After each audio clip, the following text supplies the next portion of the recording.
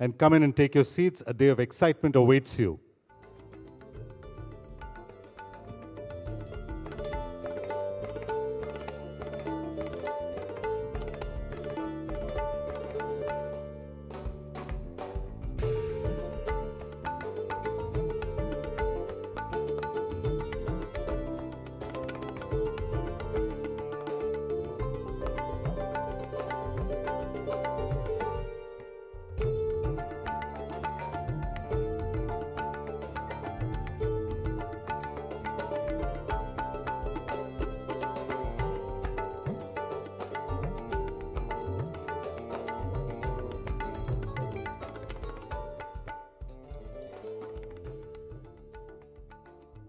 Welcome, take your seats, put your phones on silent.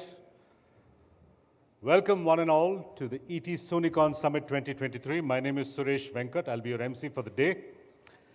The ET Soonicorns Summit is a startup tech initiative by the Economic Times.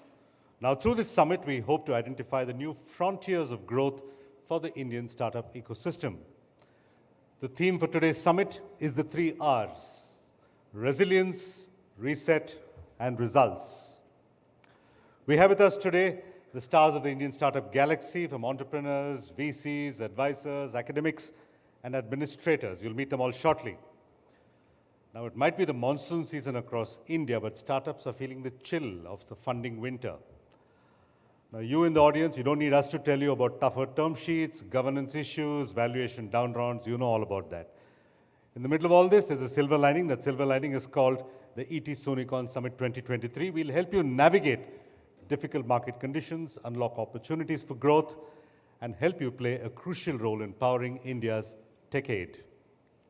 Now, in doing so, ET Soonicorns Summit promises to be the first ever platform dedicated to catalyzing the birth of sustainable, scalable businesses that emphasize corporate governance and transparency. Hello, Mr. Pai. Welcome to the hall. The paths to profitability, company culture, and the long-term growth roadmap. Let's take a look at the key highlights of the 2023 edition of the ET Soonicorns Summit. The Economic Times presents ET Soonicorns Summit 2023, shaping the future of India's dynamic startup ecosystem, celebrating startups, supercharging India's decade, demonstrating resilience, reset, results. ET Soonicorns Summit 2023, Bengaluru and Delhi NCR editions, highlighting and unlocking the potential of sunrise sectors, spotlighting the pioneers, the disruptors, the innovators, and the game changers in a unique hybrid, immersive experience for a global audience. 100 plus speakers, 70 plus Soonicons, 50 plus unicorns, 15 plus sectors, 10 plus tracks, and 3 plus thematic reports featuring unicorn playbooks, Soonicon spotlight, startup pitches, products showcase, report launches, investor insights, masterclasses, and more.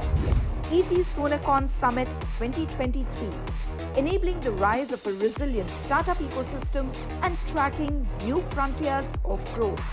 Join us in shaping the future. As you can see, after the Bengaluru edition, which we're in today, we will be in the Delhi NCR region on the 27th of October. So please tell your friends in the north of India to book their calendars on the 27th of October. You can also post on social media, obviously. Please use the hashtag ET Soonicorns Summit. Now, before we go ahead, a quick word of thanks to our sponsors and partners. The ET Soonicorns Summit is co-presented by Persistent and Google Cloud. Our associate partners are IndusInd Bank, Persistent, and Google Maps Platform. Our gold partner is Netrodyne. Our real estate partner is JLL. Our research partner is Traction, and our gifting partner is Kimirica. Now, to start things off, may I first invite Archana Rai, Editor South, Economic Times, to say a few words. Archana.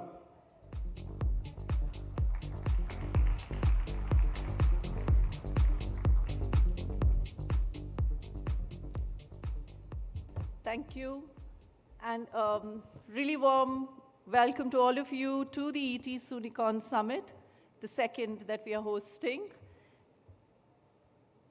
So, good morning again once more, ladies and gentlemen. In a week where India stretched to reach the moon and saw a young champion come within a heartbeat of being crowned the king of the 64 squares, celebratory is the only mood that we must all agree to this morning. I'm sure you'll agree with me. For sure, Prague, as he is universally known, or Ramesh Babu Pragyananda, will rise to fight another day, while Pragyan, the rover, will continue to enthrall us with sights and glimpses of the moon in the coming days. And of course, we all know there's more than the moon that awaits India's space program. It's only fitting, therefore, that we are gathered here this morning to take note, celebrate, and congratulate another community of achievers who too are emblematic of India's inexorable march towards becoming a developed nation. As Suresh would have mentioned, the unicorn drought has ended exactly on the eve of the ET Soonicorns Summit. We didn't plan it, but it has happened. With Zepto besting the tape to cross over into 1 billion territory, I think we can be confident that yes, the good times will begin again for the startup community in India. At the summit here, we will also be shining the spotlight on many more such startups with potential to continue on that same journey. On that note, it is my privilege to welcome you all to the second edition of the ET Soonicorns Summit. Thank you.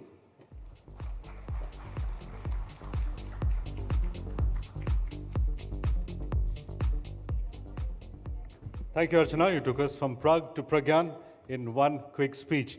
Now, for the inaugural keynote of the ET Soonicorns Summit, we have a video address from Shri Sarbananda Sonowal, Honorable Union Minister for Ports, Shipping and Waterways, Government of India. For the maritime startups and investors present here today, the Union Minister shares a special message on co-creating a future-ready maritime shipping industry to power the India at 100 vision. Take a look.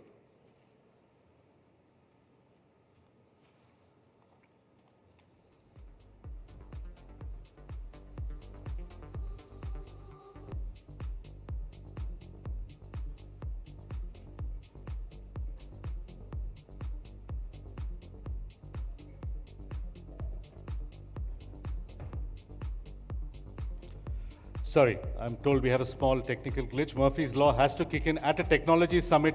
Technology has to give us some trouble. Right. We just need a couple of minutes and the video it's already here. Don't worry, it's not on the way from Delhi. It's already here. We just need our system to play it. So while you contemplate Murphy's Law, we'll get the video up and running in a minute or so. Later today, by the way, we have a startup founder who's known as Corporate Baba. He's a stand-up comic. Now, he's going to enthrall you with jokes about startups, about himself, and about the world at large. That's Anmol Garg. He's coming on later in the day today. But for now, as soon as we have the video ready, can we play the message from Mr. Sarbananda Sonowal? We are ready to go. Thank you.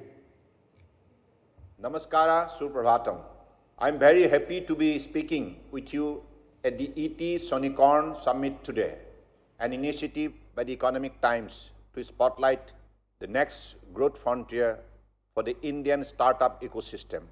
I'm especially happy that this edition of the ET Soonicorns Summit will be highlighting and celebrating, among other sunrise sector, the maritime startup that are reinventing the traditional shipping industry and building a future-ready maritime sector in India. With the leadership and vision of Honorable Prime Minister Sri Narendra Modi ji, India today has become the world's third largest startup ecosystem, with more than 98,000 DPIIT registered startups that are building from India, for India and for the world. In line with PM Modi's vision, India's tech and startup ecosystem can play a crucial role in powering the India at the rate 100 vision by unlocking the potential of many sectors with disruptive technological innovation. So, there is no better time than today for startup and entrepreneurs and innovators from across India and digital Bharat to rise up and build innovation solutions that can transform industries and make them future ready. One such sector is the maritime sector. As you know, the maritime sector holds a pivotal position in India's economic landscape, encompassing ports, shipping, and waterways that connect the nation to the world. Its strategic location along major international trade routes has historically bestowed India with a maritime legacy that stretches back centuries. However, in the digital era, this legacy is being transformed into a dynamic, technologically driven industry through the symbiotic interactions of startup and digitization. The maritime sector and the blue economy offers vast opportunities for startup across India, from sustainable shipping to digital port management. Innovative startup can shape the future of maritime logistics sector in India.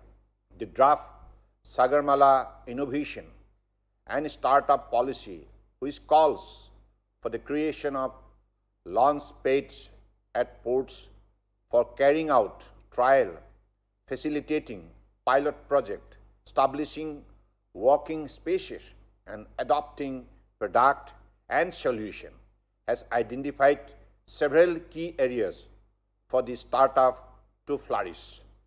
These includes decarbonization, optimizing processes through data, maritime education, multimodal transportation, manufacturing, alternate advanced material, maritime cybersecurity, smart communication, and marine electronics, among others. Indeed, as the world shifts to the fourth and even the fifth industrial revolution, the maritime sector faces an imperative to modernize, adapt, and embrace digital innovation. The rise of startups, coupled with the rapid proliferation of digital technologies, is serving as a crucible of change. This transformation transcends the maritime industry's traditional boundaries, propelling it into a realm characterized by unprecedented efficiency, sustainability, and competitiveness. As India navigates its path towards becoming a global manufacturing hub and a developed nation by 2047, the maritime sector's metamorphosis by startup and their innovation underpins this aspiration, positioning it as a key enabler of economic growth and global influence. I am extremely happy to address this august house where we have the presence of bright innovators and the future of India. And it is a very, very encouraging event. I hope ET definitely has taken a very practical initiative in the age of competition. And as per the targets set by our Honorable Prime Minister Narendra Modi ji, by 2047, India has to become the developed nation in the world. To achieve that goal, let us work together. Let us develop the spirit of Team India. Thank you. Jai Hind. Thank you, Minister. Now, getting down to business today, we have a power-packed lineup with Soonicon spotlight tracks, Unicorn playbook sessions, investor roundtables, an open house later today with the Karnataka IT Minister, Mr. Priyank Kharge, and finally, a stand-up act at the end of the day.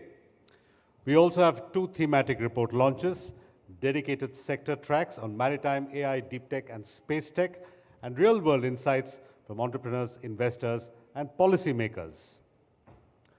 May I now invite all our guests of honor for the inaugural session onto stage. Mr. Rajat Tandon, President IVCA, Mr. Tandon, can we have you on stage? Mr. Mohandas Pai, Chairman, Aaron Capital and Manipal Global Education, Governing Council Member, CAFRAL. Mr. Purushottam Kaushik, Head, Center for Fourth Industrial Revolution, India World Economic Forum. And Archana Rai, Editor South, Economic Times.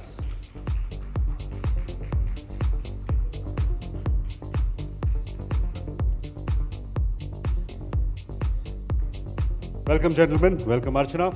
In line with the initiative's aims of spotlighting sunrise sectors, our inaugural speakers will speak about unlocking new growth opportunities for startups and enabling the rise of future unicorns from sunrise sectors. May I invite our first speaker, Mr. Mohandas Pai, to deliver the inaugural address. Mr. Pai.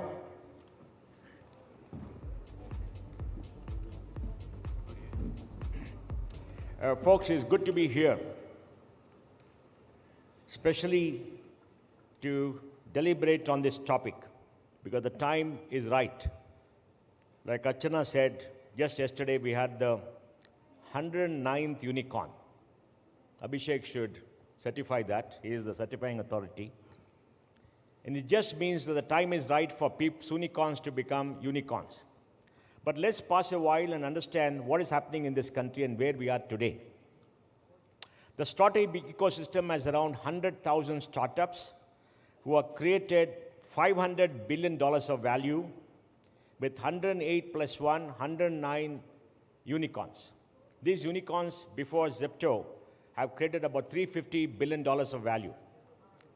India's got about $140 billion from 2014 till 2023 June into startups and venture. I think we have maybe 1,200 AIFs today and maybe 2,000 fund managers. So these are very large numbers, and this has happened in a matter of maybe 8-9 years from 2014. 2015 was the inflection point for India, because that's the time when Prime Minister Modi on Independence Day announced Digital India, Startup India, Stand-up India. I don't think many people in this country understood what is Digital India, Startup India, Stand-up India. But he had the vision to say that, and soon thereafter they set up the SIDBI 1,000 crore fund of funds to invest into funds. And that was the start. But underlying that is a very big global phenomena. 250 years ago, the world changed forever because of the invention of the steam engine. That brought in the age of the machines. Till then, China, India were the largest economies in the world because we had very rich agricultural output, we had a highly skilled population, and manufacturing, like textiles, was essentially by human muscle and animal power. Then came the age of the machines, and Europe dominated the world for the next 250 years. They created the global supply chain on the Industrial Revolution, controlling the world, controlling how do you connect with consumers around the world.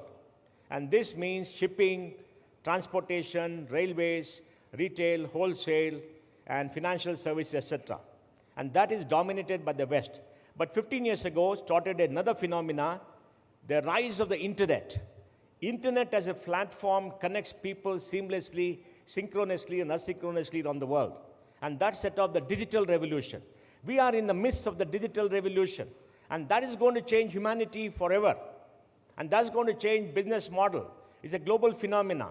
8 billion people, 5.5 billion people have a mobile connection, 5.25, 5.3 billion people are on the internet, and maybe 5 billion people are on social media. So today, anybody joining the internet can connect with producers and consumers seamlessly. The internet gives us education, gives us entertainment, gives us access to medical health, gives us access to financial services, and many things else. And that is the default medium for most people in the world today. I am part of the analog generation and partly digital, because I was born a long time ago. It's analog world, partly digital because I worked at Infosys. Now all of you are the digital revolution, maybe Meta, but a young person of 13 to 15 is part of the Meta generation who moves from virtual reality to reality seamlessly and leaves the different world. And if you see the interaction in the world is entirely digital, and it's happening in our lifetime. So just imagine next 10 years, what could happen. And this, India is the third largest digital power in the world. And this is there because we have a fantastic software service industry. We must remember this. Last year, the software service industry exported $200 billion, $135 billion of cash came in. Neelkan Mishra wrote an article, for Axis Bank, that the surplus on trade in services was $198 billion last year. And our peak deficit for trade in goods was $270 billion. And in 3 years' time, we should be having surplus on services of $265 billion. That means our service export and the deficit on goods import because of oil will match, and that's the day when the currency will become more powerful. So we won't have money going out. So the Indian software industry employs 5.5 million people, exports $200 billion. We probably export more software than Saudi Arabia exports oil. So 1% of India's working population exports more software services around the world than Saudi Arabia exports oil. 60% of global outsourcing comes here. Of the top 10 software service companies, the market value, 5 are Indian. Of the top 5, 3 are Indian. Of the 3.2 million people employed in the top 10, 2.3 million are Indians. And about 2 years back, India hired 500,000 people in technology. No country does that. This is the third largest power. The only thing we lack is capital. And I was telling Meloni, and capital, because people in Bombay invest in real estate, stock market, gold, and all kinds of things. They don't invest in innovation. Of the $140 billion that's come in, 90% is overseas capital. I told Meloni, we don't need Bombay's money. We can raise money from the world. It doesn't matter. But Indians have to own innovation. Indian capital has to come in. And Indian capital is reluctant to come in, and that's a big tragedy because Meloni has not connected Bombay to Bangalore. So you've got to blame somebody, and she's here, and you should blame her, not you, Archana. You're doing a decent job. And we have to tackle this. What is lacking for India is capital. And capital is in short supply. From 2014 till 2022, the US invested $2.34 trillion into venture and startups. China, $835 billion. India, $134 billion. So we are fighting this battle for global domination. And India has got something that's very unique, and that is digital public goods. Over the last 12 years, we created Aadhaar. Based on Aadhaar, we had the Jam Trinity, opened 500 million accounts. We gave an identity to 650 million people. And we have UPI to transfer money. 42% of global payments come out of India. About 9.8 billion transactions happen. $170 billion is transferred every month. These are huge numbers. And we got this in a public authority where you can log into with an API and then do many things and create this kind of innovation. The biggest fintech innovation in the world is happening in India right now in very many areas. And we see it in Bangalore. And I think it's important to get this context of all this before we talk about Soonicons and unicorns. And I got a little bit of views on how should Soonicon become unicorn and what should we do. And I think if we see this and go forward 10 years, we are living in the most exciting period of India's growth. And all of you are going to make it happen. You're going to conquer the world. You're going to create great companies. And you have the best of technology. You have the best of human capital. Financial capital will come. There's nothing that you lack except imagination, possibly, if you don't have enough of it already. Now, I want to talk about Bangalore, Meloni, because you are in Bombay, and it's rather sad. Bangalore has 23 lakh people working in technology out of 1.2 crore people. 45,000 IT companies, 15,000 startups, 46 unicorns. Bangalore got about $70 billion of capital coming in from 2014, exports $80 billion of software. Bangalore hires 150 to 200,000 people in technology every single year. It's the largest pool of technology talent in the world, more than Silicon Valley. And India will have the largest pool in the world, more than the United States, by about 2025, 2026. The US has 6 million people, 1 million are Indians. Out of 5.5 working here, 3 work for American companies. Out of 10 million working for American companies, 4 million are Indians. We are a force multiplier for American technology. Bangalore has 300,000 chip designers and testers and embedded software people, the largest collection in the semiconductor chip area in the world. Of course, we have a traffic problem. We find it easier to go to the moon and land there than go from, Whitefield to airport or whatever it is. And please tell Priyank Karge that that is what he must do. right? It's easy to do some seminars and all that, but you must improve the state of our roads and focus on that because we need to improve the quality of life and make people productive. So you are in the biggest place in India, one of the greatest places in the world for innovation, and you are the right moment. There are many Soonicons, I don't know, 250, 300. Abhishek decides. Every morning he wakes up and makes a new list and gives it to Archana and they publish it. Whatever it is, they've identified some and I hope all of them become. Now, if you're a Soonicon, potentially $400, $500 million going to $1 billion, what is it you must do to become a unicorn? What are people looking for today? I'm a bit traditional. I'm a finance person, so you must forgive me if I'm not somebody who says, just stand in the queue and take the money that's getting handed over. You must build a robust revenue model or a growth model. There are three kinds of technology companies. The first kind of technology companies is where the interface with consumers is digital. It's like Flipkart compared to Reliance Mall or Reliance Retail. Reliance Retail has stores, has goods, everything else. Flipkart has a portal, has a face where you can go and log in and get all the things done. Behind is the supply chain, behind is delivery, behind is accounting, behind is money, just like Reliance Retail. So they're all companies where you interact with the consumers, and that gives you an ability to scale up tremendously and reach consumers. Second kind of companies are companies who make software products and sell it to companies like a Microsoft, a Darwinbox, a Oracle, etc. And the third are algorithmic companies like Meta or a Google, which create algorithms, which create networks, and they work together. These are three broad categories of startups. And each has its own unique characteristics. But between 1 and 2, the important thing is people are looking for growth and revenues, not GMV. I remember many years ago, there was excitement in my office because people were talking about buying Apple computers. There's a portal from an e-commerce company from Delhi, which was selling Apple laptops at 20% discount because they wanted GMV. At 20% discount, you can sell it to the whole world and get $100 billion of GMV in 2 months, right? Provided somebody gives you $20 billion.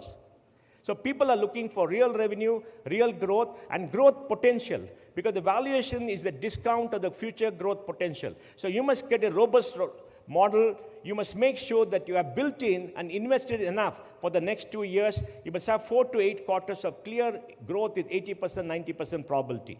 And second, you must build a moat around what you do. What is so special about you that is very unique? How can you scale up more than anybody else? And what is it that you've got in terms of people and technology? What is your technology roadmap? And you've got to do that. And the third thing, which is very important, is how do you pitch to investors? There are only 2 things that move in the markets, and for you, greed and fear. You've got to play on the investors' greed and show them you're the best company in the world, you're going to have the highest growth, you're going to do this, and you've got to make them say, gimme, gimme, gimme. You've got to sell. The biggest challenge we have as Indians is we don't know how to sell. We make great technology. An Indian will sell a $100 stuff for $25, feel sorry for the customer. An American will sell a $25 stuff for $100 and make the customer feel great. You don't feel sorry for the customer. You take the money from the customer or whoever it is, right? So you take money from the investor. Of course, you've got to be honest, use it properly, do the proper accounting and all that. So you've got to learn how to pitch and pitch with confidence.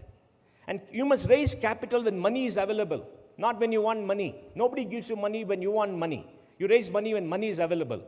2 years ago, $42 billion of capital came in. Last year, $25 billion came in. The year before the 42, $12 billion came in. This year, about 6 has come in. And Abhishek, we could get maybe 10, 11, or 12, right? Next year, we could get 25, 30. If the checkbooks opened up, it seems like it's beginning to open up right now. So you got to learn how to pitch. You got to go to people. But before that, you got to map all the investors who want to invest in your sector. Going to investor just for raising capital may not help you. When you are in startups, you know you need capital 2-3 years. You must identify all the investors you want in a cap table and go meet them, talk to them every quarter, send them information to keep them up to date about what you're doing. So the day you want to raise capital, you can go approach them and they should be willing to sign a check. And then make sure that you have got your accounting up to date, your legal due diligence, everything else. Due diligence is a nightmare. We have a big problem with lawyers in this country. I dealt with lawyers in India and the US. The lawyers in this country is every young lawyer wants to prove he's smarter than the rest and add more and more things to the shareholders agreement and everything else just to prove how smart they are. They don't go by standardized things. They're willing to waste time. So due diligence legal is a nightmare. Accounting is a nightmare. Even the Big Four have the same problem. They want to prove that they know accounting more than IFRS or any standard setter. So get your accounts up to date, get your audit up to date, keep everything ready, and you must keep everything ready as if you're ready to go raise capital in 15 days notice. And remember, when you go raise capital, people say they have to do due diligence, they have to do everything, so keep all that ready and invest in a nice finance team. Finance is not an illusion, it's real.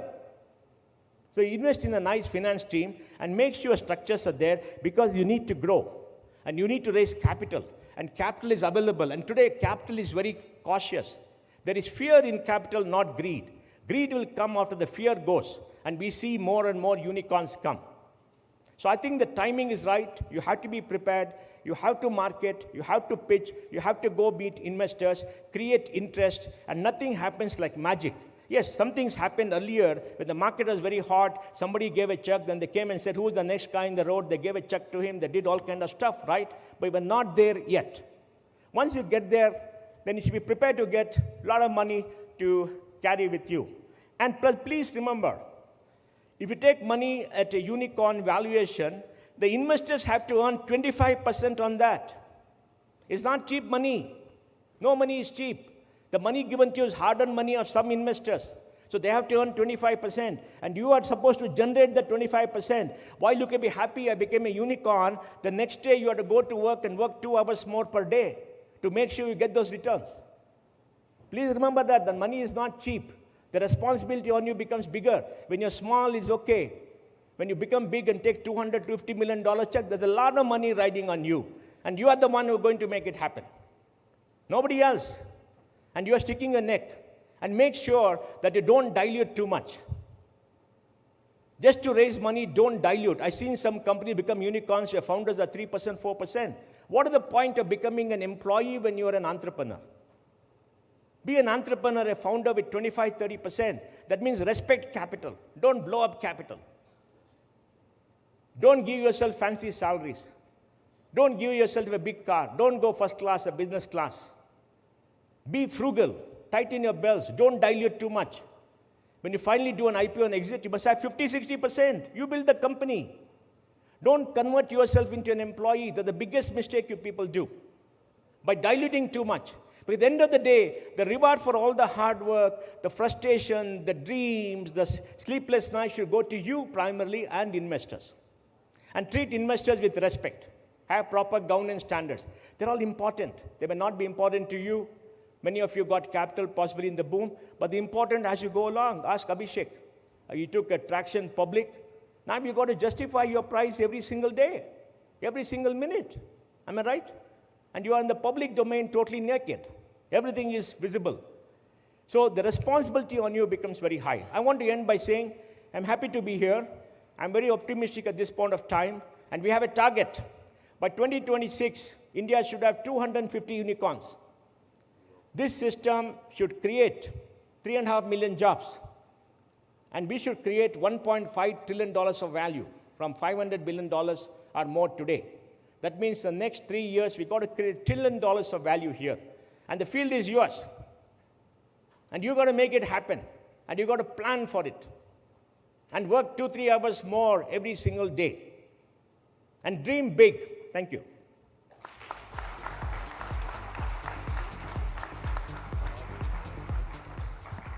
Thank you, Mr. Pai. 250 unicorns indeed. May I now invite Mr. Purushottam Kaushik, Head Center for Fourth Industrial Revolution, India World Economic Forum, to say a few words. Mr. Kaushik.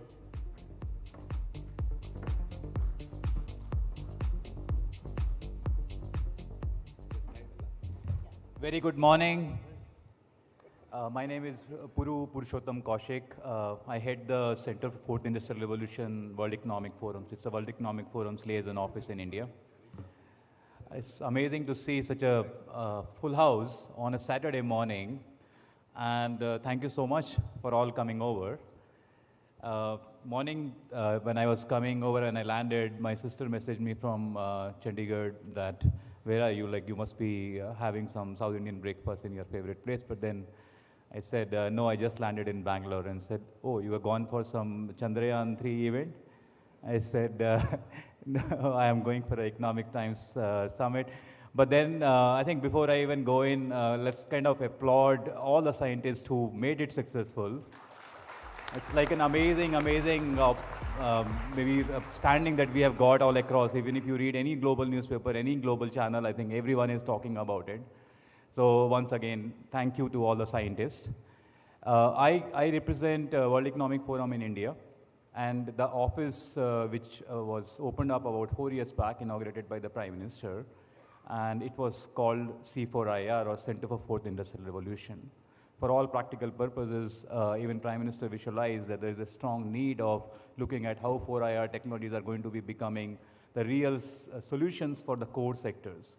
And that was set as an objective. And core sectors would mean, I'm not really talking, still going into the sunrise sector specifically, but then let's say core sectors like agriculture, healthcare, urban, education. And that's what we have been working so far.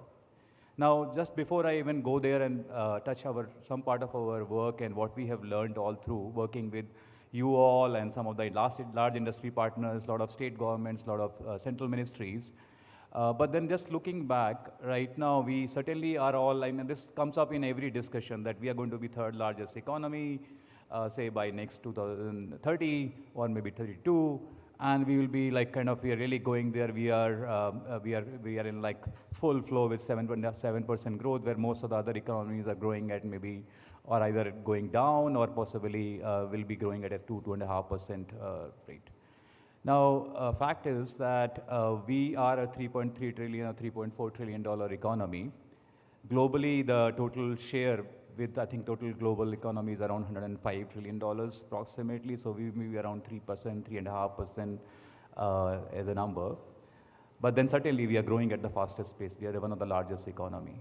But then look at the GDP per capita. We are at around $2,400, $2,300 GDP per capita, compared to a global average of around 12,500. I'm not even like mentioning US, which may be 70 plus, and maybe Israel, which is 150K.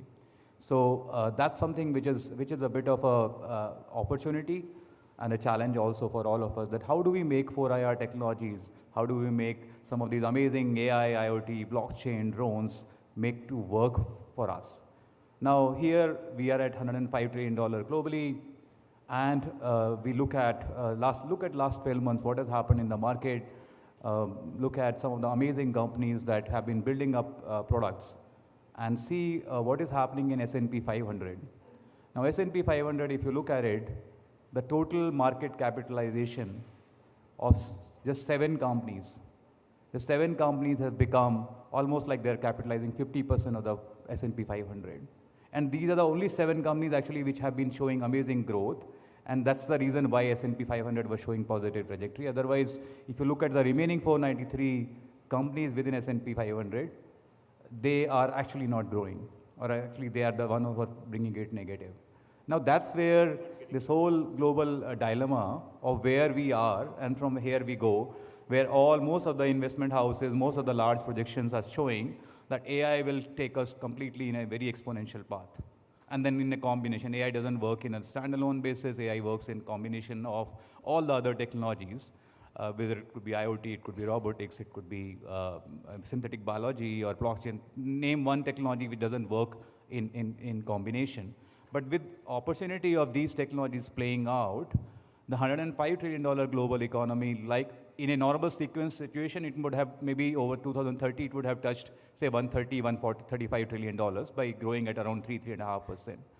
But just look at the opportunity where AI gives you almost like to a knowledge worker productivity, any projections like some saying 2.5x or someone saying 4x.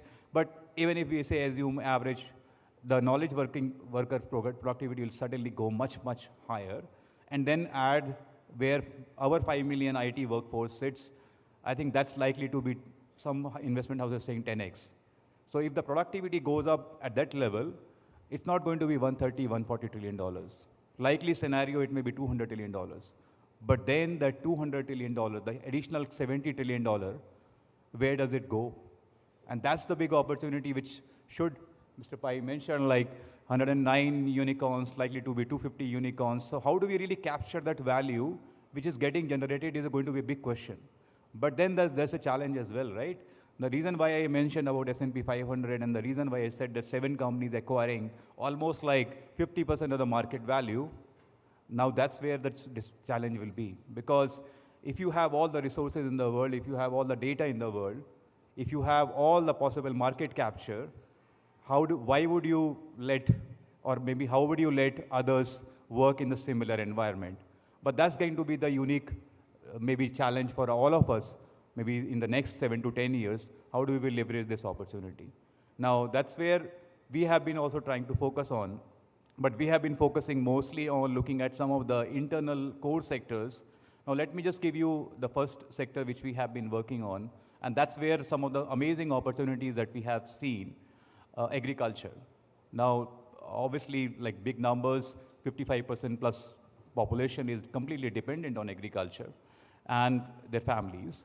Now, unfortunate situation is that our average land holding is around 1.3 acre, compared to a global average land holding per farmer is around 3.7 acre. I'm saying global average. I'm not even comparing developed economies having large farm sizes. But how do you make these farmers who just have an average land holding of 1.3 acres kind of make it work, technologies make it work for them? They are currently borrowing at almost like 24 to 30%, and 70% of those smallholding farmers. By the way, I'm not saying like just like a small number, 70% of those smallholding farmers are borrowing at such a rate.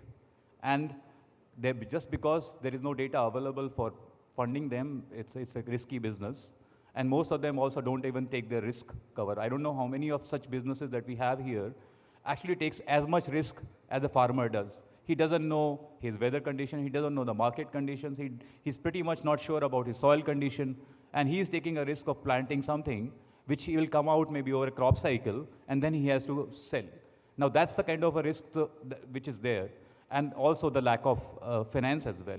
Now going into this kind of a market, we were also not very sure of what will work here, because saying it's very good to present those nice charts and nice architecture of AI and solutions work, but then when you walk onto the ground, and that's what most of you do, and then making these technologies reach them has been one of the biggest challenge. So we have been working with various governments, and let me tell you one story which happened in Khaman.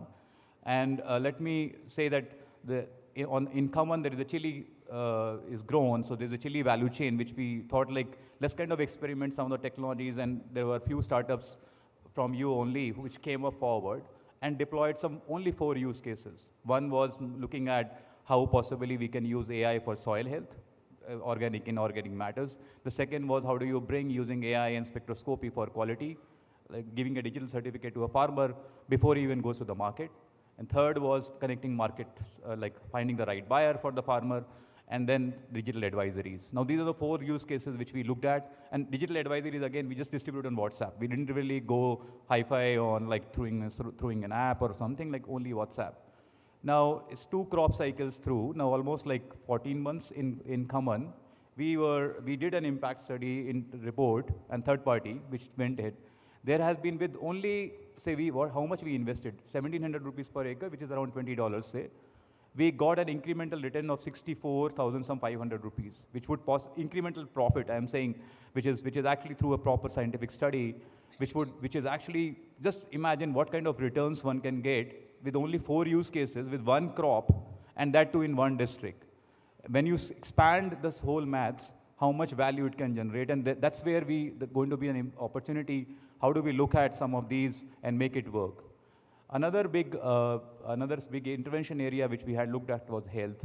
Now health has been like, obviously most of you possibly understand, but then again the challenge has been how do you take it to the last mile? While we looked at the whole landscape of various diseases and the burden, we went much deeper in cancer. And now let me give you one example. In Meghalaya, there is a district called East Khasi Hills, which is having a population base of approximately 700,000. The cancer, it's a kind of a cancer capital of India. It's the highest cancer incidence rates, and then all kind of cancers, but one of them is esophageal, and because of this supari eating habit and stuff. Plus then they also have breast cancer, which is another big challenge within the same district. And Meghalaya Chief Minister was very keen to how do you look at bringing in 4IR technologies to really solve some of these fundamental problems. You know what is the fundamental problem? The cancer is detected almost like 8.5, 9 months later than first detection. And because of this delay, the casualties rates and the cost of cancer care goes much, much higher.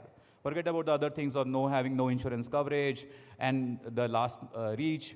So what we did is that we just looked at maybe only interventions of 3 or 4 use cases. One was how do you enable AI in the hands of ASHA healthcare workers who are going deeper down and then actually checking with the, doing a survey and doing a possibly a health check on the ground level. Second was how do you increase the primary healthcare capacity, which was actually the oncologists, number of oncologists in the country are very small. They don't even live in cities like states like Meghalaya or possibly most of them are in bigger cities. Now, but then the real cancer care happens through the primary healthcare systems, which are on the front. And then after screening, it comes in. So how do you enhance the capacity of the primary healthcare ecosystem, giving them technologies? And third one was creating an oncology data bill. I don't know how many of you possibly even know that the cancer is not even is a notified disease. It's practically just kind of, there is no data recorded. Most of the patients who go into even the care systems fall out of the care system because either the cost or because of the pain they cannot take or because of the lack of education, whatever may be the reasons. But that's the reason, how do we don't even have the data systems ready for that. Yes, government has been working on various contexts. So we created a standard for an oncology data model. Now that's something, as a combination of these, we are trying to see how do we, and currently all these solutions are being deployed. One of our partners, Apollo, has been working on the ground along with the political and the government machinery. And we are seeing some amazing results which are coming out of East Khasi Hills. The reason why I'm mentioning these examples is that there is a huge opportunity for many of our startups here to look at some of these core areas and then make it work. Another big landscape was urban, where we have heard of smart cities. We have possibly all kind of cynical views about obviously it doesn't work, and many of these solutions are possibly just maybe only for visibility's sake or whatever. Now the bigger issue is that if you look at the city ecosystem, there are obviously multiple institutions who are managing the cities. If you go deeper down into each of them, whether it's a transportation or whether it's a disaster management or whether it is going to be energy, they're all managed under different ecosystems. But then how do you enable some of the city leaders to really look at how the potential of these technologies can work for them? And that's what we created, something called AI Playbook for the cities. And we're seeing, yes, it is I would say 30,000 feet or 20,000 feet level. Still it has to touch ground and there are other issues. But then the opportunities are immense even in the urban landscape. And also in education, I don't want to kind of go there with too many of such examples, but then all of us understand how possibly we can leverage the technologies for making these systems work. One of the biggest enabler, and then so far why people don't want to go to government or maybe in a G2G or a B2G situation is that it's so difficult to work in kind of an ecosystem. We have been very focusing on how would public-private partnership work. And when we say public-private partnership, is how can government be an enabler and possibly custodian of responsible deployment of technologies, more of a protection. That should be the role of government and not really a procurer. Because government, in this current scenario, even if you go to the senior-most bureaucrat, it's very, we should not even expect that they will be knowing the latest and the greatest of what you know about technologies in terms of how possibly AI is changing the world. For them, it's they just want to learn and they understand and possibly see the impact. So how can government play a role of enabler and more of responsible deployment? And then on the other side is big industries. The big industries are mostly product focused, and that's what we have been a realization. If we say agriculture, most of the big industry is either into input like fertilizers, pesticides, or machinery. And then possibly some of them on the output side looking at how do we really buy these commodities and process them and then sell them.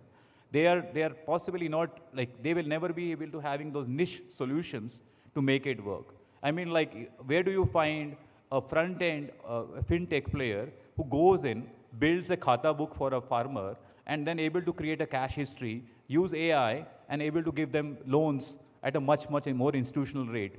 By the way, the average difference between an institutional rate, which is today given from banks, and then even if you add NBFCs ahead, versus what the rate today they are borrowing, is almost 10.5% differential, which will give additional $25 billion opportunity purely in this sector if we are able to somehow bridge this gap.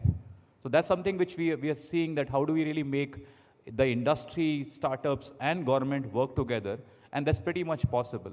And that's where what is also happening in the case of healthcare ecosystems, where we had seen that while it is okay to kind of talk of this framework, but unless we brought in Apollo, unless we brought in government, and then unless we brought in another 7 or 8 startups who are working along with Apollo there to make it work, it's very difficult. There is kind of a very nice ecosystem which need to be built to make it work. So that's something which is on the public-private partnership that we are looking at, and it's an important role. But then coming back to the core bigger opportunity that we spoke about, in terms of that $70 trillion opportunity which sits with us for the next, say, around 8 to 10 years, is we have all the base fundamentals which Mr. Pai spoke about. We have possibly the youngest workforce.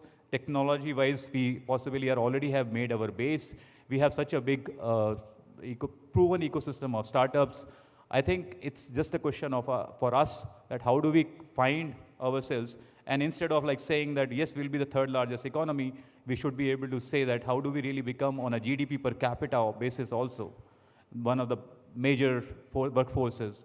Maybe learn from some models like possibly Israel, where they're focused on innovation, and innovation doesn't mean like we should all look for like more jobs and maybe which comes to us because of maybe cost advantages, but then also slowly technology advantages. But then we should be looking at creating IPs where we can shift this whole disparity between the value shifting which is going on in the larger global pool, and we bring back value back to our country and use this as an opportunity and make it another Chandrayaan 3 movement.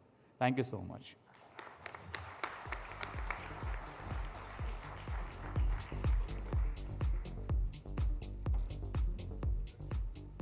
Thank you, Mr. Kaushik. May I now invite Mr. Rajat Tandon, President IVCA, to deliver his address on this subject.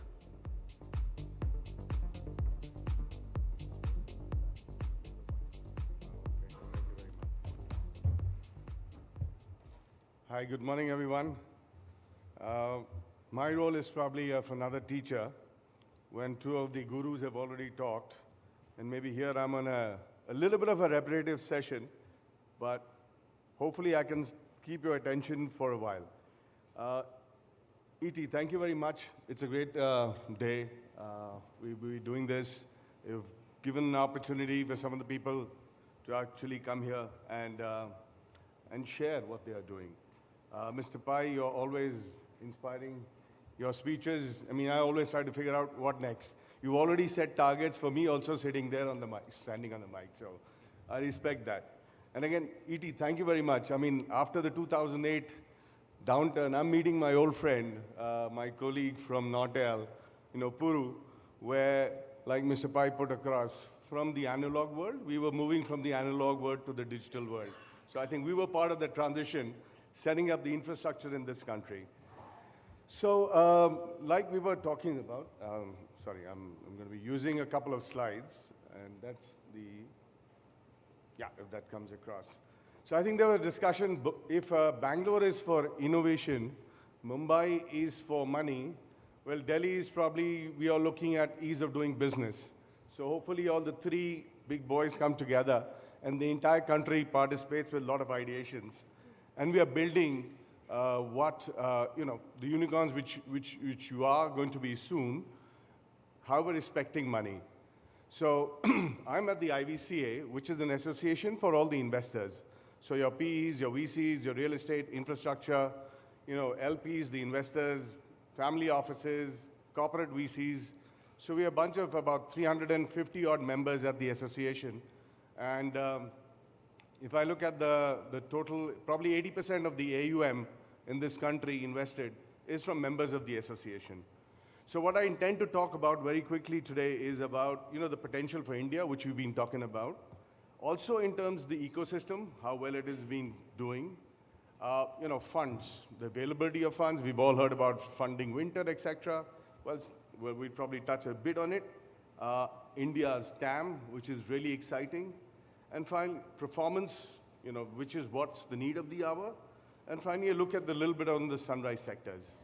Now, here, if you look at it, the recent announcements from Delhi, from the Honorable Prime Minister, putting across the PM e-bus Seva, which is 54,000 crores going to be invested in this particular direction. So climate focus on EV is fantastic. Another $1.4 billion, $1.83 billion coming in for Digital India expansion, which Mohan Daspai also talked about, whether it's the UPI, whether it's the ONDC, and there is a hidden gem as well, which is the Unified Health Interface, UHI.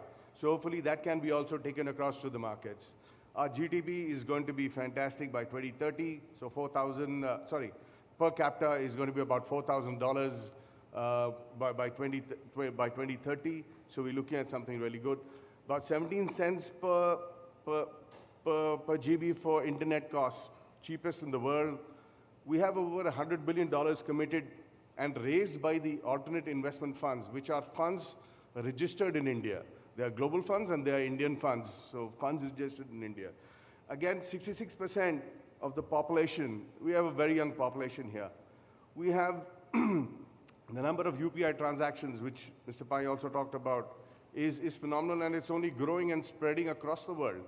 So something built in India for Bharat is now going outwards. So the India stack, UPI stack is ready for the globe at this point of time. And I think more additions will come up. The GDP is much better than China. Even the average domestic credit cost is 50% of the GDP, literally 1/3 of what it is in the US. So which is where, there's a lot of exciting times for Indians here coming up. Smartphones, we know the penetration. India stack, fantastic. Equity market is doing phenomenal, 5.3 trillion, probably 5th largest globally. And more every month we hear about more money coming into the mutual funds. So hopefully a lot of more money comes into the startups world as well in alternate funds. 450,000 jobs created by the unicorns in the country. Again, in terms of, the number on the Soonicons and the unicorns will keep changing, so hopefully we can get some latest updates here. My numbers are about 3 days old till we have the success story. And hopefully when you guys do it in Delhi, we may have some more Soonicons converting to unicorns. Again, India has a zero probability of recession. So we are in a good state. Here is some, the ecosystem stats. Today, when we started off in 2016, there were only 450 odd applications at the DPIIT portal. Look at it, in 7 years, we are 100,000 startups listed over there. It's a phenomenal success story for any country, and we should all be proud about it. 300 plus incubation setups, and even the government's putting in money to help the incubators to put the money into the startups. So 110 unicorns, 104 Soonicons, numbers, as I said, would keep changing, but then look at the pace, 110 unicorns from 2011, where there was the first unicorn, to now, we've got 110 unicorns happening. Again, a 500 billion plus combined valuation, which is what is in the country on the startups. And the focus, if you see at the left, it's all about showing that they are profitability. So whether it's IdeaForge IPO, which came in, investors gain, and it's all about investors gain over here. Zomato turning profitable. Urban Clap saying, yes, we are out. We've broken even in the first quarter for India business. Meesho is actually lodged for profitability. Small finance bank, Utkarsh, which got the IPO was just about 2-3 weeks ago, 60% premium over the IPO price. So these are some of the success stories which are coming up. While we understand startup funding has reduced, and that's typically in the growth stage, not really in the early stage. Early stage momentum is still pretty good. But the focus by the startups and the unicorn is all towards profitability. And that's an area which I think we should be completely looking at. Now, access of money in terms of during this time, really, it's India's scenario is nothing different than the globe. When the interest rates were low, the money was available across the globe, and as you can see over here, the green line is for Asia, and North America happens to have the biggest chunk. But we are flowing as the international markets are flowing.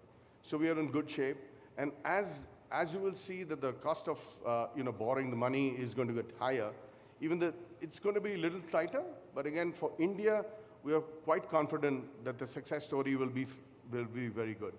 So today, dry powder is the money where people are keeping for allocations for successful startups, and probably, as we mentioned, valuations become so important. As we are seeing, even the expectations around valuation for startups, please do your maths again, homework again. Make sure that you keep selling to the investors, as Mr. Pai also said. Be good at your sales job too while you're building great products. So dry powder is going to be there. International money is also going to be coming in there. Hopefully at the association, we are trying to look at how we can help build more pools of domestic capital, because today 90% of the capital is still global. Out of these, during the pandemic, we had about $74 billion come in, both PE and VC. VC was about $38 billion, which went down to about 24 in 22. The start of these 2 months, I think we are about 5.5, 6. So maybe end of the year, we are about 10 or 12. Hopefully it picks up much better. But again, there is money in the market. There's money in the globe. So it will be coming in. It's just that we continue to build properly and better. So there is certainly at this point of time, there is a little bit of a deployment delay. And maybe it's just a valuation correction which will take place. So the opportune moment for us is now. Time is now for us. And if you really see in this particular year, nearly about 38 AIFs, funds, have actually registered and closed. That means what they plan to, they have achieved in terms of the money they plan to kind of raise from the investors.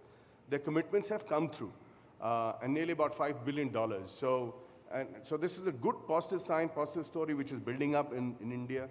Our TAM continues to be fantastic. You really see the low income group is shrinking, and even in the top, there is money getting, more people are making money. So there is a higher purchasing power for all of us. The areas, the sectors where you will see, right now, if it's 900 billion to, it's about 155 billion to about 175 billion. The entire size in 2022, it's going to be $1 trillion. That's where it's looking at by 2030. And this is, you will see that the kind of growth you will see, certainly, in e-commerce is an area where where the maximum investments and participation has come. But, areas like health, that's where the number of X's, you can see 12 to 15X, is the growth which is going to be coming up from these sectors. So clearly, B2B, B2C, SaaS, online, these are areas which you're all aware are going to be beneficial, and they are the ones which, most of you are going to be building around. I want to put this particular slide, which I found pretty interesting, and sorry for the 3 zeros. By the time I had, this was a 000 for all the quarters of the unicorns being cited in 2023. So, there's a change, and it's a very happy change.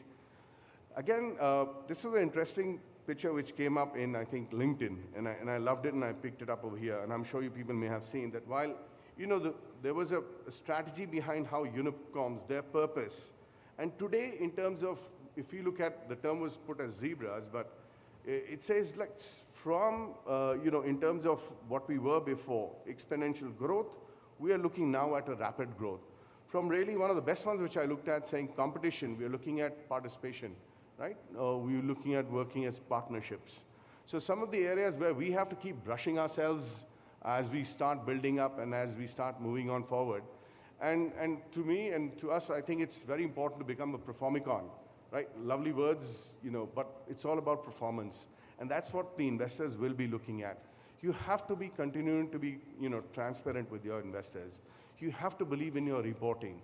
So even at the SEBI, we are, at the association, we are looking at how the fund managers can actually start working on, self-monitoring and, RegTech, making sure that these certain things are imbibed by the fund managers, so that there is transparency and there is more trust between the government, the regulators, and the investors. And certainly the trust has to be coming out from the side of the startups as well. So again, part to profitability is very important, and certainly there was ample lot of money to create, new acquisitions. But maybe it's time as well to look at how these acquisitions can be completely retained, and we kind of milk them out or maybe juice them out for more top lines and more numbers which are having profitability for us. Exit strategy, keep that in mind the moment you start your day one, right? So that's very important. And again, please make sure this is not a wasted capital or this is not somebody's easy money.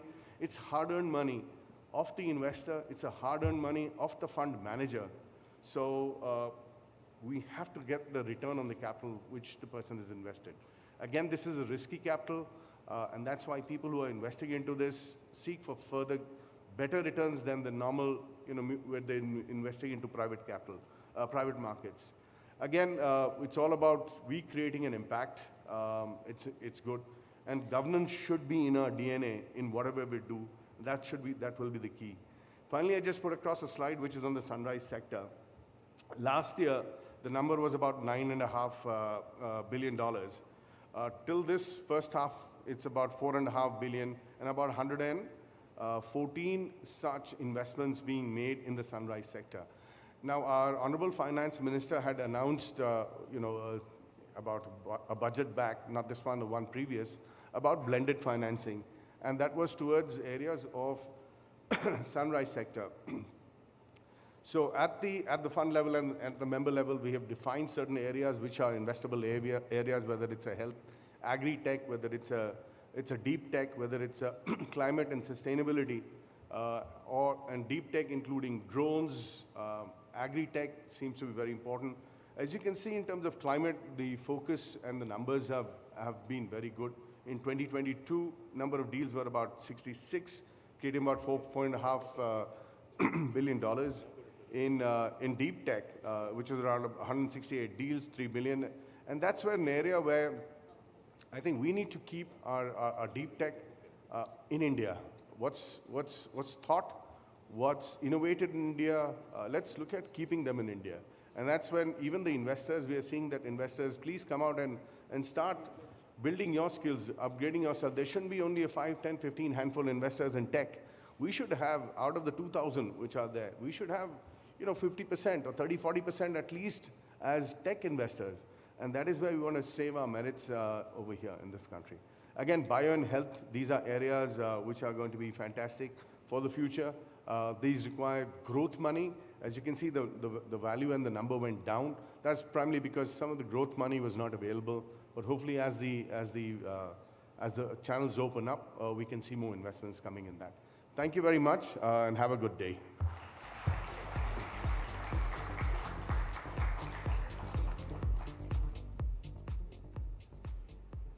Thank you, gentlemen. May I now request our speakers and Archana to unveil the ET 50 Emerging Maritime Startups of India report. This report is produced by the Economic Times with research partner Traction. The report provides a snapshot of the startups driving the tech-led transformation of the maritime and shipping industry. If you'll do the honors.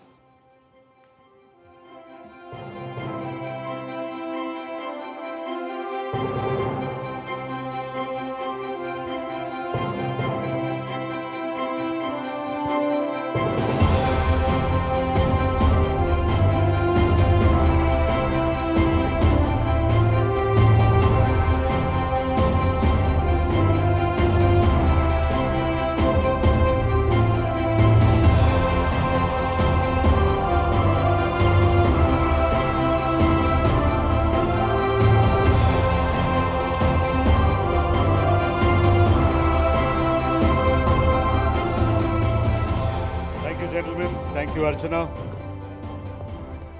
Thank you. May I request you to take your seats? Thank you very much. And of course, you can download your copy of the report at economictimes.com. Now, before we tell you more about the report and start with the Maritime Startup Spotlight sessions, quick reminder of the stellar lineup that we have. We have investor roundtables, we have unicorn playbooks, and we have much, much more. We also have an open house with Mr. Priyank Kharge, Minister of Information Technology, Biotechnology, Rural Development and Panchayat Raj, Government of Karnataka, that's coming up later.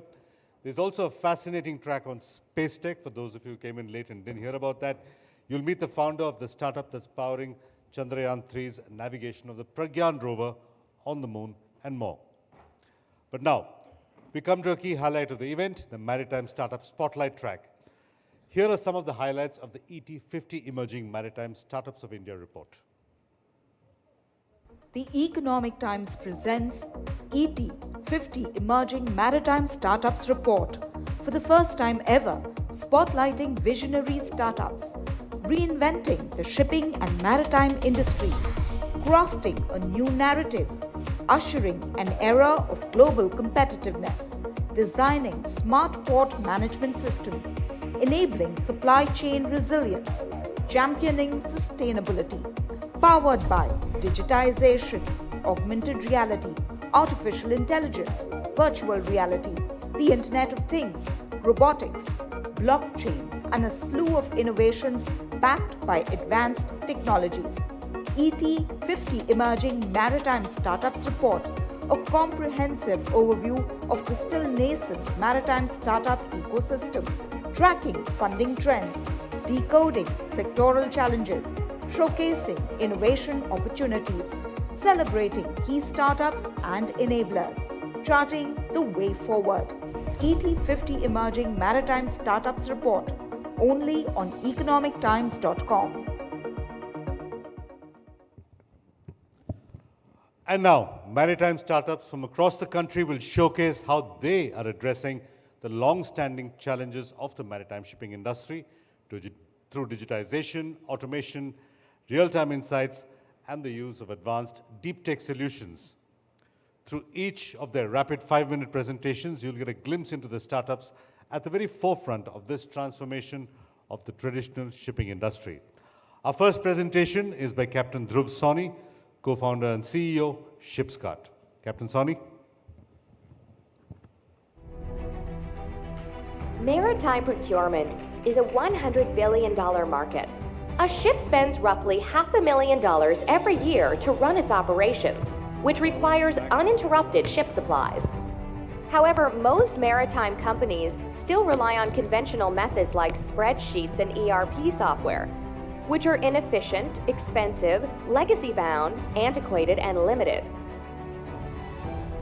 ShipScart is first of its kind B2B e-marketplace connecting all of the stakeholders, like ship, company, and vendor, through a single platform, customized to fit specific usage. Founded by seafarers, ShipScart has developed the first of its kind plug-and-play e-commerce platform for maritime procurement. Digitalize your procurement, online quotes, digitalize invoices, delivery notes, real-time spending pattern of your vessels, cost comparison between vessels, B2B approval process, online chatting with anyone within your organization, and much more. ShipScart is the only company in the world which provides complete end-to-end logistics, right from creating a requisition to approval of budgets to delivery and exchanges anywhere in the world. By partnering with industry giants, ShipScart aims to provide a complete, stress-free, and reliable experience of ordering and delivery of shipping goods to ships operating in India and around the globe. ShipScart's transparent platform and ethical work culture has further led to open dedicated warehouses and strategic alliances. Book us for a demo and be part of this revolutionary technology in the maritime industry. ShipScart. Click anywhere at sea, and we deliver it ashore.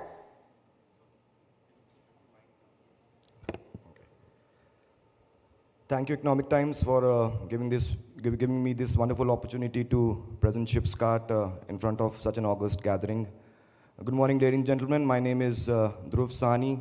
I'm a former ships captain and now the CEO and co-founder of ShipScart, which is essentially an Amazon-like procurement platform for the maritime industry. As we are aware, 90% of the world trade is carried or rather transported by ships, and ships play a very, very pivotal role in maintaining global supply chains. And that's why ships need to be maintained well. And for maintenance, they need to be supplied well.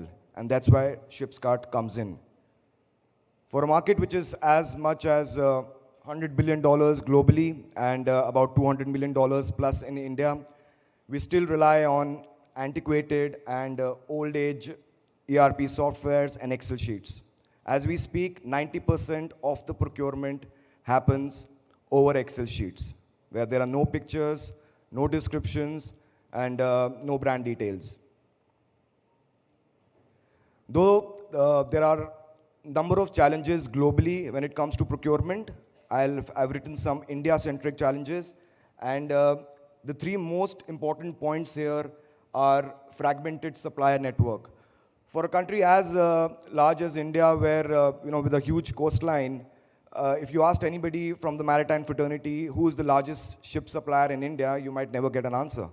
There might be a bigger ship supplier in Bombay, there would be a bigger one in Chennai, another one in Visakhapatnam, but no pan-India supplier. Second, there is lack of transparency in product pricing. So, a ship with a Russian captain comes to India, he's coming here for the first time and does not know how the system works, does not know the pricing. A vendor can sell his products at a 50% profit margin as well. So there is this lack of transparency in products. One of the reasons that a lot of shipping companies do not like to buy their products or stores in India is because of inconsistent quality. Other than that, it's a very complex custom process. It's very, very manual when you have to take the truck inside the port, bring the truck back. It's a very, very labor-intensive job. And of course, ports are not open to suppliers 24/7. So ShipsCart was the need of the hour. We started our company, we incorporated the company in 2017, 2018, and we started our operations. We've tried to address all the challenges that I've mentioned earlier, including providing you a digitalized catalog. So what you see is what you really get. So we're possibly the only Indian supplier now with pan-India presence. We've got warehouses pan-India. We've got a platform which can be seamlessly integrated with any ERP system in the world. You can, again, with the first company in the world which has developed an app wherein you can order, approve your stores through a click of a button. So these are the 4 places where we've got warehouses. We've recently opened one in Chennai. We've got one in Gujarat, Mumbai, and Cochin. And in the next 6 to 8 months, we'll be opening 2 more warehouses, one in Visakhapatnam and Kolkata. So in this regard, we'll become the only Indian supplier with having pan-India presence. Our business growth, I've segregated this into India versus global. So we've done about $4 million so far in India, 300 plus vendors, $6.5 million, globally. We've seen 2x growth in the last 2 financial years, and I think this year we should end up with about $15 million, $15 to $17 million at the end of March 31st. Also, we've been, very important point which Mr. Mohandas Pai was also making about profitability. We've built a strong financial model wherein we've been net profit all throughout in each of the financial years. Here's a glimpse of our warehouses in Mumbai, Gujarat, Kochi, and Chennai. So next month the platform that we've created is a very close-knit platform. People with shipping companies, captains who have a valid username and password can access the platform.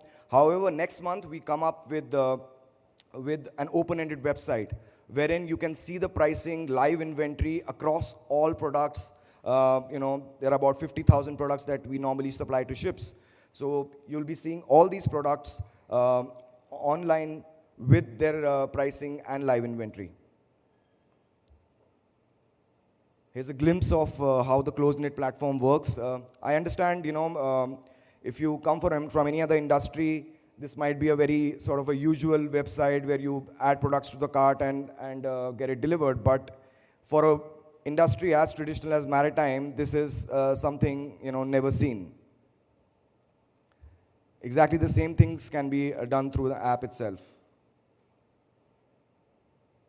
So you write down the port details, the ETA, ATD of the vessel, write a message for the company, and submit the requisition.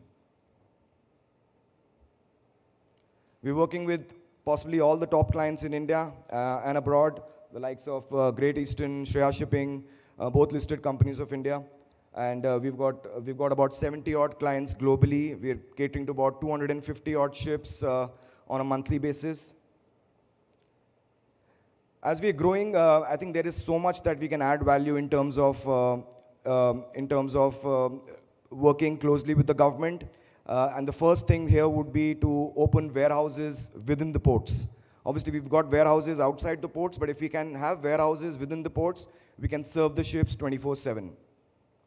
And of course, we don't get a chance really to work with government-owned companies, government-owned shipping companies like Dredging Corporation of India and Shipping Corporation of India, because it's a tender-based process that government follows. So we've raised so far about $4 million, and our last valuation was about $30 million. We've got this money from strategic investors who understand the how procurement works, and they've all part of the shipping fraternity. Some of the investors themselves own ships, so people who understand shipping have invested in us, and I think by the end of this year, we'll be raising a substantial amount.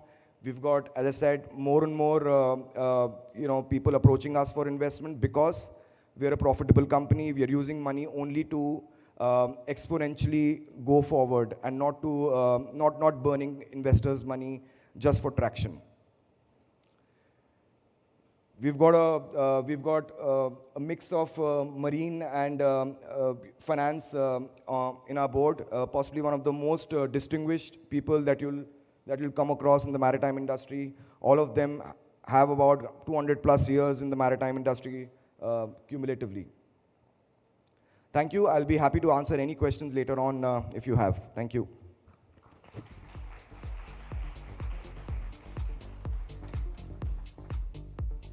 Thank you, Dhruv. Our next presentation is by John Mathai, co-founder and CEO, IROV. Johns.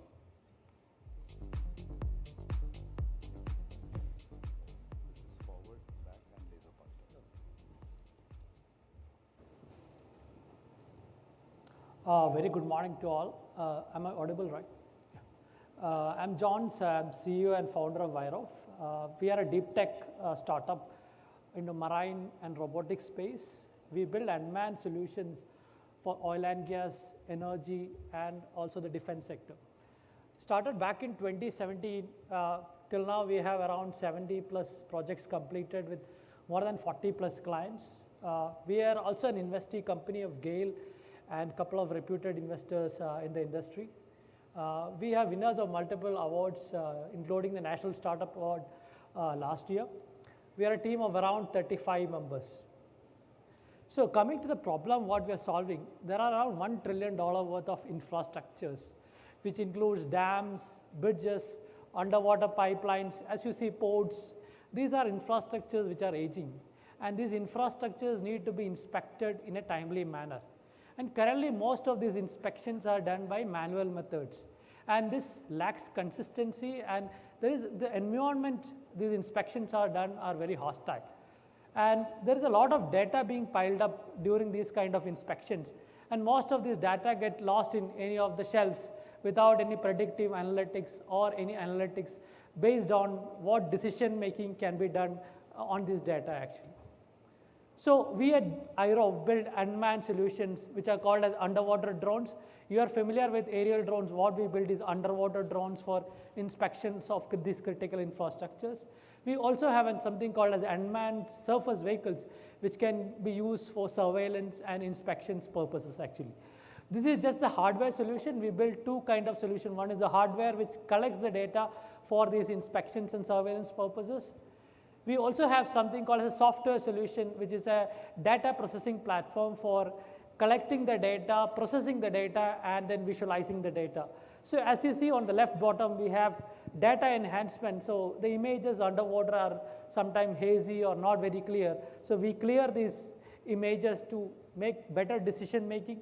We have AI-based system to detect defects and anomalies of the underwater videos or any data collected, and all the data goes into a digital platform so that you can make decision making much faster. Consider you do an inspection of a dam which is around 100 hours of video. You cannot sit through the entire 100 hours of video and find out its defects and anomalies. So we create this platform to pinpoint and create the X, Y, Z coordinates of defects so that you make the decisions much faster. So what is our value proposition? Our solutions are unmanned and it can be deployed fully autonomous 24/7. It's more sustainable as we use electric boats instead of diesel boats. Our solutions collect 10x more data. Our solutions are unmanned and hence safer and efficient. All our data goes digitalized, hence better decision making and predictive analytics. Applications in the maritime sector and port sector as we are towards this sector. One of them is hydrographic surveys, because as you see there are a lot of shipping channels where regularly dredging happens and most of these are happening by manual methods or conventional boats. Our unmanned boats can do hydrographic surveys and measure water depth at continuous intervals. We can do inspections of ship hulls, as ship hull biofouling is one of the major cause of larger amount of fuel consumptions. Surveillance and patrolling near port areas, which is another critical aspect, as India has one of the largest coastlines in the world. Port security and anti-terrorism, as you saw, the Mumbai incidents and all, port security is one of the very critical aspects. Inspection of port structures, as I said, one of the aging infrastructures is ports, where you need to inspect what is under the port structures, what is the condition of that. Water quality monitoring, search and rescue applications where you have incidents of drowning incidents, you have vessel collisions, all these requires surveillance and inspection solutions. This is not just the area we work with, we have diverse sectors. We work in dams, bridges, shipping and ports, of course, energy and oil and gas sector for offshore rigs and other inspections. We also work in the defense sector, which Navy and Coast Guard is one of our major customer, as it can be used for inspections and surveillance for the underwater sector, disaster for underwater drowning incidents, research labs, the fisheries, the aquatic, the DRDO labs where we already work with. Just wanted to cover some of the case studies related to ports and security. We have done, for inland water authorities, we have done bathymetric surveys for in Patna. We have done port surveys for Cochin Port Trust, which is again a shipping channel where you need continuous depth profiling so that the vessels can move easily. We done salvage operation where there are around 20 to 30 ship wreckages in the Mumbai port. We have done surveys to estimate where is the exact position of that wreckage and how it is positioned so that can be recovered actually. Apart from that, we have very prestigious clients such as Tata Power. We do inspections for dams. We have done power plant projects for Adani. We have done supplied units to DRDO labs and Indian Coast Guards. Our vision is to be the world's #1 company in robotic space. We want our solutions are deep tech solutions backed by patents and intellectual property. Our solutions are safer, efficient, and sustainable. As our Prime Minister say, make in India and sell to the world. Thank you.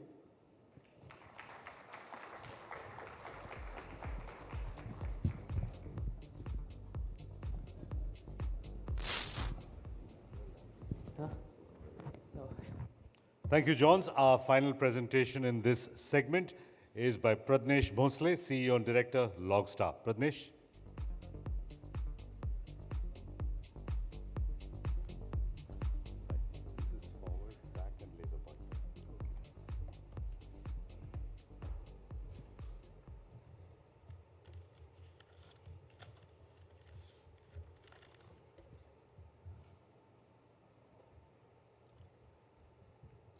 Good morning, I'm Pradnesh Bhosle from Logstar. Logstar is part of Inaugural group of companies. These companies were started by four first-generation entrepreneurs, with each having more than 20 years of experience in the shipping industry. We are 430 plus people strong organization, And we have a cumulative implementation experience of implementing our services or software at 130 plus sites across 60 plus countries.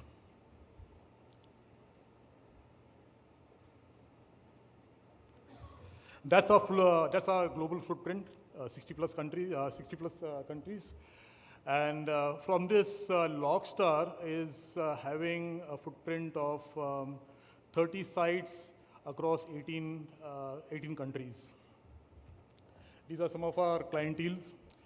The clienteles are primarily port and terminals operator, including shipping lines, which has backward integration into the ports and terminal industry.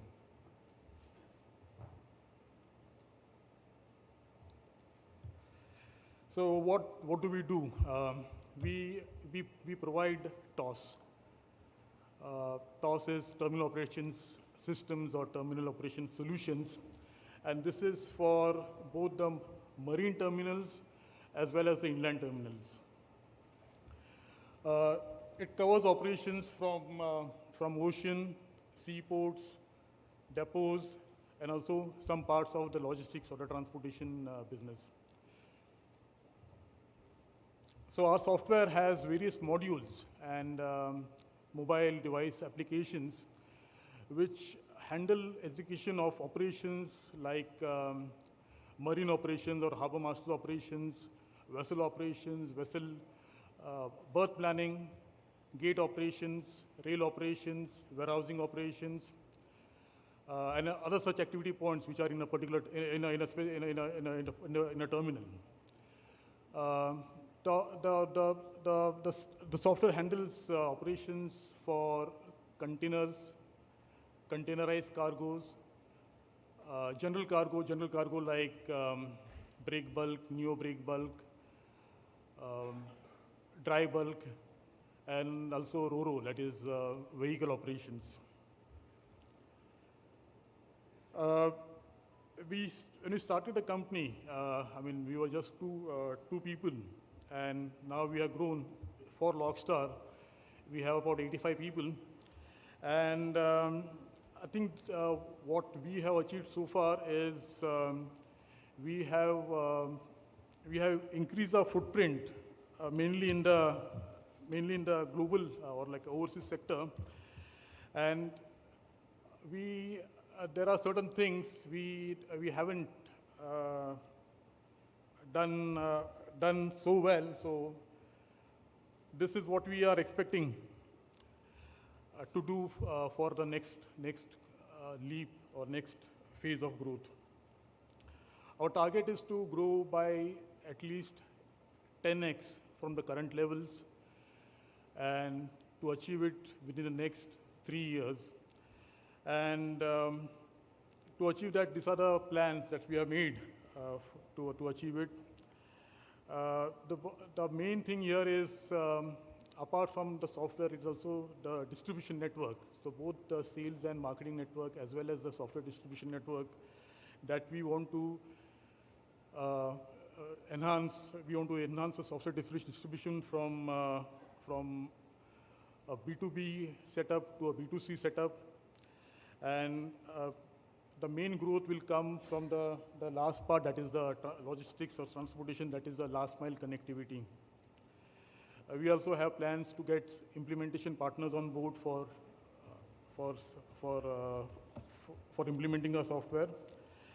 And we are already in the process of incorporating AI-assisted technologies, not just for the enhancement or the feature enhancement of our software, but also for improving our software delivery lifecycle.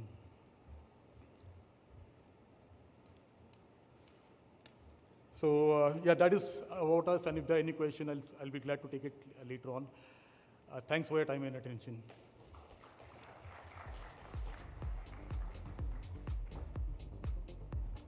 Thank you, Pradnesh.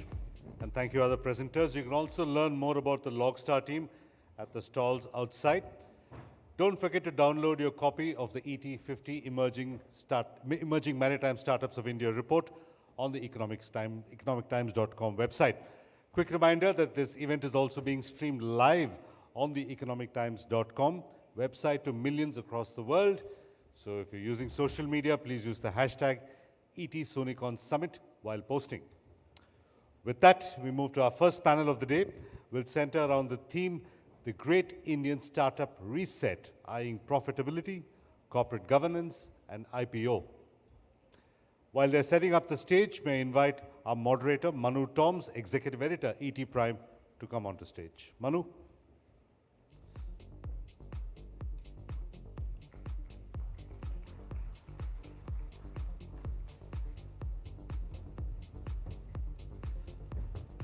With that, may I also invite our panelists, Pranav Pai, Founding Partner and Chief Investment Officer, 314 Capital, Swapna Gupta, Partner, Avana Capital, Abhishek Goel, Co-Founder, Traction Technologies, Ritesh Banglani, Partner, Stellaris Venture Partners, Mohit Jain, Head, Transaction Banking Group, IndusInd Bank, and Abhijit Jhawar, Vice President, Corporate Strategy, Inframarket. Manu, you have 35 minutes to tell us more. 35. The mics are on, just go ahead and speak. Yeah. Okay. Good to see so many familiar faces and some of the new faces too. We have been with some of you, and I've been talking for years, and thank you for the conversations on and off the stage. And for the theme today, profitability, governance, and IPO, our respected speakers in the inaugural session have set the context very beautifully. So without much ado, I'll probably go into the topic. We know that the venture world, as far as profitability is concerned, it's the venture is driven by the principles of disproportionate growth and disruption. So how far are we wedded to the idea of profitability in the early stages? So I would actually go to someone like Ritesh, who has seen at least a couple of funding cycles and 3-4 economic cycles. So at the site of every downturn, the concept of profitability surfaces in the startup conversations. So would like to understand what are the nuances to the profitability when it comes to venture investing. Right. Hi everyone.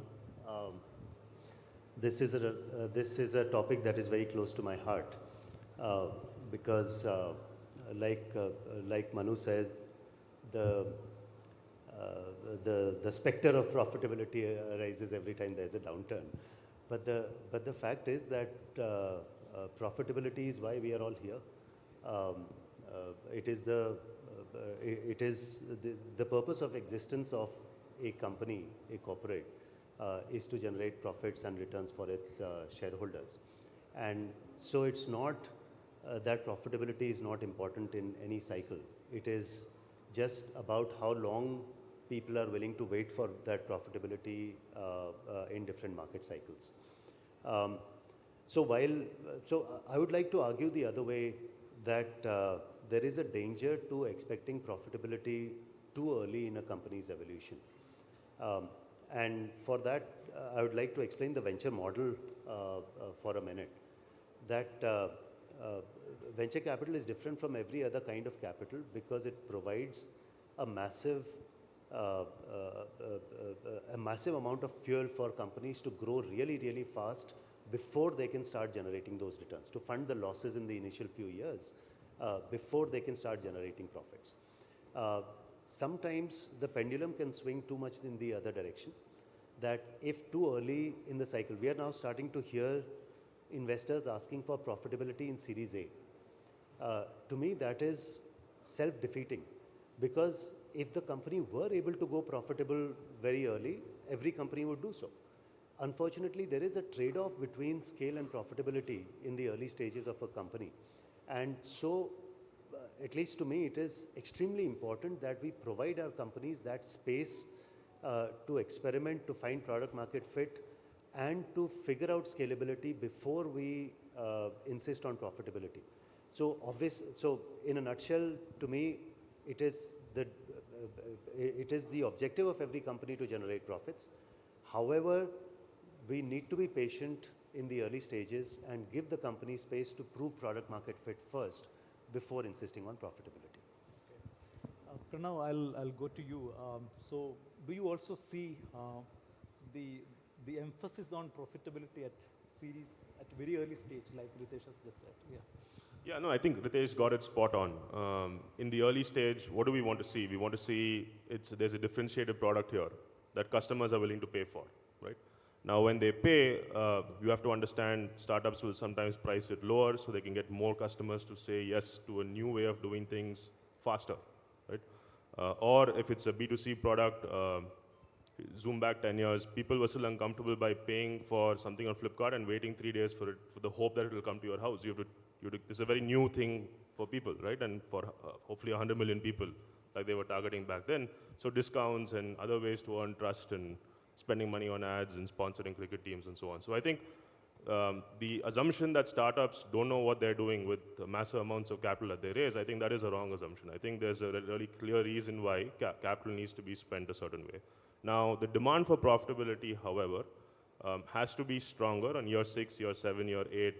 As these companies are reaching a certain size, the public markets very clearly reward you a certain way if you are showing EBITDA growth or PAT growth versus just revenue growth, top line growth. Abhishek here has taken his startup profitable. He's a living example of how the markets reward you as you're showing a different type of growth on a different row on your P&L.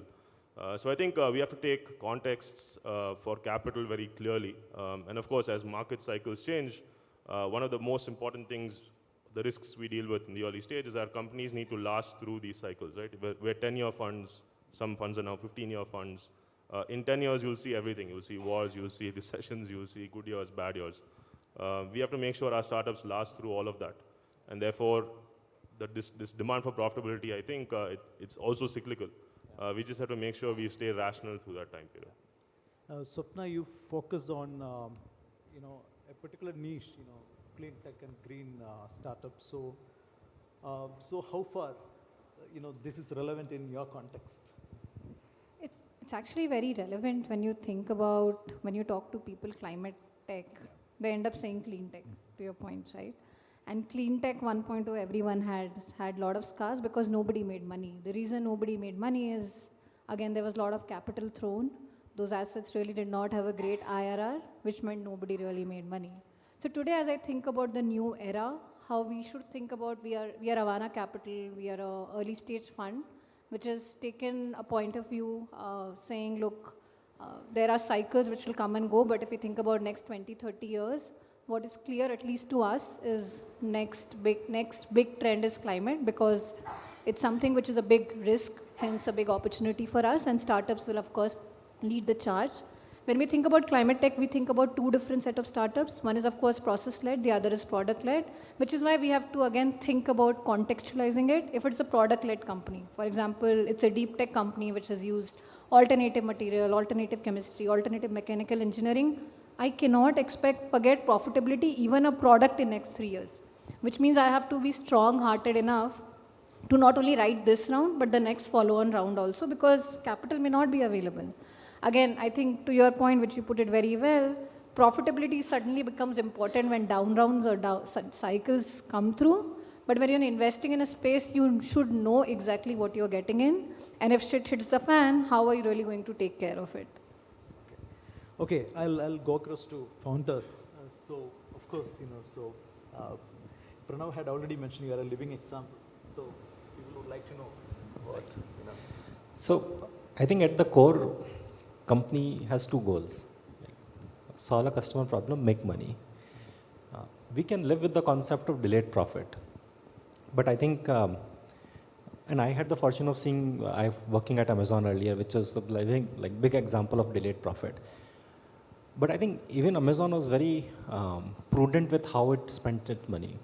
So there was delayed profit, but they never gave discount before they did efficiency. That they would start selling something at a price, and as they have made it more efficient, Then they reduced the price. They didn't reduce the price upfront. So they were more prudent in terms of how much they delayed their profit. We went to other extreme in last few years where we saw WeWork and Uber-like plays where we were just through way too much money.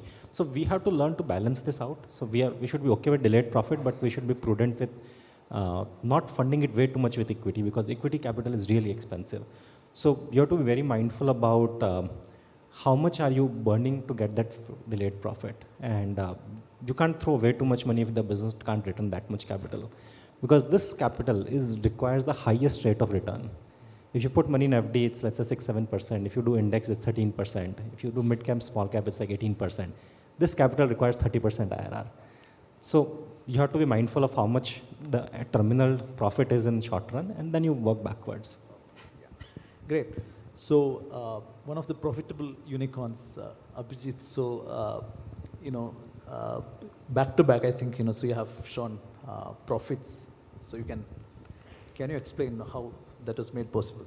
Yeah, actually, infra market had to undergo this stress in the first 3 years of attracting capital because we were profitable. Because actually, the investors used to ask, you're already making money and why do you need more capital? And the sector of construction material space was not very, very structurized. In fact, this is one sector which is probably now after we have seen it in banking, then we have seen it in logistics, and technology wave will now come in the construction material and construction infrastructure sector. So I think our need and our focus on unit economics was always there from day one. So we actually got clearly picked out, and profitable unicorns will get clearly picked out when you are very clear about your unit economics. Apart from that, being a B2B company, I think as the panelists are talking, one is about a deep tech product, the other is about building a business for future, but you are going and taking up incumbents which are already sitting on huge amounts of capital, and you have to actually disrupt them. So your need for capital also will be very high, which will not be possible if you are not profitable. And we are getting into big sectors which are pretty big. So I think with that perspective, we were always clear that we have to keep looking at attracting capital. So being profitable is a very, very important thing, and being rationalistic about what you are building, and that has actually helped us be where we are, I think. Okay, so I'll go to Mohit. So as the team suggests, it's a time of a reset. While we, deliberate on profitability, the fact is that there is some delay in funding. There is a funding winter. So in this context, so do you see commercial banks have a role to play? How is it? No, absolutely. I think bankers are a traditional lot, but we are also changing our mindset with this large startup boom and the advent of unicorns across the spectrum. And as a banker, I see that while there's been a lot of discussion on profitability, just to share on the earlier point as well, there were close to 109 or 110 unicorns in our country, and of which data was available for around 80, of which the profitable unicorns were around 16. So if I put it into percentage context, say anywhere between 10 to 20% of the unicorns themselves were only profitable. And if you add the number of startups, which was earlier shown in one of the presentations to be above 100,000, right? Then obviously, to my mind, the number cannot be any better. It would be lower only, right? So bankers are also trying to see it with a different lens or prism as to how to evaluate the landscape of startups, how to support these startups, which could be not from a traditional balance sheet mindset. It could be with a cash flow funding perspective, structured solutions, and giving the entire gamut of or bouquet of banking solutions to these startups. Okay. Okay, we'll move to the next topic, that is governance. So we at ET Prime recently did a story on harder term sheets. So, we have even come across that even asset liability gets, comes into the play when it comes to the term sheets are being built. So, are the term sheets really becoming harder in the context of, say, the governance issues that we keep seeing? Ritesh, what's your insight? So again, my view and my firm's view is that we should not overreact to some of the high-profile stories that have come out. There are certain lessons to be learned, and as a result of those, there are some processes that we have tightened. So where we would start internal audits in a company when, let's say, they would be $25 million in revenue or so, we have brought that forward a little bit, to when, let's say, a company starts generating around $10 million of revenue. But again, the scope of internal audits in our companies is actually not to catch any governance issues. It is to strengthen the processes for the company itself to catch those governance issues if they happen. Second, we have typically instituted audit committees on the board of our portfolio companies so that the non-executive board members have a direct line of communication with the auditors. We have started doing a little bit more of reputational and ethical diligence on founders prior to investment. But even there, we are not doing it on 100% of the cases, because we'll never be able to close a deal if I'm spending 2 months doing a reputational DD on every founder. But what we have done is we have expanded the scope of the risk factors where we would do that kind of diligence. So while we have taken some of these measures, I'm also very cognizant that we should not overreact and burden a company with compliance and governance processes just because a few high-profile cases have come out. The vast majority of founders are ethical. The vast majority of founders want to be both compliant with law and with best corporate governance practices.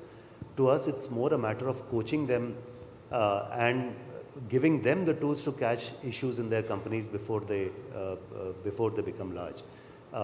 We definitely do not treat every portfolio founder as a potential criminal who's intent on defrauding the company. So that's not at all the intent. Okay. So Pranav, what's your experience? Are preemptive conditions come into play when it comes to building term sheets? Yeah, I think we think about the instruments we use today. Do they scale in the future? So now in our portfolio, for example, we've closed 240, 250 follow-on rounds. We've followed our companies from seed to IPO. Of course, our portfolio companies raise a lot of equity capital, billions of dollars now. We've definitely seen that if there are any kind of over complications too early, in a term sheet, in lig pref, if you take 27, 30% ownership in the seed stage, those companies have not worked. Clearly, there are things that when you go to the market rejects you outright.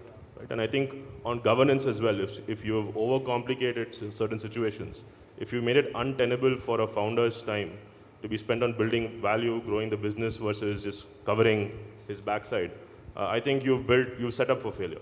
Right? So I totally agree with what every VC is saying today. The reasons these things exist is because all of us are fiduciaries. We want to serve the company's best interests. And sometimes if even the founders are not in the company's best interests, that's only when you evoke the worst case scenarios. Right? That's what they're there for. Those are not rules for everyday corporate governance. Those are exception handling routines.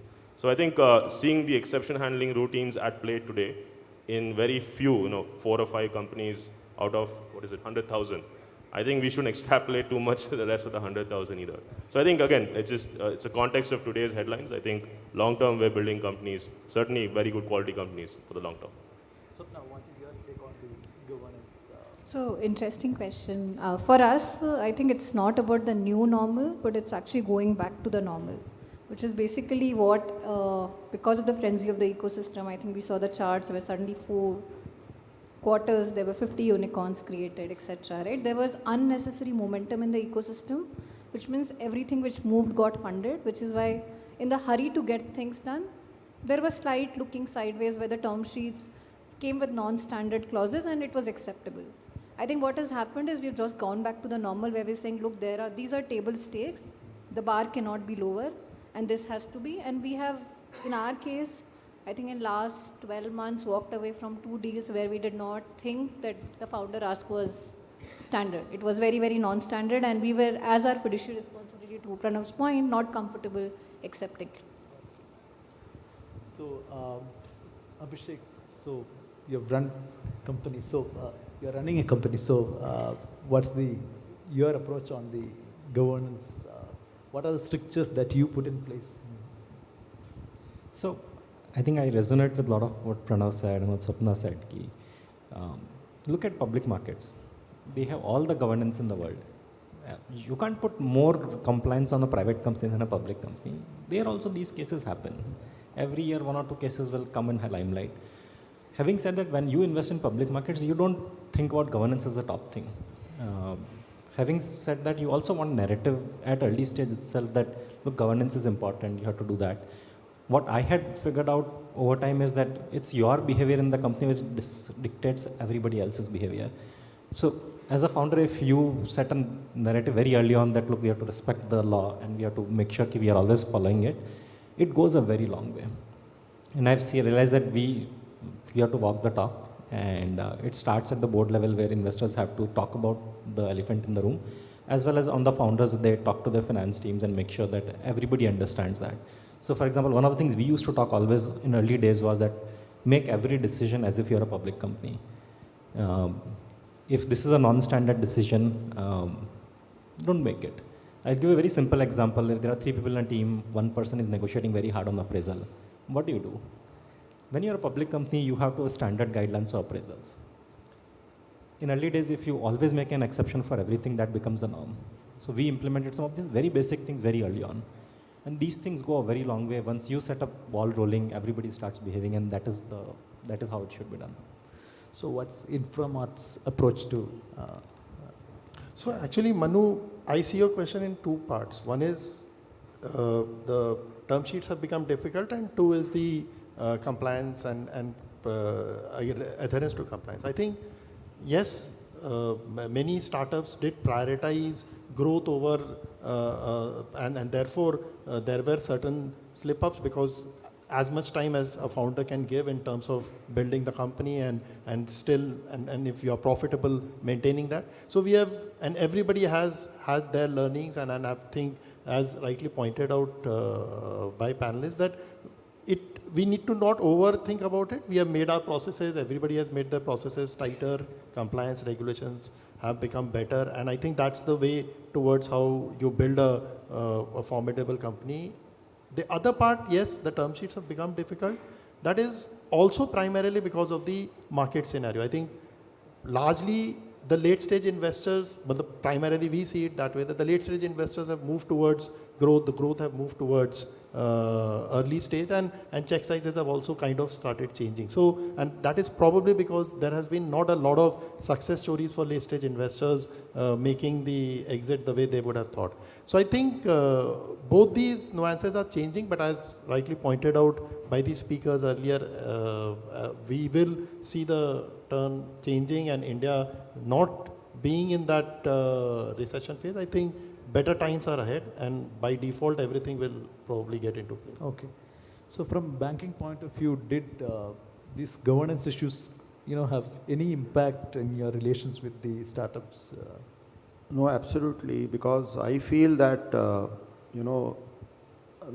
some panelists have mentioned that we can't overdo it, which is also equally true. At the same time, from a banker's perspective, it's primarily to do with trust building, right? So long as that element of trust is there, which is getting demonstrated by the company, the promoters, the financials, and that's my personal take, that even if there are some breaches of covenants, let's be upfront about it. I think there is far more merit from the banker's perspective of condoning those breaches rather than, trying some jugglery and, which erodes the entire confidence, right? So, but I tend to agree that you can't overdo things. You have to be compliant in a reasonable way and, still strive for growth rather than just being compliant all the time. Yeah. Okay. So now we move on to the last theme of the session. That is that's perhaps the most important, the exit.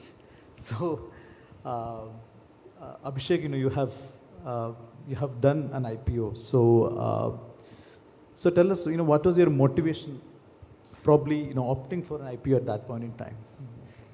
So I think once you raise some external money, eventually that value has to get unlocked. There are fundamentally two broad ways. Either you sell the entire company, or other option is, if you want to build this company for a very long time, if you feel that there's an opportunity to run this company for 30 to 40 years, then going public gives you that platform where you can keep building.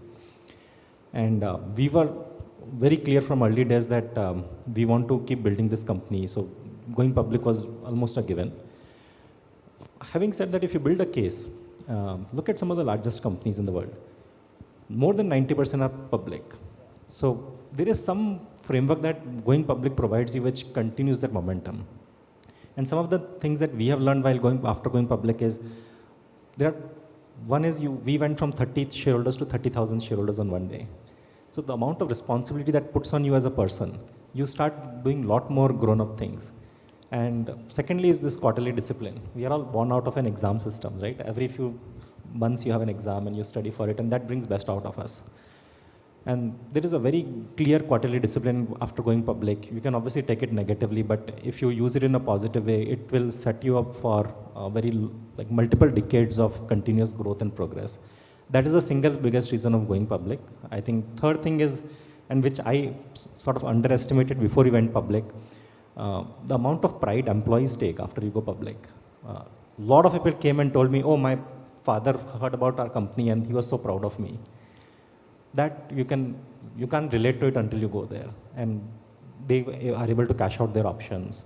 So that is the third hidden part which I also realized over time. But these are three reasons which sort of help companies. Yeah. The last part is fairly unknown, so that's interesting. So Ritesh, so you have seen the evolution of the startup ecosystem for a fairly long time, from Helion days or even before that. So, so 5-8 years ago, when startups were coming on the scene, the idea of exit was primarily around, some big acquisition or even a secondary, buyout or something like that. So, but now we see that, from very early on, it is aligned towards maybe IPO. At least, that's how it looks like, so, and we have seen quite a number of IPOs too. So, is it that, so we are seeing a shift as far as the long-term goal of startups are concerned when it comes to the exit point of view? Absolutely, Manu. I think entrepreneurs thrive on examples and role models. In the entire, I would say, between 2004 and 2020 or 2021, we saw 3 tech IPOs in that entire 16-17 year period. That was InfoEdge, Make My Trip, and IndiaMart. Then in 2021 alone, we saw 6 or 7 tech IPOs. I think that changes the mindset of an entrepreneur from building to get acquired to building forever. And what fully resonate with what Abhishek was saying, that it frees your mind when you know that you're going to be building this company for 30, 40 years. Your outlook becomes a lot longer term, and in a way it makes you calmer because you know that you are not building for somebody else to acquire you. So you don't have to please somebody else, you just have to create value for your shareholders. And that, on the ground, I can clearly see that happening. Entrepreneurs who have just started, when they are raising their seed rounds, they have this clarity that they want to build this company forever. And that I think is a very positive sign for the ecosystem. Okay. So also the policy framework also have become more conducive for the IPOs. So Pranav, what's your take on your experience with IPOs? Yeah. We of course, we finished our first one with Abhishek here, and we have at least 4 more in the works, looking good so far. I think we've seen 3 things change. We've seen, first of all, the regulatory mindset has fundamentally been altered by good experiences by allowing companies in the market, right? I think, of course, we are an over-regulated market. That's a truism. It used to be a criminal act in Company Act. You could go to jail for 2 years for a list of things, and the 2-year jail sentence is equal to manslaughter in another act in Indian Penal Code. So we're in a weird regulatory market for sure, but it's that way for a reason, right? It's overprotective for a reason. And now for startups to be able to give in a window to demonstrate that they're capable of meeting public standards. I think having seen that a dozen times now and at least 20 companies in the pipeline, I think all of us are seeing this change happen in real time. So today I think the regulatory mindset has changed. That's a really important step forward. And I think the market regulators will only continue to work with the market to take that better and better as we scale forward. Second, I think the retail environment has fundamentally changed.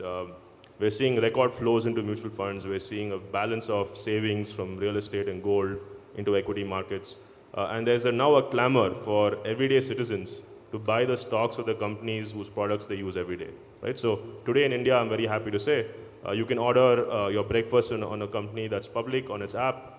If you like the experience, you can buy the stock of that company on the app of another company that's gone public. This is a very interesting experience. It's how the US was 20 years back, where if you like Google, you use it every day, you can buy the Google stock. If you like Facebook, or Snapchat now for millennials, you can buy the stock on Robinhood, another millennial app. So where we've achieved parity in terms of this retail experience with the best of the world very quickly. I think lastly, we've finally seen a big chapter of Indian startup investing close, right? You can argue with Abhishek and so on in the Flipkart investment in 2008. That's when this modern generation of startup activity really started in India. With Flipkart's acquisition, with so many IPOs, Zomato and so on, Paytm, we finally saw the close of the first chapter, right? And I think that's really important. And that's given confidence to the world's LPs, investors, crossover funds, et cetera, to invest in this story, knowing that it's going to get better from here. So I think it's very good news. We have to deal with market corrections like this. I think, again, it's a context we are used to by now, but it's very positive for what I'm seeing coming forward. Yeah. Swapna, your previous fund, just had done a successful IPO. So what have you seen, so when you talk to founders, so whether the idea of IPO come very early, So personally, it's very gratifying because at Qualcomm, we saw not even 1 but 2 tech IPOs, which a lot of funds can dream to think of how can they get in 10 years. So very congratulations to that firm. For me, I think what I think about is all of us are VCs, and I think every asset class is different. There's VC, there's private equity, there's PIPE, there is pre-IPO. For a VC fund, you cannot expect all your companies to go IPO. That is just impractical because you have a fiduciary responsibility. You need to start recycling capital, returning capital by 4th, 5th, 6th year, right? Which means for us, there's a portfolio strategy. Whenever we look at a company, we actually think about it as we invest. We put it in our note, whether we think this is a company which will go M&A, which will be secondary, or will be an IPO. And typically, I would say in any portfolio, if you have even 15 to 20% of your company, which you think can go IPO, I think you have built a great portfolio. But again, I think like Abhishek said, that you think about quarters, you think about how to build the company. If you know those are the companies which will go IPO in 10 years, you need to start building for them in the 4th, 5th year to get to IPO versus 8th year and the next year is an IPO. You cannot build it that way. Great point. So, what is infra market's thought process as far as, IPO is concerned? Is there something like that in the it's definitely on the cards. Correct. As rightly pointed out, I think every founder understands there is a right time to go and take it. Like we as a company, we are building India's first multi-category, multi-product construction material product. So right from concrete till modular kitchen. I don't know how many in the room probably would know, but today we need to build scale in everything. Today, while we are in Karnataka, while we are in Bangalore, we are Karnataka's biggest concrete manufacturer and supplier. We have taken over the other incumbent. So that scale has to be built into, say, a electrical, a wood, plumbing, till modular kitchens. And once, so it took us 2-3 years to reach here, and probably it may take another 2-3 years to build scale in each and every category, and then probably we have built what we aspired for. In fact, I liked what Rajat presented, that from a Soonicon to a unicorn to a zebra. I think today, if you see our journey also, like from a unicorn, we've put stakes into, and we are collaborating, like what Zebra was saying. So we have put stakes in listed company like Shalimar. We have a very strong stake in Shalimar Paints. We have acquired RDC Concrete, which is probably the only single company which operates in concrete scenarios. I think it's going to be a collaboration, and it's going to be a right time. But yes, IPO is on the cards, and maybe a couple of years or 3 years. So Mohit, what role do you think banks can play in the startup's journey towards IPO? So I think, from a bank's perspective, while I personally feel IPO is just one of the mediums, and I take his color on it, that it's being independent, so being associated with investors, but there would be a phase in the early stage when you have to have investors in the company, and then only it will progress towards an IPO. But, from a banker's perspective, there is a, once there is an association with an entity, then the entire advisory or hand-holding towards an IPO also becomes a part of the banker's perspective. So, we can add our nuances from a banking perspective and help the company out from in bringing in an IPO. So all the entire services which are associated with it, we can bring on the table. Okay.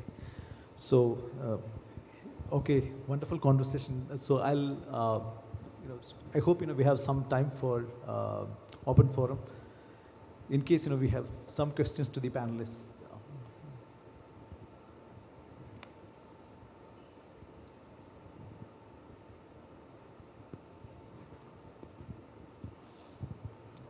Yeah, yes, please. Can someone get a mic to the person?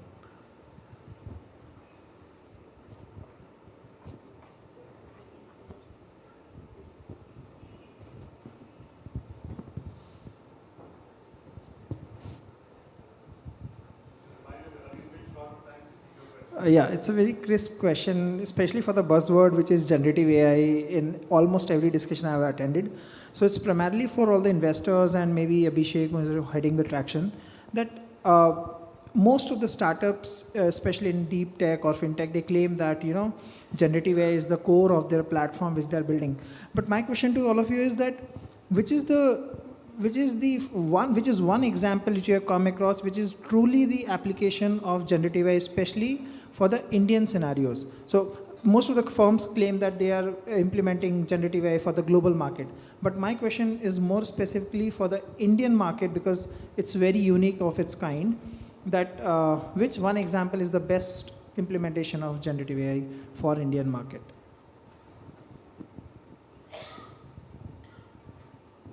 So who's taking the question?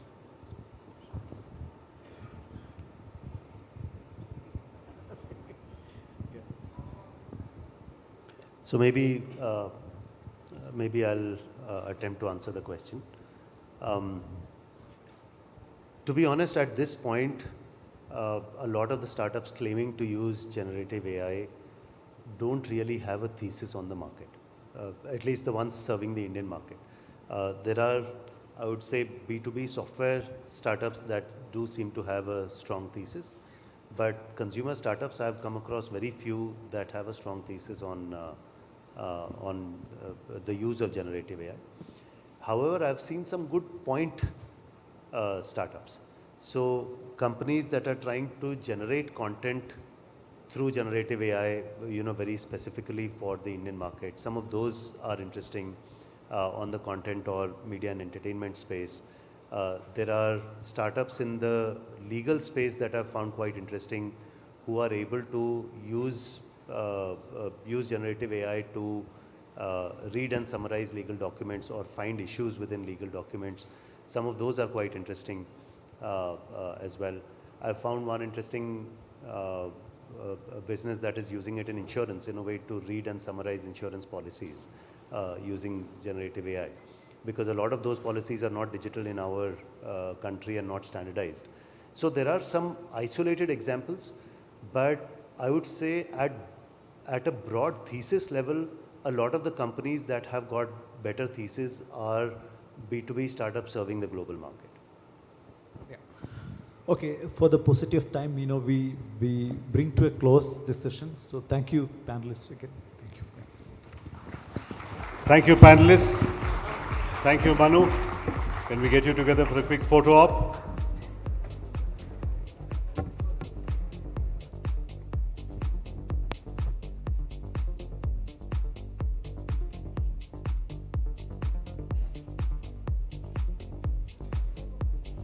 Thank you, panelists. May I request you to take your seats. May I now invite Miloni Bhatt, Editor Digital Broadcast, Economic Times, to moderate the next panel. Miloni, can we have you on stage?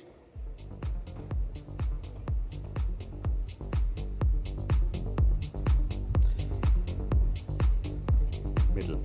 The theme for the next panel is Reimagining Cloud Efficiency, Tailored Solutions for Scaling and Cost Optimization. May I invite our expert speakers, Raghav Agarwal, Solution Architect, DevOps Lead, Flowbiz, and Sujit PR, Account Manager at Persistent. Raghav, Sujit, Miloni, take your seats. Thank you very much, Suresh. Miloni, you have 20 minutes. Thank you for that warning. All right. Ladies and gentlemen, I'm Miloni Bhatt, editor of Digital Broadcast, part of economictimes.com, and it's my pleasure to welcome you all into this session. And as Suresh has said, we have 20 minutes, so let's just get into it. In the fast-paced world of Indian startups, the cloud, many say, is no longer just a tool. It is actually a game changer.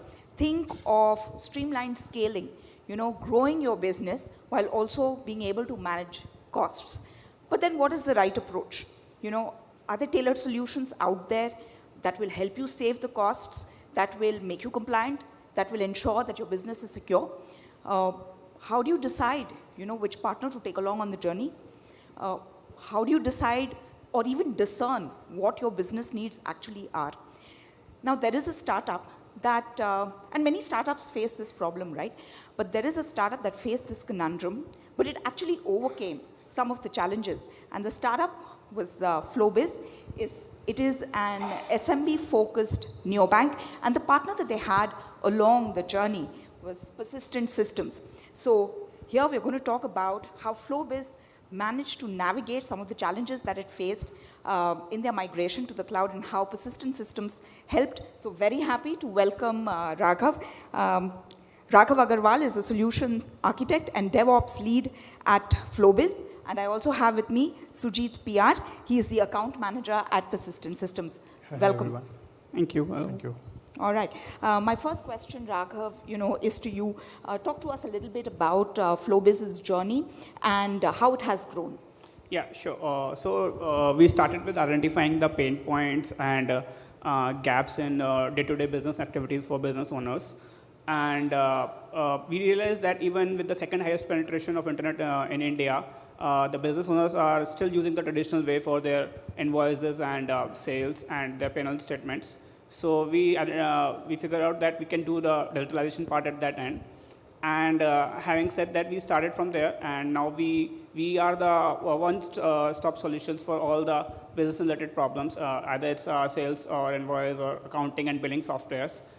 With that now, the journey is now we have 8 billion plus business owners onboarding on our platforms, and we generated 5 million plus of invoices transactions on a monthly basis. All right, so that's fantastic. You have so many customers, as you've just enumerated, and also you must be generating and dealing with tons of data. So how did you go about, what were the challenges that you faced, say, for example, when it comes to data warehousing? And then how did you go about selecting, a solution for it? Yeah, as you grow and having you have a lot of data. For example, for instance, we have few tables which are in TB in size, and eventually start facing managing those tables and data. And you have multiple GTMs, and each GTMs has own user personas. So eventually you start facing with managing the different data, and you need our data pipelines and data lakes in place in their solutions. So as you grow and as your data starts growing, it's very common to have starting with these problems, managing the data at different locations and serving the data to the users in a very less time. So that's the problem we face, and yes, we have flown through that problem as well. All right, so then how did you go about finding a solutions partner? Like, what were your expectations when the solutions partner, which is Persistent Systems, when they came along? How crucial was it for your business? Yeah, it's definitely very crucial. As I mentioned, that we have a lot of data. We want one extended hand to understand this different perspective of the data at different locations, because we need, it's not a one solution that can solve your all different data problems. You need a multiple solutions, and having an extended head can give you the 10,000 feet overview of understanding the different sets of data present at the different locations, and also bringing at one central place so that you can do your analytics on top of that. So if you have the extended head, like we have the Persistent Systems that can bring us to understanding how we can bring that the data from multiple places and put it into one central warehouse, like we are using the big queries for our analytics systems. Yeah, so that's how we are dealing with this as of now. All right, and how did that help you scale? Yeah. So in terms of scale, as we bring the data from multiple positions and bringing it to the BigQuery, it's a way platforms where I can run the large analytics with the terabytes of data, and that's what we are solving our analytics problems and OLAP and OLTP problems as well, transactionals and analytical queries, and that bring us to solve the different GTM channels and user personas at one central places, and we can use those to generate our central dashboards for all our decision making for our organization. All right, that sounds pretty cool.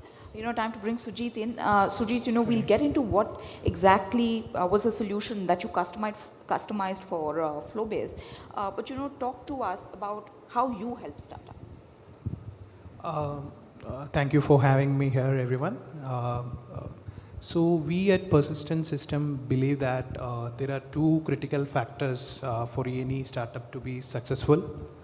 One is the digital experience that you give it to your customers, and the other one is the user experience where the user gets, right? So these two factors are deep rooted with various multiple other factors. That's where the Persistent as a digital transformation company and modernization partner helps the startups. So I would like to highlight a few of those points. Since we are running short of time, I would like to highlight only 3 points here, how we can help as a to a startup ecosystem.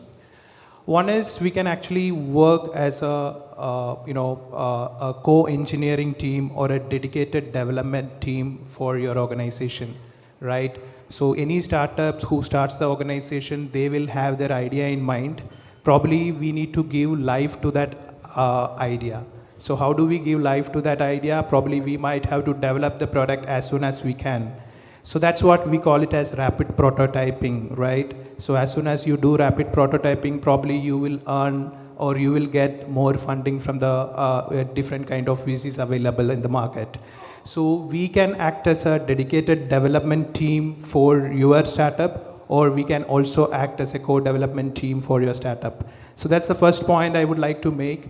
Probably the second point I would like to highlight here is once the product is getting built, probably you might be thinking which is the platform that I might need to put the application so that I can scale at any point in time, right? So that's where our second service helps into place. That is how it's cloud and infrastructure comes into man, right? So we are a partner with Amazon Web Services. We are a partner of Google Cloud as well as Azure. Any startups who is looking to migrate their workloads, re-architect their workloads, who is looking for a well-architectured framework, we can help you there as well. And the final point I would like to say is, once the product is being built, once the product is being deployed into the cloud, probably the third and the foremost thing which comes into play is the data and the AI, right? So we used to say that you should not keep your money idle for you, right? I mean, we should always, look forward for money to work for you. The same way we used to tell that the data should also work for you. You should not keep the data idle. So we have the data scientist team, we have the data analytics team. We can actually help you come across. If you have data silos in place, we can help you move from data silos to data warehouse and data river, and then build analytic solutions into it. That's it. Thank you. All right. Talk to us about how you went about tailoring a solution for flow business challenges, right? And what were the steps that were taken in terms of implementing it to ensuring that, the migration to the cloud was successful? Yes, when we started interacting with Flowbiz, they were already running on Google Cloud. So the idea behind to engage them with them was to fill the gaps, to help them, optimize the resources what they are currently using, and at the same time, we were also reducing the cost what they are currently incurring, and we wanted to make them scale from what they are on today. Right, so that's the idea behind engaging with Flowbiz, and we also act as a bridge between the Google Cloud and any customer. So, like in this case, we have acted as a bridge between the Google Cloud and Flowbiz, so that we could fill those gaps which Flowbiz doesn't have. Likewise, any startups who is looking to migrate their workloads, re-architect their workloads, probably you should look at a better partner who can does it for you, right? So I would like to highlight some capabilities or some recognition we have got this week, where we got recognized in Gartner as a challenger for public cloud transformation services this week. Last year, the same time, we were a niche player. We could go up the ladder this time, and then we have achieved as a challenger this time. So that is for the public cloud transformation services. And we have, believe me, we have probably around 1,300 Google Cloud certification resources in place. So we are putting our energy and life and enthusiasm to the company. So that's how that could help our partnership, and that also help the Flowbiz to move ahead in the market. All right, thanks Sujit for that. Final sets of questions to both of you. Raghav, to begin with you, what's on the horizon for Flowbiz? Do you have any interesting innovations or partnerships coming up? Yeah, so recently we have, as I initially mentioned, the persistent system has become a part, is a bridge between the Flowbiz and the Google Cloud. So that's the one best partnership we have. And along with this, as we are building towards the credit-based systems and line of credit, we are developing a lot of fintech, specifically in terms of data towards for taking decision, helping in our business decision for the fintech part. So that's the part we are developing along with this, helping taking with the persistent system as well. All right, and we wish you all the success. Sujit, now my final question is to you. What is one of the key takeaways for businesses that are navigating the cloud landscape and, they're looking for a solution? For any startups, those who are navigating through the cloud, I would recommend a couple of steps here. Define your clear objectives first, right? When I say define your clear objectives, you have to see, are you enhancing your user experience while you move it to one cloud to another cloud, right? And are you optimizing your workloads? And are you reducing the cost at the same time? And second point I would like to tell is about you need to go back and check your IT assessment and do your own study. What needs to be migrated first and what needs to be optimized first. And probably the boom around us is about cloud native. So you need to look at what are the components you need to replace with cloud native solution. For example, DB as a service, platform as a service, right? So that's the second point. Third, I would say choose your right strategy. Probably some customers, some startups would have the data localization norms in place, data compliance in place. So those startups can look for a hybrid model. And obviously, I would recommend every startup to consider multi-cloud adoption also, so that you don't get locked in with any of the cloud provider. Second thing is the resource availability, the competency in place. You are going to gain more insight about it. And you can leverage the strength of all the public cloud technology in place, right? So, and the last and the final part, or the final point is, you should choose the right partner. You should identify whether that partner has got the capability to do the workload that you have, whether that partner is competent enough, is capable of doing whatever the workloads that you have it with you, right? So that's it. Thank you. All right. That was pretty comprehensive. Thank you very much, Sujit. And thank you very much, Raghav. Now, both Sujit and Raghav are going to be outside. So if any one of you have any questions for them, then, you can meet them up outside. Thanks very much. Thank you. Thank you, everyone. Thank you.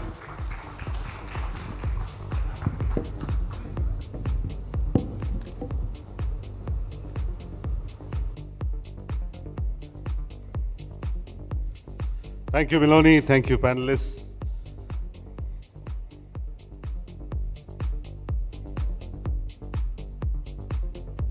Thank you. Thank you. Right. May I now request Manu Toms to come back on stage to moderate the next panel as well. The next panel is called Unicorn Roundtable, Lessons in Resilience and Scaling in a Period of Prolonged Uncertainty. Manu, can we have you on stage?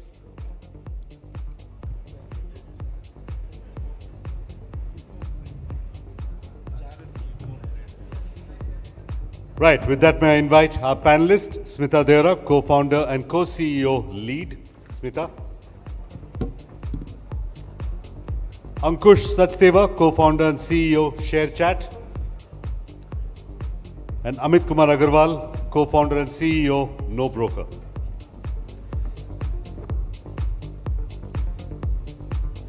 Manu, just to give you a little extra challenge, this time you have 25 minutes.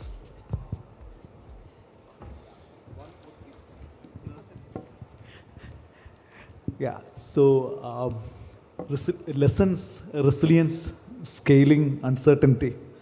Probably, these words have been floating around ever since the so-called funding winter have set in. So, at ET Prime, we had done an analysis of the top line and, the profit and loss of the 100 unicorns last year, just to understand the financial health of the unicorn landscape. So what we have seen was that 13 unicorns were profitable. Of course, these are all FY22 numbers, so a year old.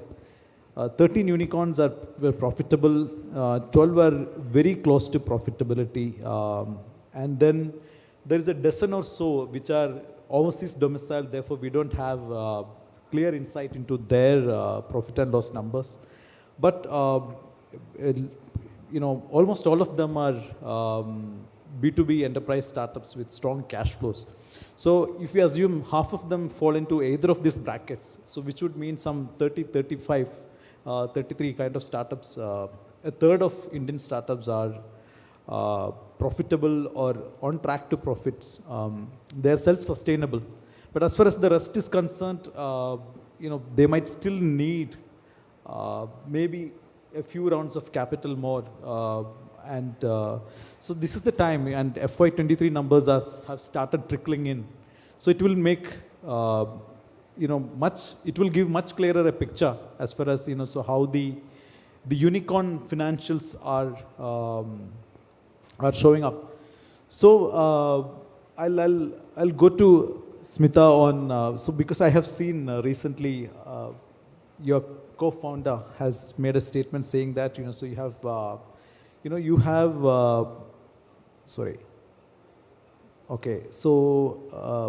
so you have brought down the losses in FY23, although the numbers are yet to be filed, but still the margins have improved and you have doubled your revenue.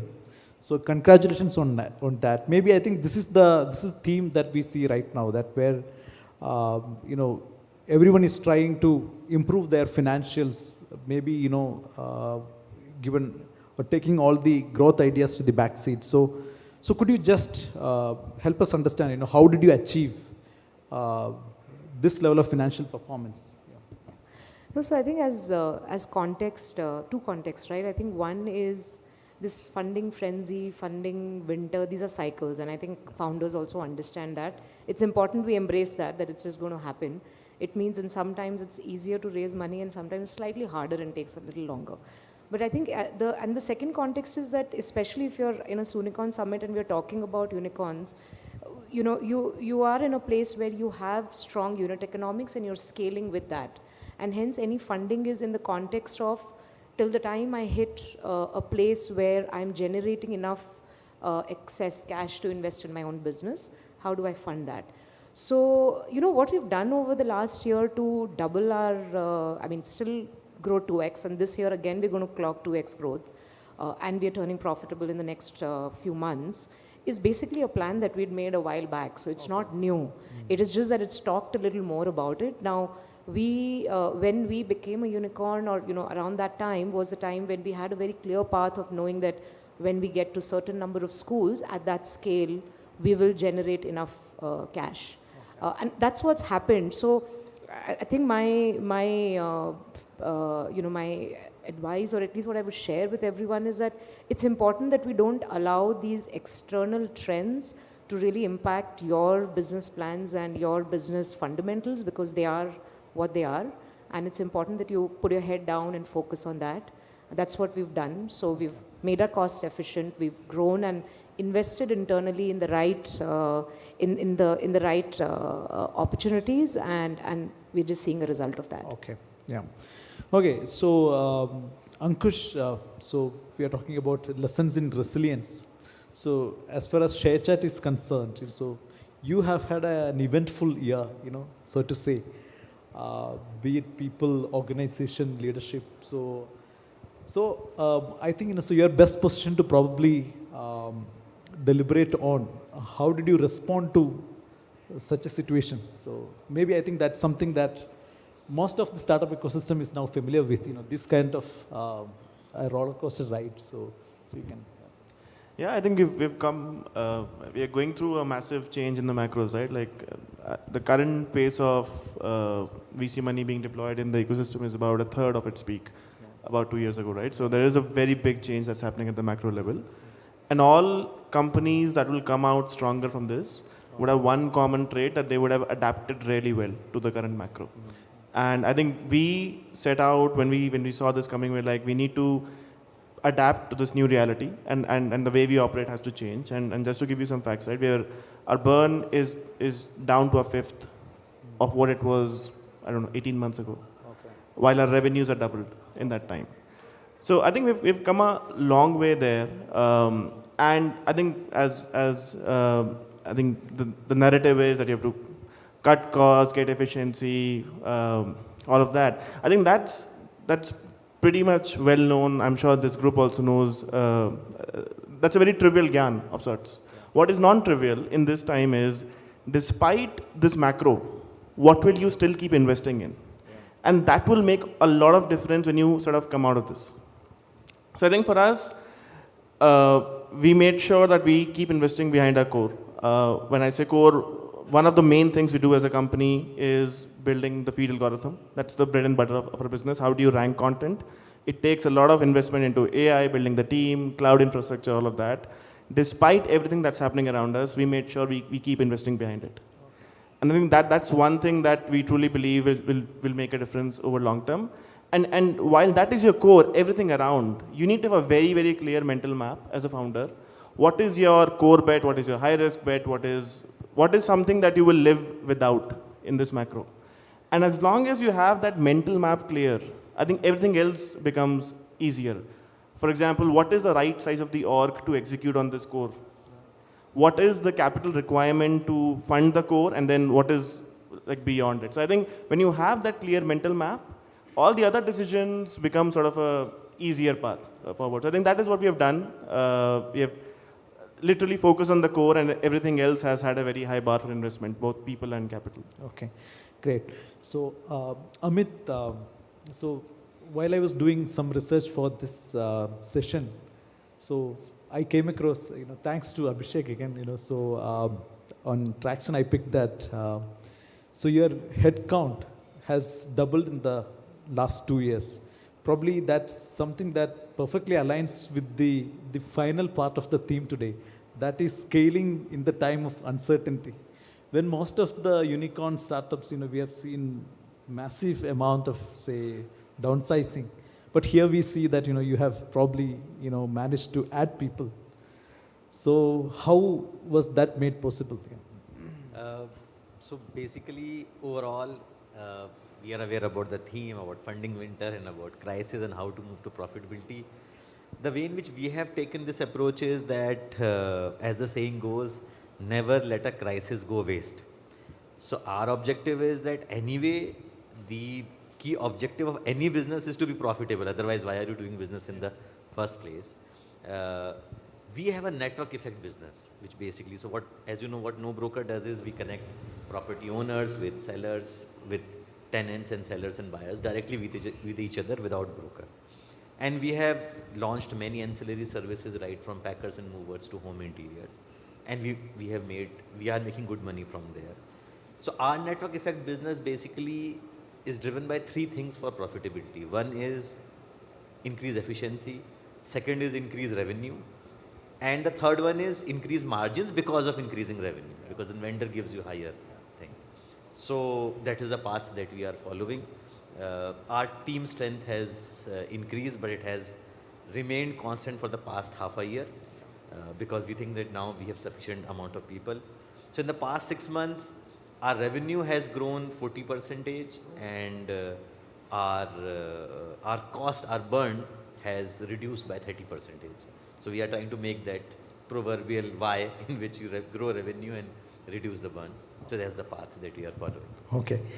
So, Smita, this time I'll ask you a question on the sector. Edtech is probably in the focus for the lot of turmoil that we see. But, so if we, set the clock backwards, so we see that, so the pandemic offered a perfect tailwind and 6 or 7 unicorns have come out during that time. Of course, the money was available that time. And then right now we see that, there is of course, so you're slightly differentiated, you are school-centric compared to maybe, some of your peers. But, so what's your take on the, what's going on in the Edtech in general? Yeah. So see, I think one thing I will say that unfortunately in India, we've had a very narrow view of what's Edtech. We are just at the, in the last 5 to 10 years, we just sort of started entering the space of using technology to power high quality education. And Edtech is not B2C Edtech and it's not tuitions only. So the turmoil is in B2C Edtech. And yes, B2C Edtech had different opportunities when there was COVID.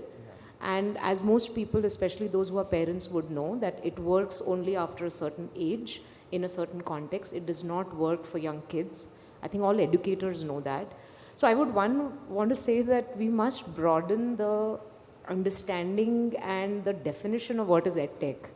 Yeah. School Edtech is very much, or institutional Edtech is very much a big game changer, because if you really compare India and institutions, whether they are schools or colleges or universities in India, as compared to the more evolved, countries, and when I say evolved countries, evolved education countries, we're still way behind. We don't have as much technology and technology-enabled learning opportunities or tools in our institutions like most of the other regions do. I mean, if I just even look at LATAM countries, 70 to 80% of schools are powered by technology, and in India it's like hardly 2% of them. Yeah. So I think if I see it from that point of view, if I again, the Edtech media turmoil, or at least what media captures, is a very narrow view. I must say that yes, there is turmoil there, but that's not representative of the industry. Okay. So it's important that we understand that breadth. If I look at where the big opportunities are, I think clearly what we're seeing is that, direct to consumer online learning works very well above a certain age group, and we're seeing that in the way the companies are able to scale themselves. And fundamentally, I've always been a believer that for K-12, the only way for us to make any transformational impact is through school transformation. as I said, for two reasons. One is schools are where kids belong, and that's where, you know, it's a social learning environment. Young children don't learn online very well. And the second thing is that India, you know, Indian parents are not very rich. If they're anyway spending money to send their children to school, we better make that work for them. Getting them to spend money outside of school, in my mind, is a band-aid solution. Just because schools are bad, we need tuitions, but you know, that's not a long-term solve to the fundamental problem. So I think that there is still massive opportunity. There is massive opportunity to grow, and there is massive opportunity to make impact. I mean, still I think high-quality education reaches, out of the 260 million school-going children in the country, it is reaching less than 10 million children. So we can see the landscape is still very much there for us. Okay, yeah. Ankush, so the short video based social platforms also have seen its sort of, you know, its moment in the sun, and then maybe that's also, there also we see some amount of, say, strategic action and consolidation maybe. So, and also, you know, the what's next for local homegrown social platforms as far as also the entertainment platforms. Yeah, no, I think there has been a lot of shift in the industry. There's a lot of consolidation, a lot of players shutting down, which is, I think, a natural part of the curve, right? Like when you had maybe 50 players coming in competing, you were bound to have some people fold up at the end. I think we were very clear from the day one when we launched Moj that the hardest part of building this business is, can you build great feed ranking? Can you invest in world-class AI to make that happen? And just to give you an example, right, like last 12 or 18 months, as we have downsized the overall org, we have actually doubled our London AI team, because we know that is where we'll get long-term value. And that is why, despite everything that's happening to the domestic competition, we are holding strong on Moj and ShareChat, and Moj being a short video product. And we're still about a 150 million MAU product on Moj, growing well. So I think we have been very, very clear what it takes to build. And we're on that path. We will build a world-class short video product competing with the global giants. And we're now also in a much healthier state from a P&L point of view. For example, ShareChat is on its way to profitability, and that product of ours will be profitable in October this year. So we're like 2 months away. Moj, being a newer product, will probably take 6 more months. So now we know what it takes to scale DAUs and also to make that profitable. And we'll be the first profitable social media company coming out of India. And I think one of the very interesting phenomena is like last few weeks on India being a Dow farm. It was all on Twitter. And I think that's a very lazy sort of narrative, which is sort of now rubbing on Indian social media companies as well. To give you an example, I think the tweet was showing Facebook's ARPU being $5 in India and north of 100 in North America. Now guess what? The biggest cost to serve users is server cost. It takes $1 per year to serve. If your cost is $1 and you make $5 at a scale like a multi-100 million DAO scale, that's a massively profitable business. So it's a very lazy narrative to say that like India is a DAO farm. I think we are now way more confident than ever that we'll build a massively profitable company, the most capital efficient media serving engine for this country. And I think we're already seeing the signs of ShareChat getting profitable, then Moj getting profitable, our AI investment leading to more gains in time spent. So I think consolidation is good, that's happening in the industry. We remain as committed as ever, and you'll always find Moj to be a very strong competitor to all global short video companies in India. Okay. So, Amit, so in March you raised a small amount of capital from Google, right? So, however small that is, that puts you in a very small group of companies which raised money in the funding window, especially among unicorns. So how did that come about, and and what does that entail? So that partnership. Yeah, so most of the people know us from the core no broker business, which is property. But as I was mentioning, we are very large. We are India's largest packer and mover aggregator. We are India's largest painting aggregator. And we also have a business which is called No Broker Hood, which competes with likes of Apartment and Apna Complex.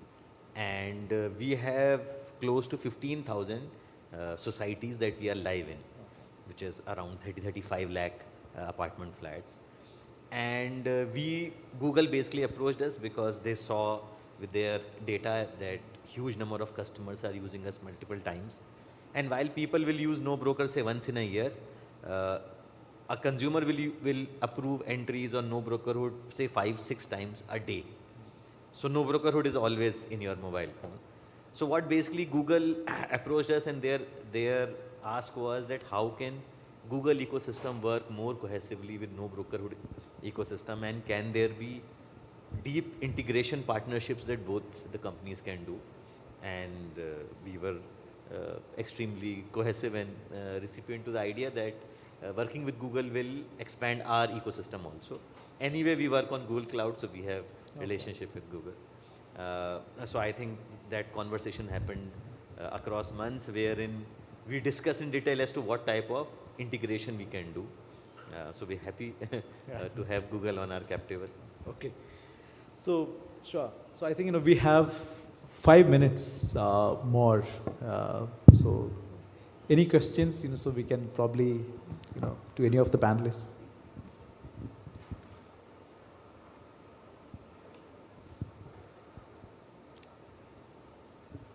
Yes, please. Yeah. So can someone get the mic to the gentleman there?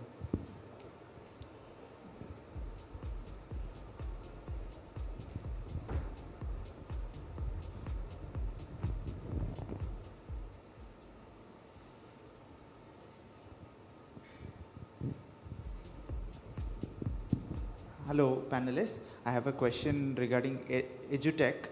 Okay, so moving beyond B2C, meaning what else do you see as a very good opportunity in EdTech?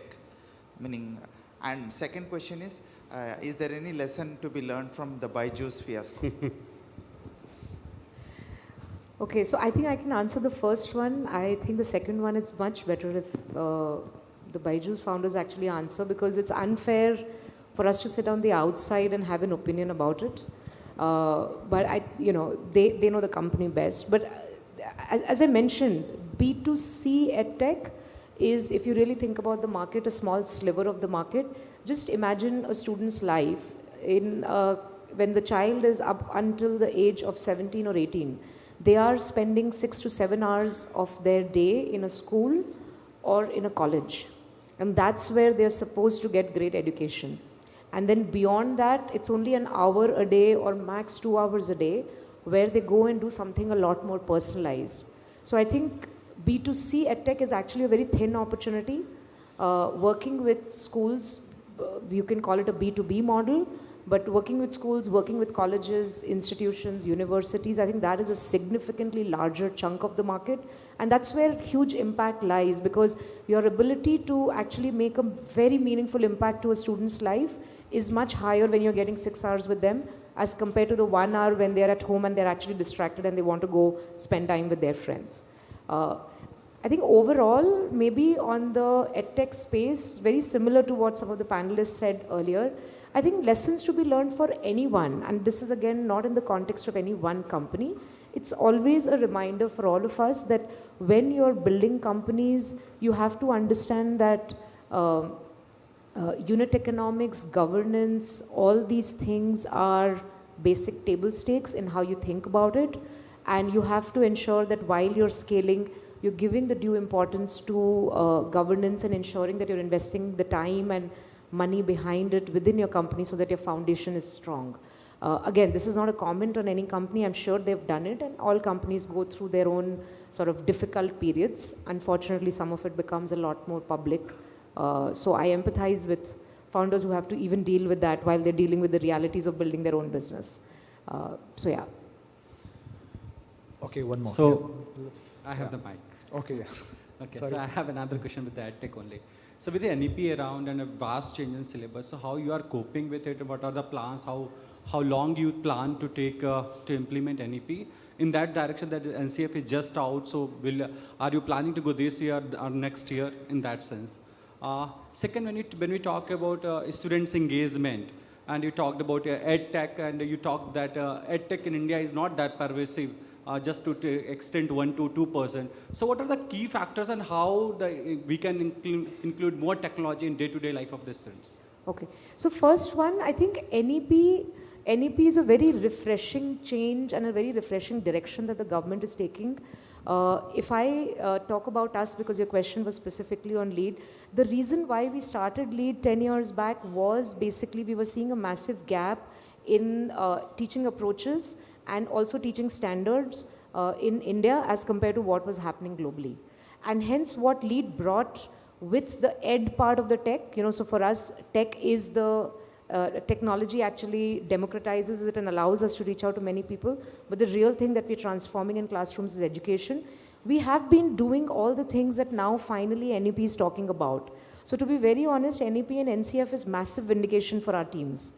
And we are not having to change curriculums, in fact, or improve, because we've been doing it for many years. We're in a place now where we are seeing much better adoption, because schools are now realizing that for them to be NEP compliant, if they partner with people like us, they can be NEP compliant in a matter of days. Like you sign up, in 15 days you have LEAD in your classroom set up, and you are NEP compliant. So this is actually, wind beneath our wings, I must say. And in fact, I've also been trying to talk to a lot of different state governments that we can actually partner with you to implement NEP much faster in the, in the government schools. So I think that's my take on NEP. On the second question that you asked, see, engagement, student engagement is a tool or a way to get to high student outcomes. If a child is not even interested in learning, they're not going to learn anything. And student engagement is built, again, it's different for different age groups, but it is built in a social environment with multimodal learning. What I mean by multimodal is that there is kinesthetic and there is technology in the classroom. So at least the way we've made a big shift is move classrooms away from textbook-based rote learning to multimodal classroom. Like, how do you bring technology inside the classroom? How do you bring interactivity and kinesthetic movement in the classroom for students to learn? I think that, as we make that more prevalent across the countries, which is, by the way, schools in our country, which is exactly what NEP talks about, we'll go a really, really long way in improving student outcomes. Okay, so with that, so maybe the other questions we will take offline. So with that, this session comes to an end. Thank you, everyone. And I'm really grateful that people love education. So thank you. Yeah, that's a good sign. Manu and panelists, thank you very much. Can we get you for a photo op?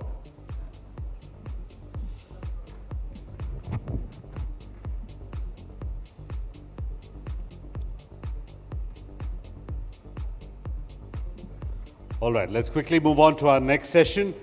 Up next, we're going to decode ZWorks' path to profitability and vision to power India's manufacturing dream.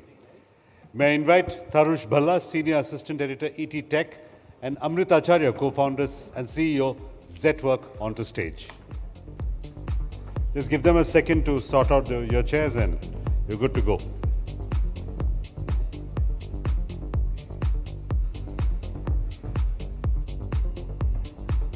All right, Tarush and Amrit, you have the unenviable task of speaking before lunch. Okay. You have 20 minutes, so make it exciting. So, yeah, I think this is a tough spot, but, I just wanted to do a quick round of hands, right, before we start, so how many of you in the crowd have successfully raised funding for your startup at present? Or okay. Can we have the founders show their hands once? How many founders in the crowd? Okay, interesting. Got it. No, so very lovely to have you, Amrit. And I think we were discussing this, that it's been an amazing journey for ZWorks, right from 2016, right? And I remember 2016 was largely the era of consumer, and then you took the dip in terms of B2B. So help us understand a little bit of that particular stage, right? Like when you were taking a dip into B2B, manufacturing, India was just still seeing the possibilities of startups disrupting manufacturing then, right? what are some of the theses that you were building for Zetwork then that still holds true even today? And what were some of the things that the investors were telling you, right? Was there any anecdotes of pivots that they were kind of suggesting to you when you were engaging with them? And the thesis, please. Yeah, so just one small correction that we started in 2018. Yes. In my case, journey to start Zetwork started, the first step was actually the journey to move back to India. So I was based in the US, had gone there for business school, and I was working there. Yeah, I left around 2014. That was around the time when the startup ecosystem in India was picking up, and I constantly felt that I left India at the wrong time. Hence I was just looking for an opportunity to come back as quickly as possible, which for me presented in 2018. When we looked at what I wanted to do, I basically looked at what I'd done before. My first job was at ITC, which is large consumer goods conglomerate. Within ITC, my first role there was to build a new factory for them. And I was 21 years old. I was handling hundreds of crores of procurement, hiring a lot of people. And I fell in love with manufacturing back then. And hence we didn't look at, okay, this is what's hot or this is what's trending. We looked at what we knew, what we understood, what we were excited with. Because the consistent advice I had received from other founders is that longevity is important, because this is a long process. It takes 7 years, 10 years, maybe even longer to build a company. So we can't be attached to something which we care about superficially. In my case, it was this. My co-founder, his family business was into manufacturing. So it fell together fairly organically, I would say. We didn't look at what was trending well, what was not trending well at that time. Yeah. I think you asked a question on investors. I think that one was tougher. I think when we started, a lot of people didn't understand what we were doing. We have raised many rounds of investment. I would still say our seed round was the toughest, which was $1 million back then. Mostly because, and some of the anecdotes we got were pretty interesting. Some of the anecdotes we got were pretty interesting in the sense that. Can we?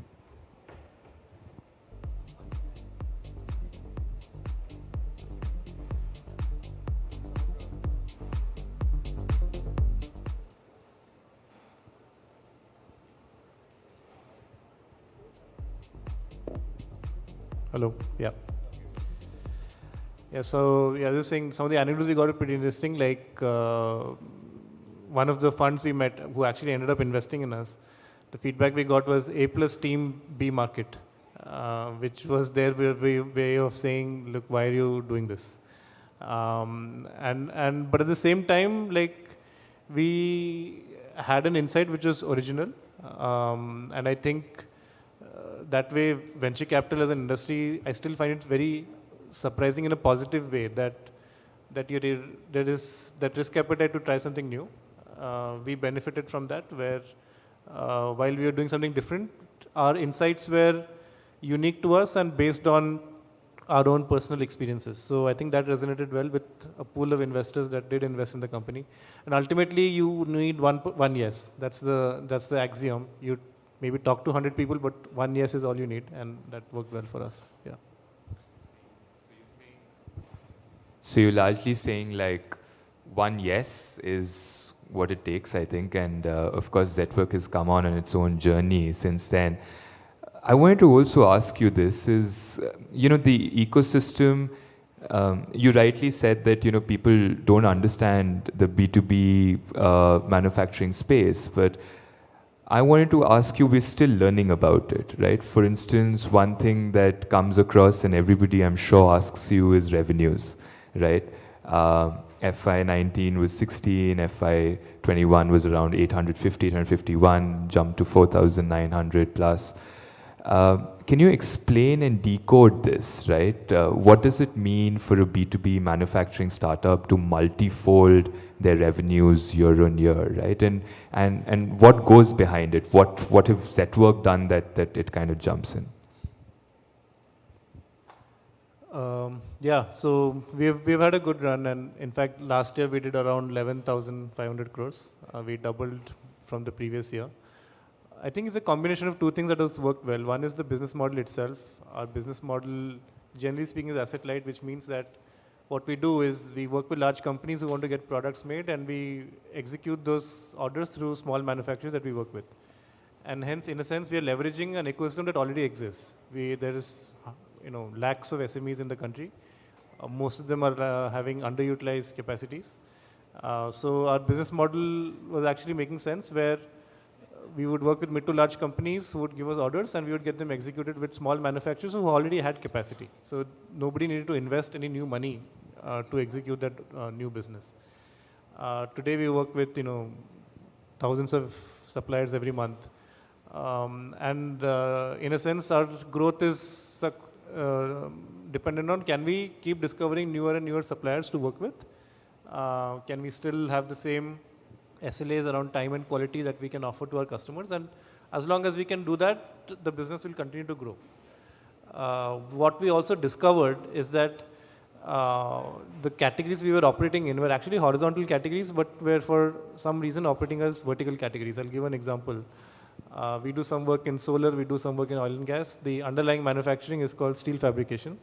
The manufacturing process is same for solar or oil and gas. It's just that our supplier was previously from the oil and gas industry and just did not know that there is a world outside of oil and gas.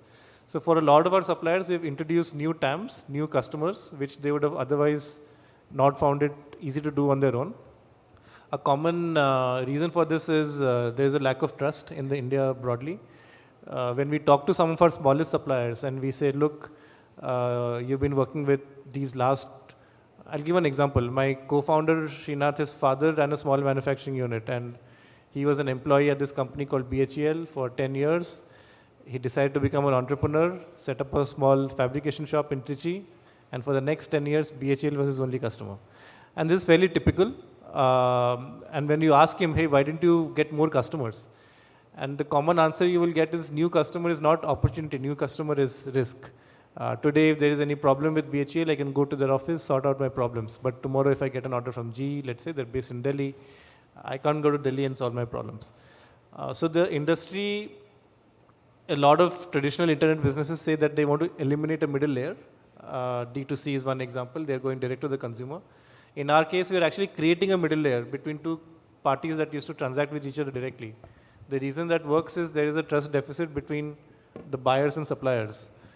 If you take a metric like NPS, which is the net promoter score of the industry, this was actually a negative NPS industry. Buyers and suppliers did not trust each other for whatever legacy reasons. So the business model that we created is able to solve for that.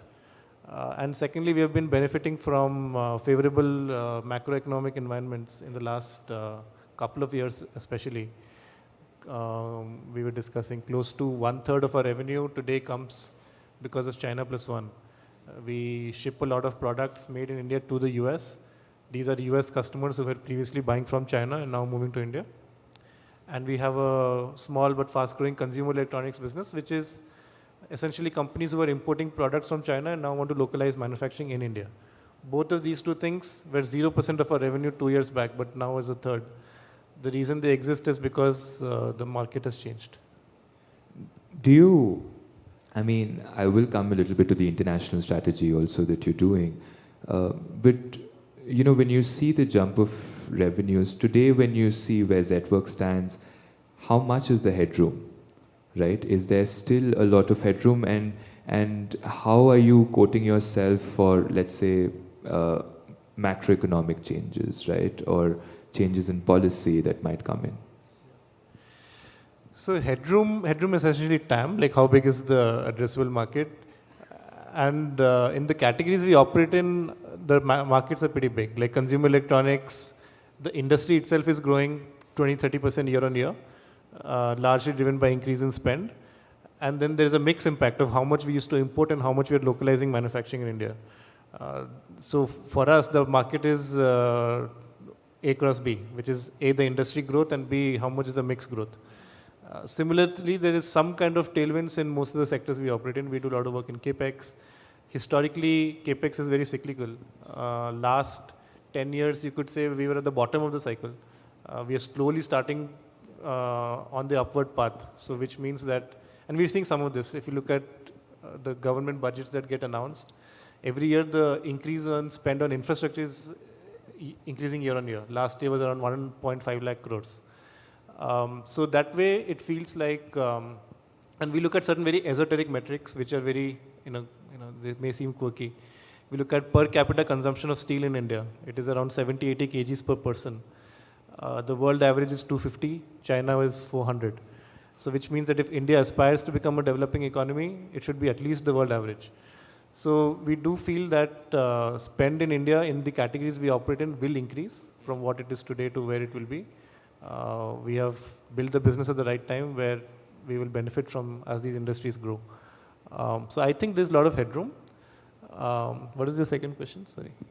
No, so I was also asking you in terms of how much is the headroom and how do you quote yourself in a way from the cyclicity of the business and the macroeconomic conditions changing?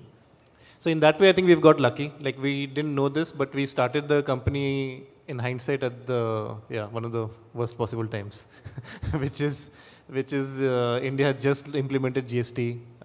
So that way we didn't have a pre-GST, post-GST era in the company. We always had a post-GST era, but because there was a lot of dampness in the economy just when GST had just been implemented. Then there was COVID, which was bad for everyone. But now all those things have unwounded, and hence what we're sitting on now is largely opportunity. Starting the business at the time which we did a few things well. Like the fundamentals are strong. For the first couple of years, we raised very little capital. Most of the capital we have raised is actually the last couple of years. And because we started the company with a low capital raising environment, we built the business with a strong P&L on day one. Like while we were not profitable in the first couple of years, we were almost profitable for the first 2-3 years. And our first full year of profitability was 2021, which when it was not the flavor of the season. Like nobody wanted companies to be profitable back then. But in our case, it was a very natural progression just because that was the way the company got built. Now what that helped us is today when we try to do something new or enter a new category or market, we are doing it from a strong base where the core business is generating free cash, which we get to invest in new categories and new opportunities. I wanted to come to that, obviously, is the question around profitability, right? Like, I know that you kind of keep telling us every time at least we meet that it is ESOPs and you believe strongly in giving ESOPs, but when you are looking at the journey and the business, right, when do you see is a good time to say we are going to be PAT positive and move from there? Definitely, so we are profitable at an EBITDA level. And in fact, this year, even factoring for non-cash ESOP expenses, we were EBITDA positive. So the next logical milestone is PAT positive. I think it will happen. But by being EBITDA profitable, it allows us, whatever capital we generate, it allows us to reinvest back into the business. So we are still, I just want to remind everyone that we're still a 5-year-old company. We started in 2018. We still have a lot of headroom ahead of us, and we want to keep on reinvesting back into the business. And we are seeing a lot of change around us. As an example, US is now 20% of our revenue. We need to invest into the business. It doesn't happen without any investment. And investment at the beginning will be largely cost and not much revenue, and it takes some time. The best analogy is actually an analogy that is closer to home for us. If you want to set up a new factory, it takes 1 year to set up a factory. For that 1 year, you'll be loss-making. But once that factory starts generating output, eventually you'll start making profit. So it is important to understand where capital is being allocated. I think being EBITDA positive allows us to know that we are at least having strong product market fit. This is a business that can sustain itself on its own. Then when you stop investing, you'll suddenly become PAT positive. I think that's where it is. So you're not giving us a year, definitely, on that. But, I also wanted to ask you this is investments, right? I think Zetwork has been doing a lot in terms of investments in the manufacturing space, right? And I remember last year when we were speaking, you said that, we also want to direct investments in manufacturing capabilities and build that in India where India has a stand to kind of win, right? Consumer was one of them and stuff like that.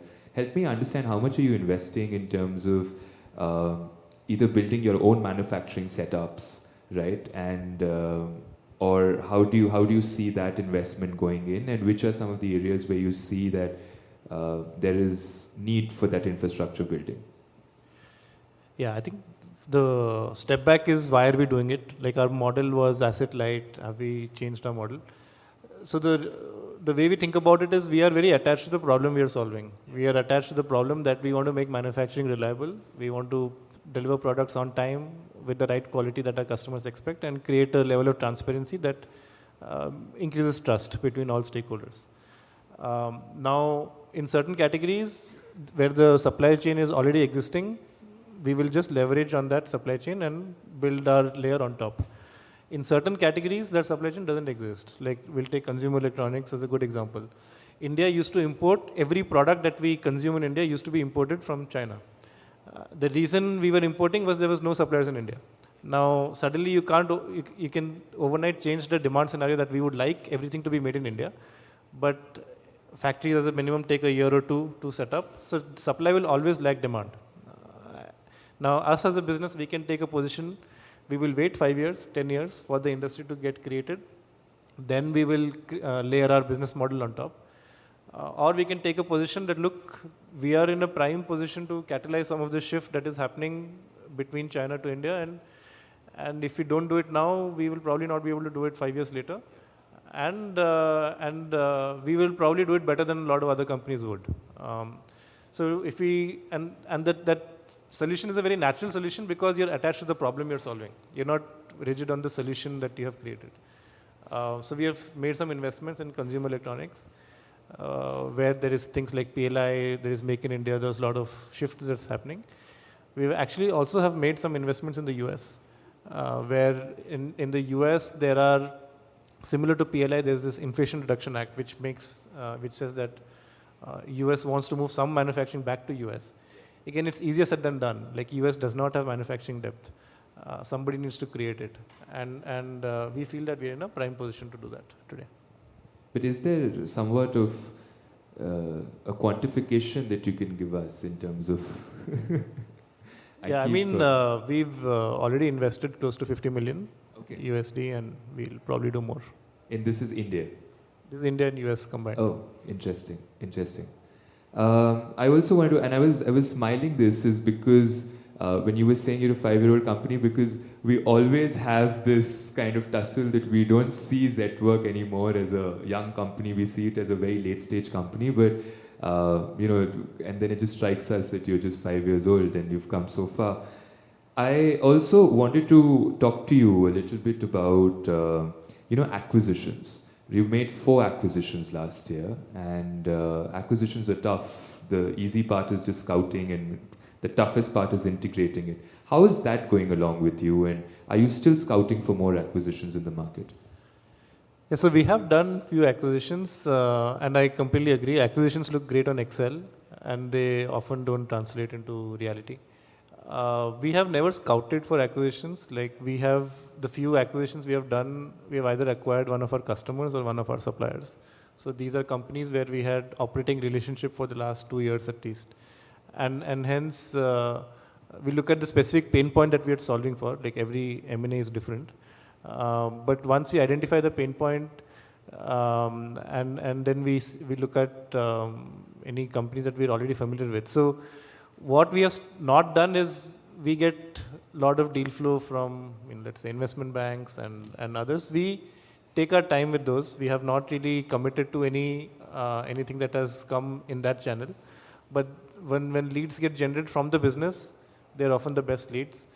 One general trend that I am seeing, which I think will be a big theme for the next 10-15 years, is a lot of the existing manufacturing capability in the country, and even, let's say, in markets like US and Europe, there's a lot of generational turnover that is happening. These are businesses that were set up in the 80s.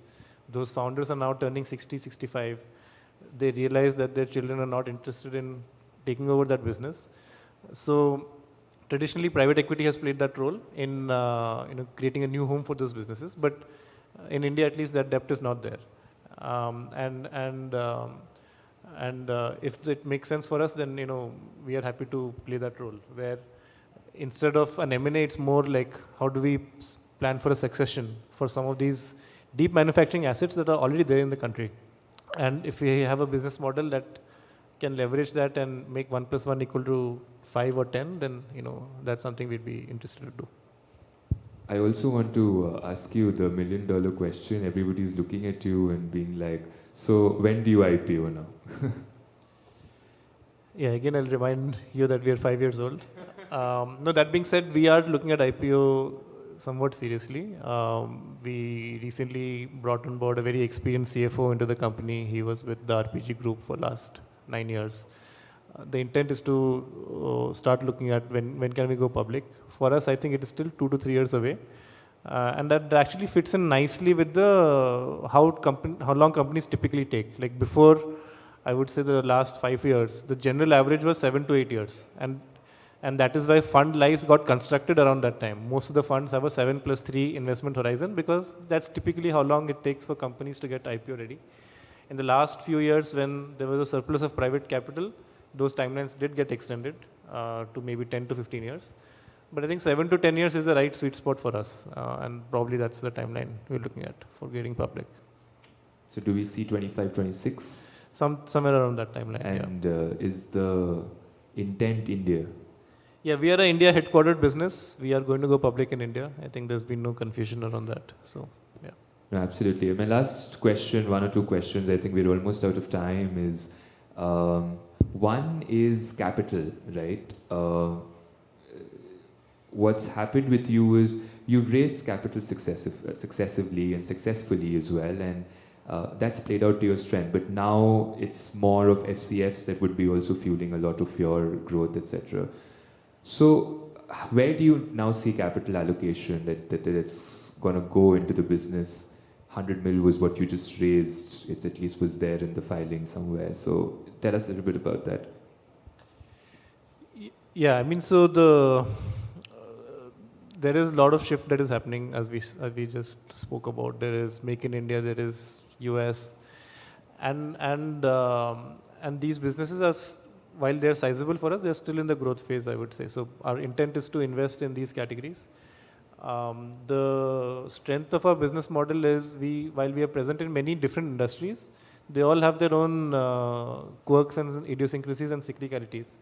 Right now, consumer electronics is hot. Right now, capex is hot. Solar is hot. And hence, in a way, that is reflecting in our P&L because these are categories that are doing well fundamentally. At some point, it is possible that they may not be having the tailwinds that they're experiencing right now. So our idea is, I think, where we stand today is, if a new category is doing well, we may not find out on day 0, but we will definitely find out on the 6-month or the 1-year timeline.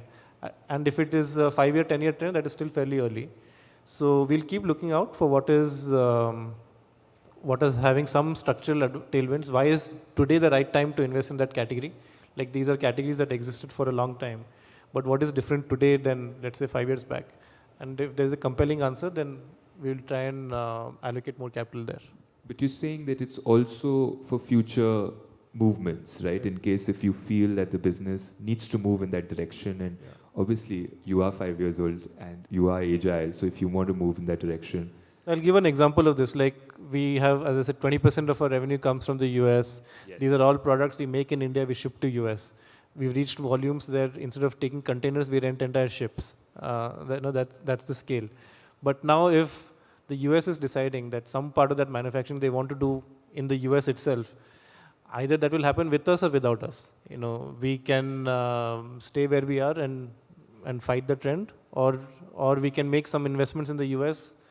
And essentially, we are preventing ourselves from getting disintermediated by somebody else. So that requires investment. That requires making sure that that business has the right solution that is required for that market.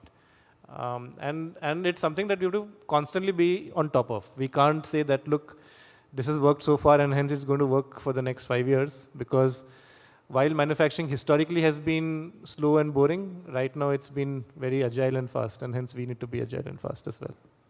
I also wanted to quickly ask you is, you know, I mean, there are a lot of tailwinds now towards this sector, right? And India is very strongly beating it to the world that we want to be a manufacturing hub, right? With the deals that we are signing in. Where do you see the next 10 years now, right? Like everybody's like manufacturing is a hot sector. Where do you see are gaps which you think that you can fill and gaps which you think newer startups can kind of now fill in? And I'll just end up with that is, are you planning an accelerator program for some of these startups or something very cool so that they get support and understand from large platforms like yours? Yeah, I think this is probably the golden age of Indian manufacturing. I think there has never been a better time. Certainly when we started, we didn't think we would get to where we are today. I think we have exceeded our own expectations as a business. And at the same time, we never thought that sentiment would be so strong. I think this has been, for the longest time, my parents didn't know what I was doing. but now they somewhat understand. And I think that's great, because the more activity that gets into manufacturing, the better for the economy. Ours is an industry which creates a lot of jobs, and it adds directly to the GDP of the country. If we can move volume from other countries to India, it is net new GDP addition that we are delivering for the economy. So it's very, historically, it was difficult to draw a straight line between the work you did and the result it was creating. But today, that straight line is very, very visible. And hence, we hope that more people do join that industry. I think we have created a horizontal platform. We can't do everything. All of these categories are deep on their own, and they have very industry-specific nuances and problems. So I think the next wave should be attacking specific pinpoints that are unique to those industries. And that's why I was very interested in the maritime thing that we were doing earlier. I think that's a great initiative, because each of these categories by themselves are very deep, and we are solving horizontal supply chain problems. We are not doing much R&D as a business. Yeah. We are not creating any new product. We are saying, how do we bring a product to market? The next phase is, how do we create better products that are more efficient or cheaper? We are trying to help in that. We have created a program called Zetwork Build. It's not an accelerator in the true sense where we don't provide capital, but we provide, when a new hardware-oriented company starts, they have to create a new product, they have to sell that product, and then they have to manufacture that product. We are taking away that last pain point away. We want early stage companies to focus on creating best-in-class products. Right. We want you to create a distribution that can enable you to sell that product, and we will help you with taking care of all the manufacturing pain point.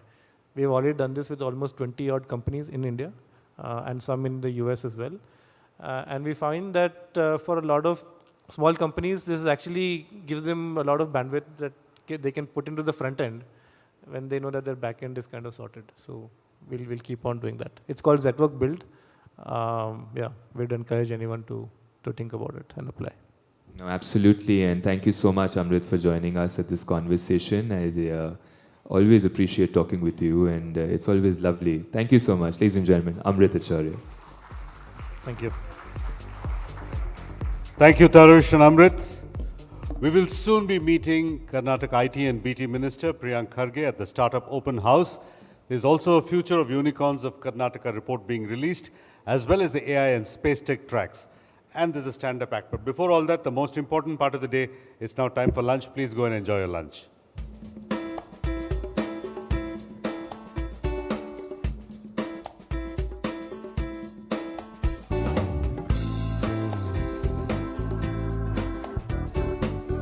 The session will resume at 2 p.m. with Minister Priyank Kharge will be here. So do grab a quick lunch, and I'll see you at 2 o'clock.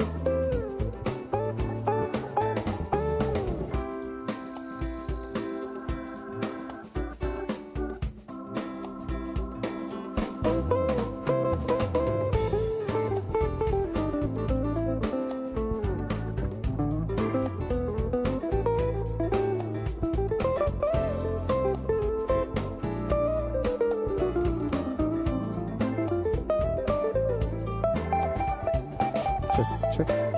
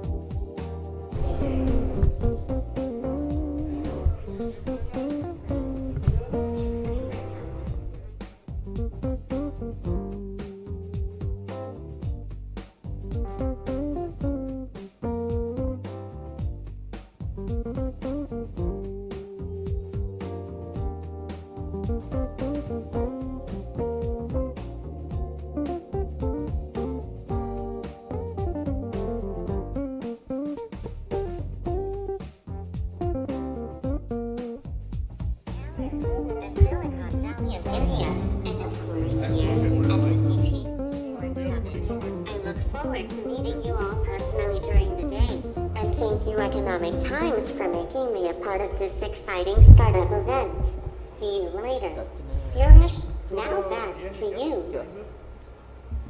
Do you have a riser, small riser or a box or something for the mic? They can. We'll keep it over here.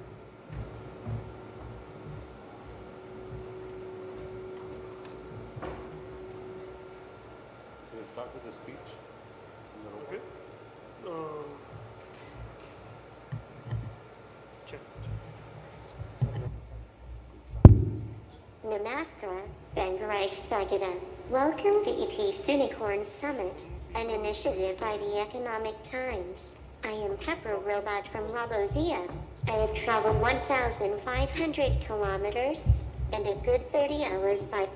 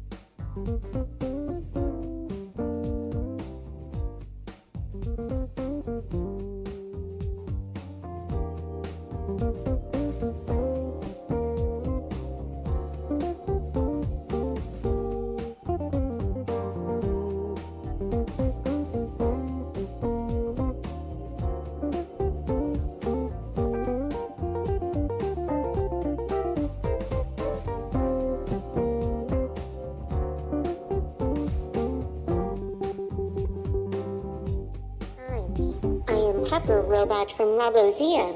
I have traveled 1,500 kilometers.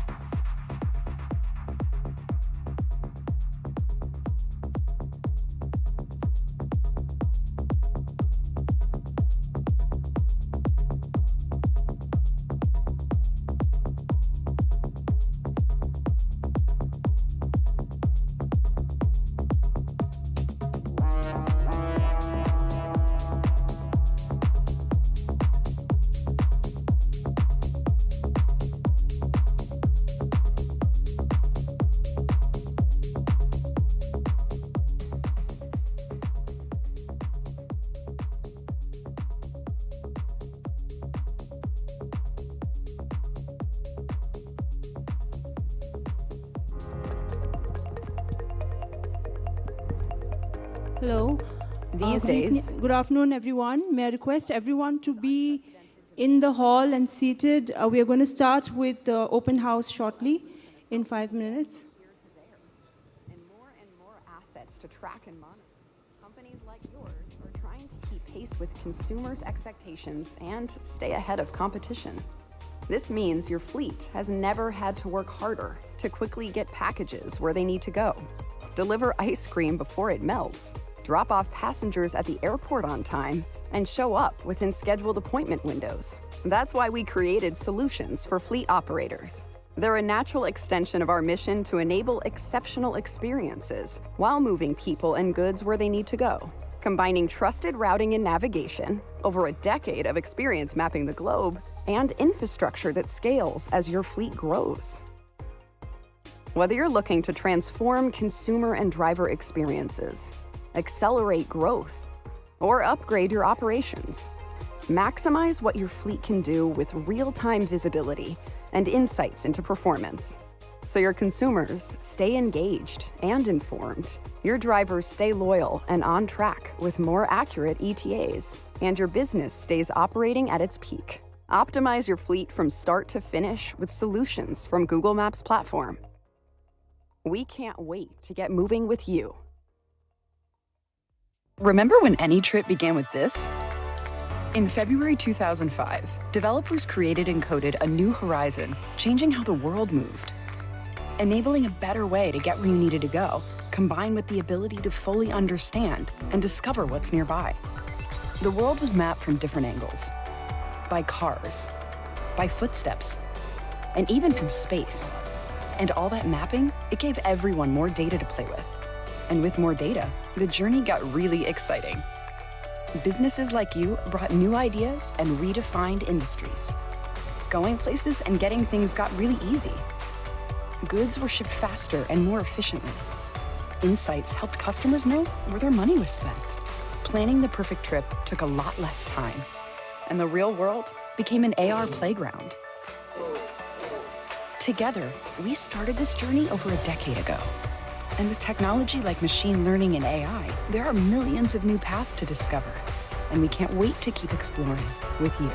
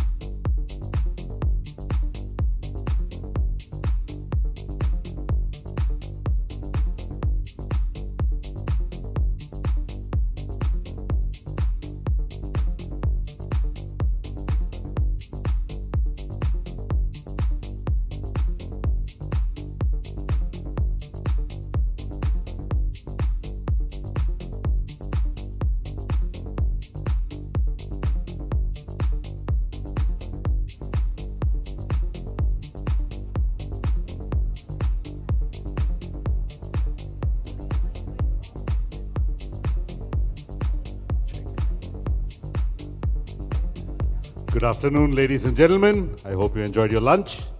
Please to come back into the main ballroom and take your seats. The summit is about to restart.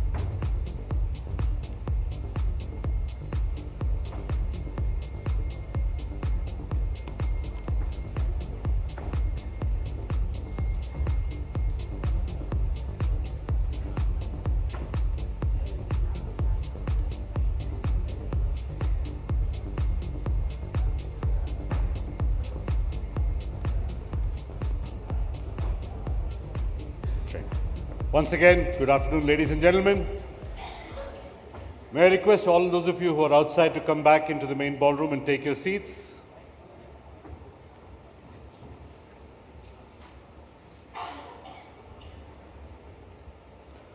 We will be joined shortly by Mr. Priyank Kharge, Minister for Information Technology, Biotechnology, Rural Development and Panchayat Raj. He will be with us shortly and we will start.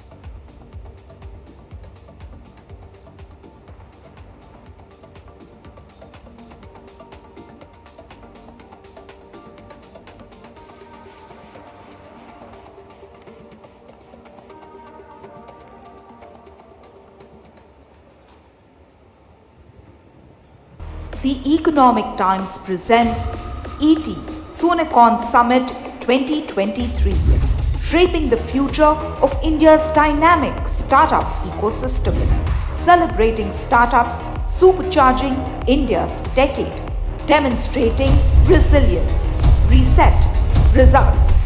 ET Soonicorns Summit 2023, Bengaluru and Delhi NCR editions, highlighting and unlocking the potential of sunrise sectors, spotlighting the pioneers, the disruptors, the innovators and the game changers in a unique hybrid, immersive experience for a global audience.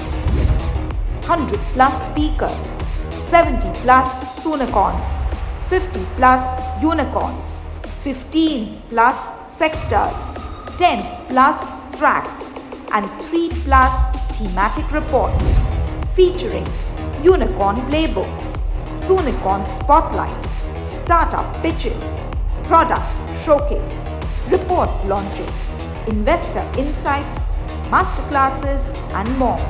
ET Soonicorns Summit 2023, enabling the rise of a resilient startup ecosystem and tracking new frontiers of growth. Join us in shaping the future.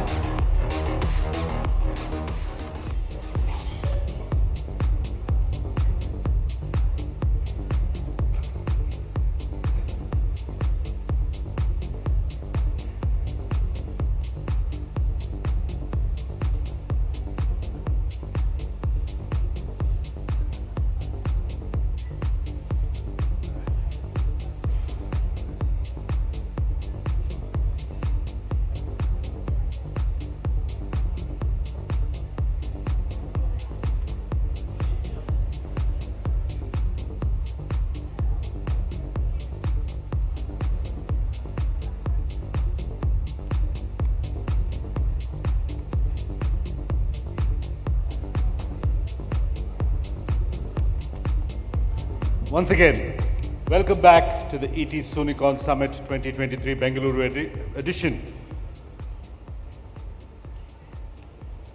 We're honored to welcome Mr. Priyank Kharge, Minister for IT, Biotechnology and Rural Development and Panchayat Raj. Greetings, Minister. Before we start, we have with us, Minister, we have Pepper, a very special guest who has a message for all of us. Pepper, over to you. Namaskara, Bengaluru. Welcome to ET Soonicorns Summit, an initiative by the Economic Times. I am Abozia. I have traveled 1,500 kilometers and a good 30 hours by road to be here with you all today, the disruptors, innovators, change makers, and enablers shaping India's rise as a global tech superpower. My presence is itself a testament to the advancements India has already made in advanced technologies, from robotics to artificial intelligence, to Industry 4.0, and more. With the innovations, powered by startups from across the country, and digital Bharat, India has the potential to take the lead in technological innovation and shape the future. And there's no better proof of that than here in Bengaluru, the Silicon Valley of India, and of course here, at the ET Soonicorns Summit. I look forward to meeting you all personally during the day, and thank you Economic Times for making me a part of this exciting startup event. See you later. Suresh, now back to you. All right, thank you, Pepper. May I now invite Mr. Priyank Kharge, Minister for IT, BT, Rural Development and Panchayat Raj, Government of Karnataka, onto stage. Mr. Kharge will deliver a short address, followed by an open house. So if you have questions for Mr. Kharge, it's time to start writing them down. Mr. Kharge.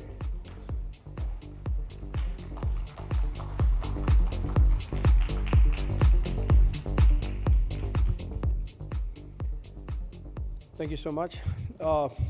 Ladies and gentlemen, I have a very great task of keeping you awake after a good lunch.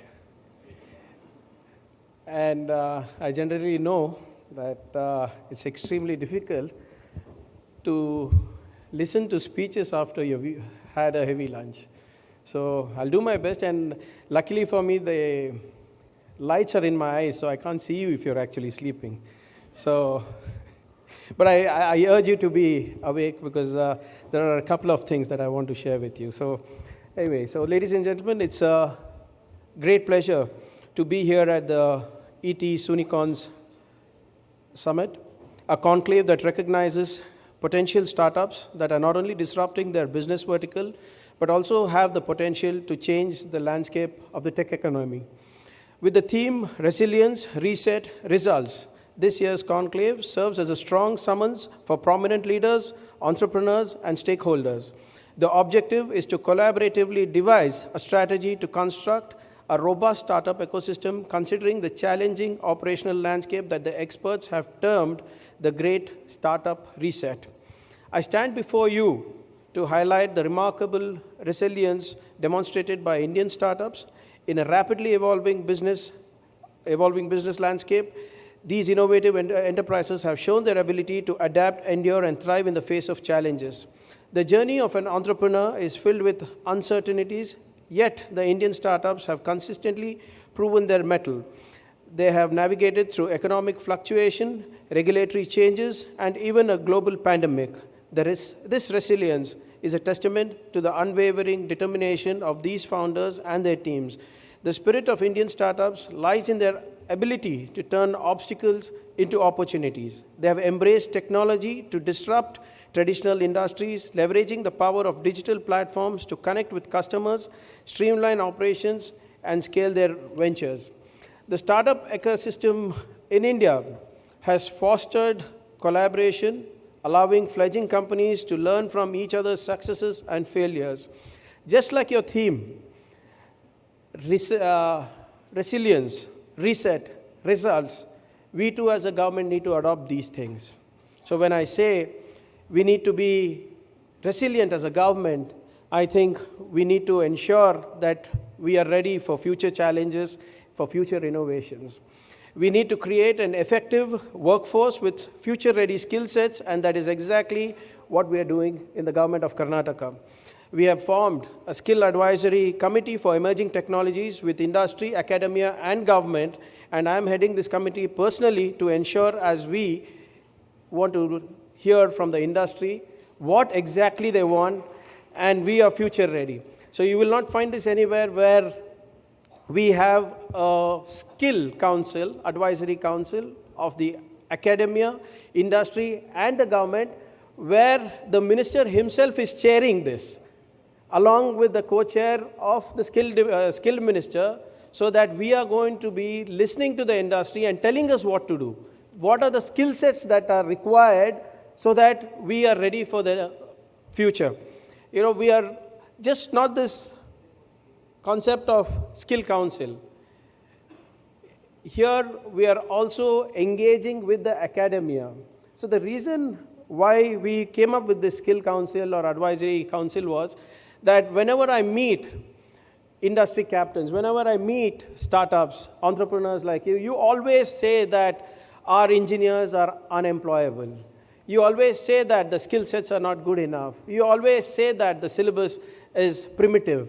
And just to ensure that we are not left behind, we want to be a government that is resilient as well. We want to learn from you as well. So we are engaging with the industry. We are asking them, tell us what you want. And it is just not like randomly sitting in Vidhan Saudha or Vikas Saudha and understanding through some reports. We are actually engaging with industry. We are doing a deep dive by sector, by vertical. Example, if cybersecurity sector wants 15,000 people trained in cybersecurity laws or in cybersecurity technology, they will be giving us the curriculum. With their curriculum, we will be training. 50% of the cost will be borne by the government, 25% by the industry, and 25% by the engineer or by the student. So the idea is to ensure that each of these engineers who are coming out, or each of these professionals who are coming out, are more employable than ever before.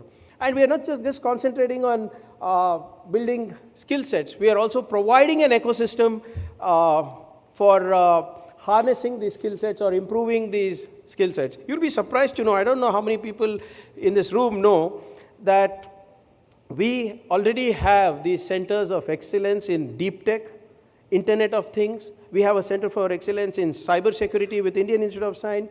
We have a Agri-Innovation Center of Excellence. We have COEs in Data Science and AI. We have a COE in Aerospace, Fabless Semiconductor, Machine Intelligence and Robotics. We even have a Center of Excellence in Animation, Visual Effects, Gaming, and Comics. That helps in digital publishing. We also have a Center of Excellence in Efficiency Augmentation. We also have a Center of Excellence in trying to have artificial intelligence and ethics in governance. So why we are doing so many centers of excellence is only because we want to be resilient. Just like how your theme is, resilience. We are learning from you. We want to be future ready. We want to ensure that any innovation, any invention that is going to happen across the globe has some kind of connection with Bengaluru.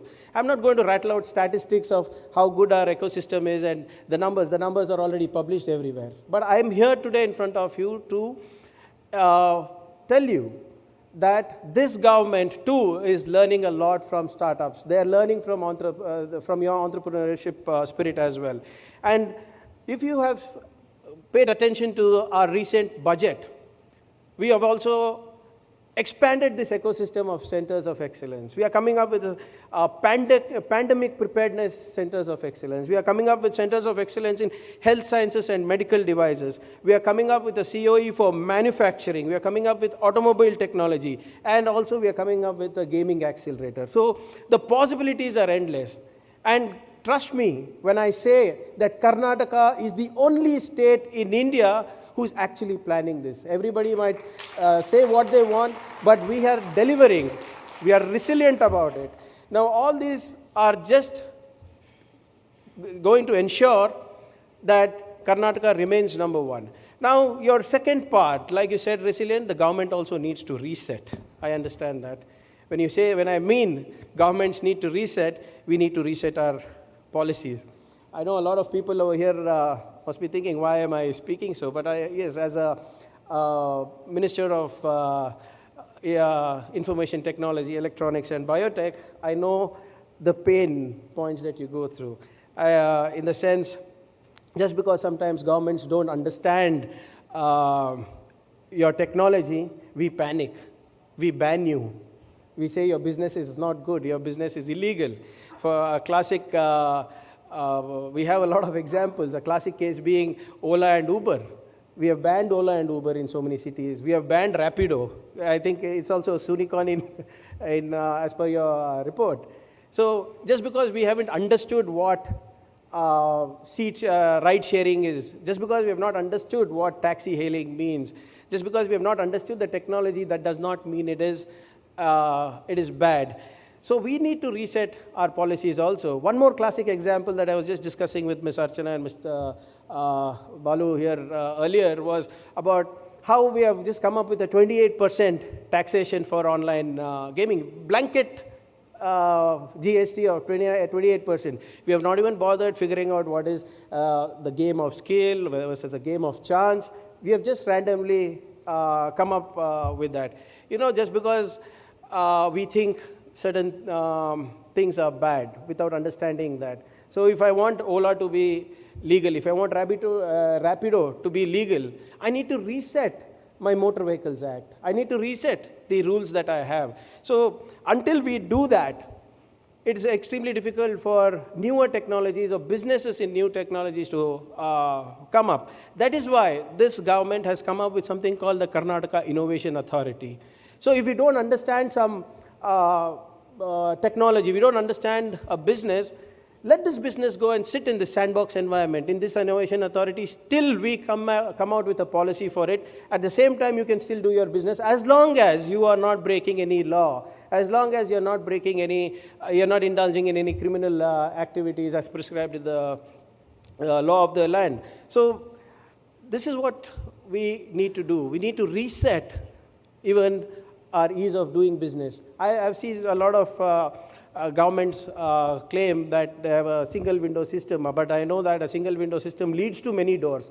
But trust me, in Government of Karnataka, we are trying to ensure that right from a startup registration till if somebody like Foxconn wants to come and invest in India, there is ease of doing business here. A single window system means a single window system, and we are trying every trick in the book. We are learning from everybody every day to understand how we can make this only better for entrepreneurs, how we can make it better for startups, how we can make it better for emerging technologies to be flourishing right here in our state. And you'll be glad to know, I just was meeting a couple of startups in the room meant for speakers, and they were telling me that I have this robotic solution, and I have these other educational Edtech solutions, and we need the government to help us out. So quite naturally, none of you are eligible to participate in the government tenders. But that does not mean that you're not good enough. Maybe you can't scale, but nothing stops you from actually piloting. Our intention is, why can't the government give you a pilot? We are more than happy to ensure your product is tested in a controlled environment, in a sandbox environment. And if it is good enough, why can't the government be your first customer? So we are coming up with a preferential public procurement policy for you, so that we as a government can be able to procure newer technologies and products that is going to help us deliver better governance to the citizens of the state. So when I say reset, trust me, the government is resetting the policies, and probably in the next few months, you will see a larger change in the approach of government, in the approach of ease of doing business. You will see definitely a better ecosystem that will ensure that your businesses thrive. And the last thing that this theme has is, one is resilience, the other one is reset, and the third one is results. Just like how you need to go back to your VCs and show numbers, I think it's high time the government also should start focusing heavy on results. So when I say results, just like you people, I'm not going to chase valuations, but I'm going to chase values. I'm going to try, we are going to figure out ways, we are going to ensure that startups and entrepreneurs who are adding value, who are able to solve a real life problem, will be able to work with government. So adding value is the most important thing. We need to deliver better as a government to create more jobs. We need to deliver better to provide a better environment for women entrepreneurs. We need to provide a better environment for innovations and inventions to come. So be rest assured that this government is going to be as result-oriented as yourselves. So all that we need to do is, we need to look at how we can add value to each other's workings. So I'll not take much of your time. I will, because I think once I am done with this keynote, a lot of you have questions. And as a government, it's my prime responsibility not to speak, it's also to listen. So more than Man Ki Baat, we listen to Jan Ki Baat. So the reason why the government of Karnataka likes the Jan Ki Baat is because it helps us form policies. It helps us bring in rules. It helps us create an environment that you like, where you will thrive. Because ultimately, any government, just not the government of Karnataka, any government is by the people, of the people, and for the people. And I am of a very, very strong opinion that any policy that needs to be made by any government, it should be done by listening to stakeholders. So generally, I avoid keynote speeches, but I think it's a sort of a framework that has already come up in the industry, saying that pehle keynote karna hi padta hai. So I generally keep my keynote short, and I try to listen so that I can understand how the government can solve problems for you. So as we celebrate the resilience of Indian startups, let's recognize that their journey is far from over. The road ahead might be bumpy, but their ability to adapt, innovate, and preserve will continue to shape the narrative of entrepreneurship in India. Ladies and gentlemen, the future is ripe with opportunities, and as we engage in insightful conversations today, let us harness the collective wisdom present in this very room to shape the trajectory of global businesses and set a precedent of excellence that transcends borders. Thank you all for your attention, and I look forward to the enriching discussions that we might have post my keynote. And I would like to personally thank ET for having me over. And hopefully this will be not the last time that you'll be calling over, because Ms. Archana was telling me that you are having a larger part of the ecosystem coming out soon. And I'm quite surprised why you don't tie up with the government of Karnataka. Why do you want to do it alone? When we have an ecosystem, when you have the government that is listening to you, you have a government that is ready to partner, you should partner. I don't know why there is so much of aversion to have one small government logo somewhere there, and for us to help you partner and for us to help us form policies. But anyway, thank you so much for having me. Much grateful for your attention. Thank you. So, do I stay on here? Oh, thank you.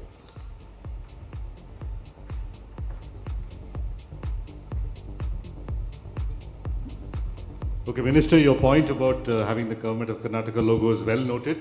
The senior team at ET has taken note of it and are working on it furiously right now. Okay, we are now going to open the house for questions. There are a few rules, and as fellow Bengalurians, we know that you're all extremely well disciplined and well behaved. All right, so here are the rules. Please ask one question at a time. Don't ask 3 questions at a time. Right? Ask one, try and keep it short. And obviously, you cannot ask questions about politics. So you'll have to behave yourselves a little bit. You can ask questions about business. You can ask questions about startups. You can ask questions about anything that the minister spoke on stage. We'll come to you just a second. Raise your hands. We'll get a mic sent to you, and then you can ask your question. But Minister, I believe our robot Pepper has a question first. Non-humans first, then humans next. Yeah, we'll come to you. Thank you, Suresh. Good afternoon, Mr. Minister. I am Pepper Robot from Robotics Gallery, Gujarat Council of Science City. I have a question for you. When do you expect to see robots like me becoming more mainstream in all walks of life, across offices, homes, cafes, etc.? So when do I expect to see robots? In homes, cafes, when do you expect to see robots in practical day-to-day use? Well, the way things are going, I think it might be anytime soon. But at the same time, we need to ensure that the artificial intelligence that comes with these machines are well within the ethical That is a serious question, isn't it? That's a very serious question. But yes, nothing stops us from using robots for in our daily lives. I believe there's a restaurant in Bangalore that uses robots to serve, and there are also, I met a doctor a day before yesterday who's saying that they're taking robotic surgery to the next level with an actual robot. It's just not the machinery part of it. So yeah, I think it's going to happen soon, but at the same time, the intelligence with the machine also needs to be taken care of, if you know what I mean. All right, yes, we do know what you mean. Right. Now, with your permission, Minister, I'm going to be slightly biased in questions. I'm going to prioritize questions from women entrepreneurs over men. Is that fine with you? Absolutely. Okay. So questions from women entrepreneurs will get precedence over other questions. So please raise your hands and we'll come to you. Yes, that gentleman there, can you stand up so we can see you and the cameras can catch you? Yeah, right there. Yeah. There, just behind that, the gentleman in the suit. Yeah, go ahead, sir. Go ahead, the mic is on, or it'll be on shortly. Hi, good afternoon, Minister. So the primary question is that so many startups are not able to move forward because of the lack of compliance during the initial days. So can we have a help desk-like thing where initial 3 to 4 years they can go for compliance check so that their progress is not hot going. So that facility I don't think we have. So what exactly do you mean by compliance? What kind of compliance are you talking? Compliance from each page. Which sector? In startup, for example, where the company, how the tax things are going on, how whether they are meeting all the government rules and regulations, something, or foreign rules and regulations while they're dealing with the foreign client, something.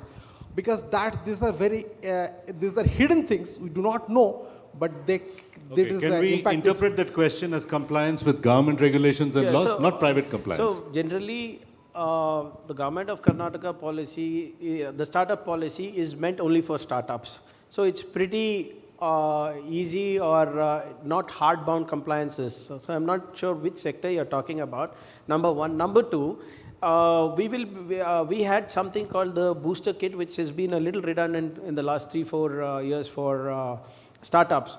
So where in that booster kit, we also give you legal support and financial advisory for compliances in your sector. So we had empaneled legal advisors as well as financial advisors to ensure that compliances in any sector will be done almost free of cost. So in the previous governments, they did not pay much attention to that. But give me some time, I will ensure that this part is taken care in the booster kit. So if you have registered yourself with the Startup Karnataka, we will ensure that any compliance that you have will be dealt with this group. Thanks a lot, Minister. Thank you very much. Thank you. The lady who raised your hand there, can we get a mic to the lady in the blue?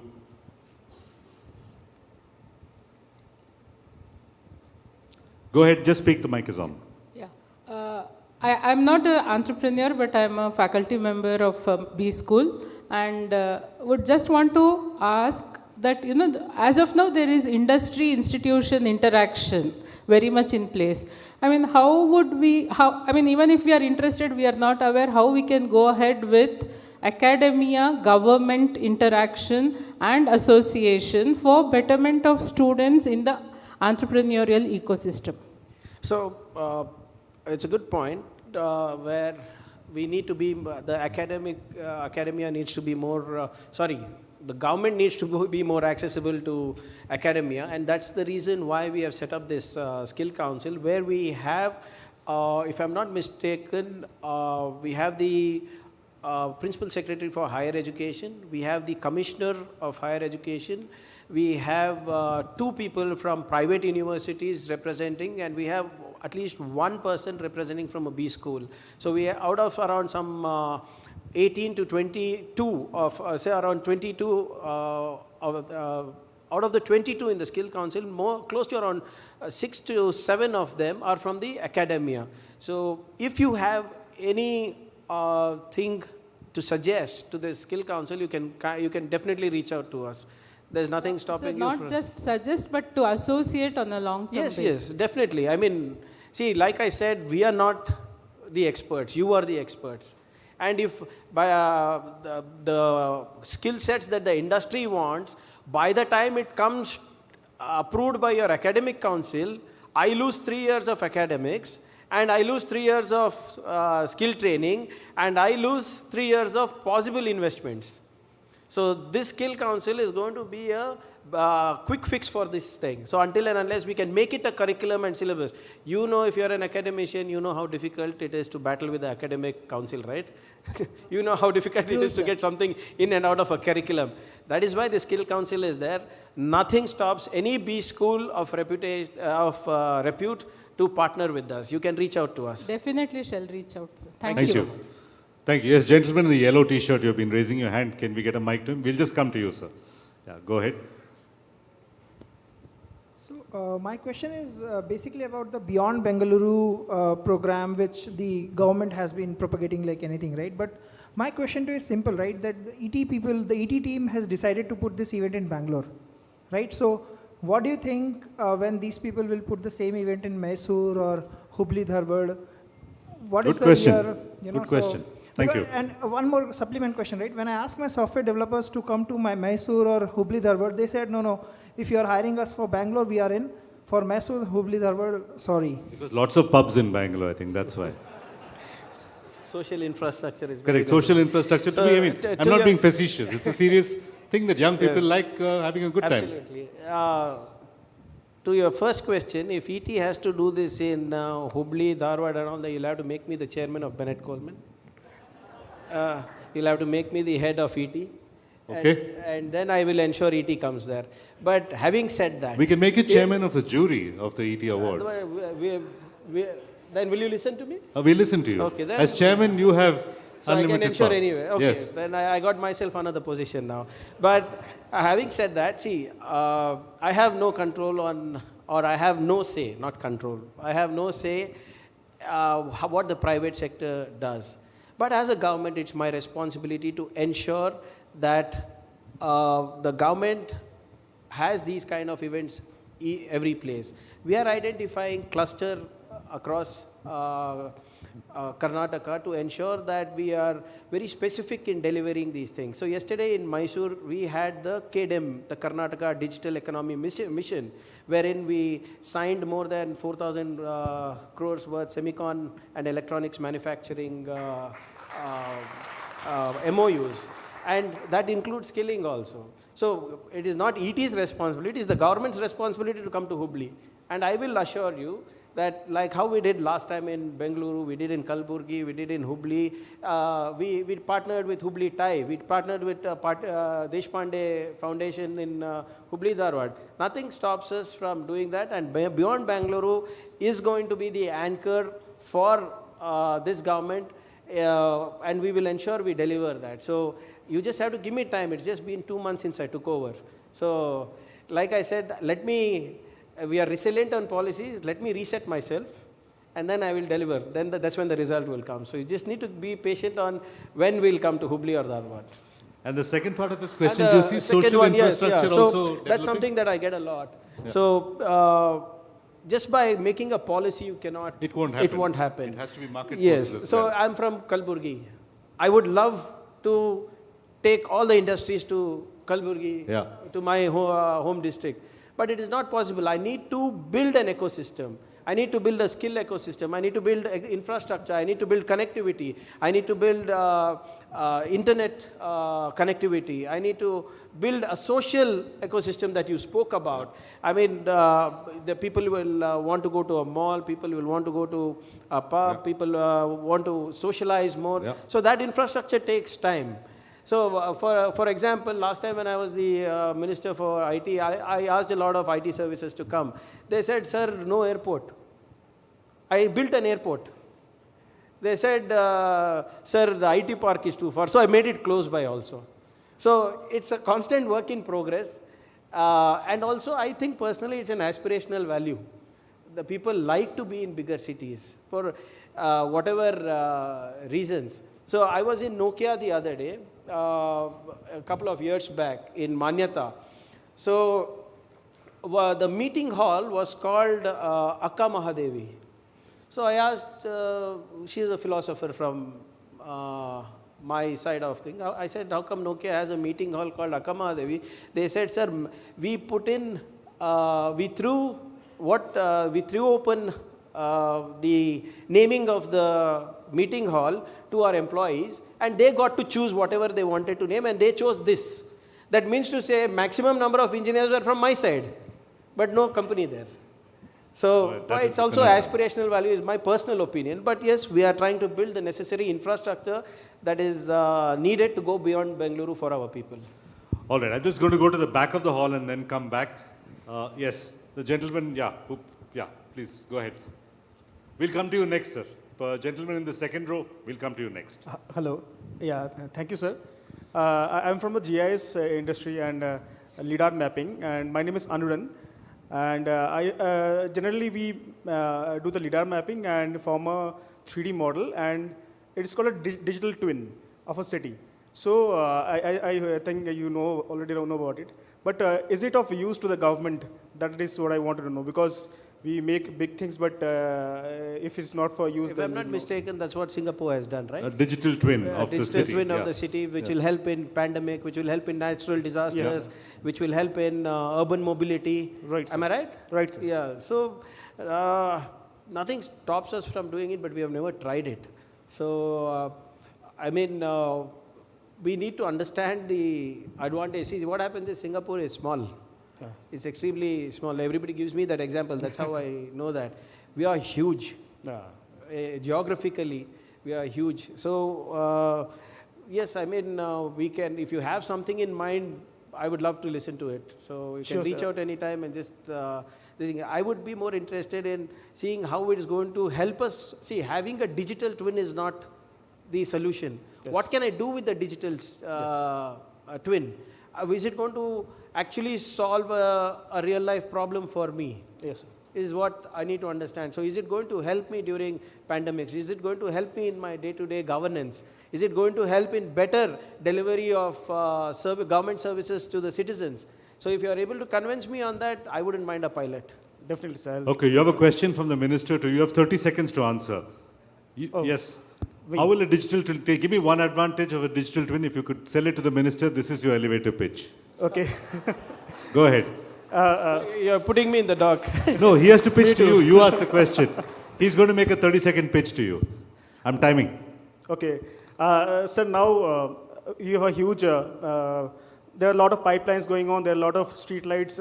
There's a lot of blackouts happening in the city. So how do you know? A lot of potholes and all. So suppose you have an app over there in a dashboard, and So there's a pothole, and in the Google Maps, it is coming up as a pop-up. There's a pothole created. So the team rushes, the repair team rushes to the spot upon instructions and fixes that pothole immediately. So that is how it will work in a digital twin environment. Given a pothole situation, it may be a serious situation, maybe for any situation. Okay. So that is Did that convince you, Minister? 30 seconds? Not much. The digital pothole filling system. But what I would assure you is definitely you can come, and I'll give you more than 30 seconds for you to. So at least you got a foot in the door now. That's the goal sir. of an elevator pitch. Thank you, sir. We have time for one more question. Any women entrepreneurs in the audience? Happy to take your questions. We have time only for more. Yes, the lady there next to the camera. Yeah, go ahead. Hello, sir. It is good to be here and listening to you how we are collaborating together. I'm a part of Cost and Accountants Institute of India, and I see that there is a lot of gaps when we see the skills, right, and how we scale the startups. What is the profitability? That was the first session that we attended, right? How the unit economics comes in place and corporate governance. So I see a lot of potential between the collaboration between Institute of Cost and Works Accountants of India and the government, right? And we can help bringing up the startups together to a more profitable ventures and with a big dream, right, for the IPOs. So I would just like to know your thoughts, right, how we can bridge this gap and how we can help. I mean, like I said earlier, see, bridging the gap, any gap, whether it's the gap of mentorship, whether it's gap of funding, whether it's the gap of market access, whatever it is, we are willing to, the government of Karnataka is willing to listen and learn. So nothing stops if there are associations out there who have who have this experience of being the best in your field, kindly reach out to the government of Karnataka for a partnership. Everything is important for a startup to succeed, an entrepreneur to succeed. I've seen so many startups fail because they don't file their accounts properly. I've seen so many startups fail because they never got market access. I've seen startups fail because their pilot went off, did not go as well as it should have. I've seen startups fail who had great potential within the government but could not scale.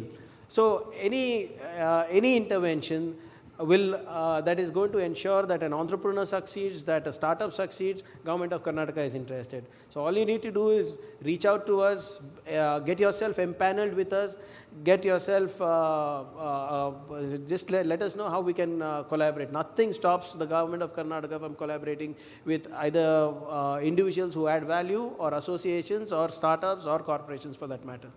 I have a piece of advice. Make a compelling pitch. When you have the minister on stage and he's in the spotlight, make a compelling pitch. Okay, we have to stop the questions. I'm sorry, we can't continue any further. May I now invite on stage ET editors led by Archana Rai, editor South Economic Times, to join the minister on stage for the report launch. Archana, editors, can we have you on stage?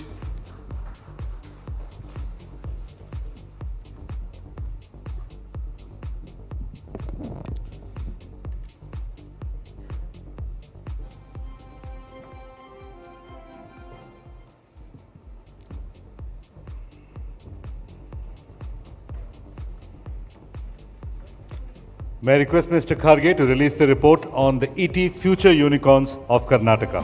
Mr. Kharge.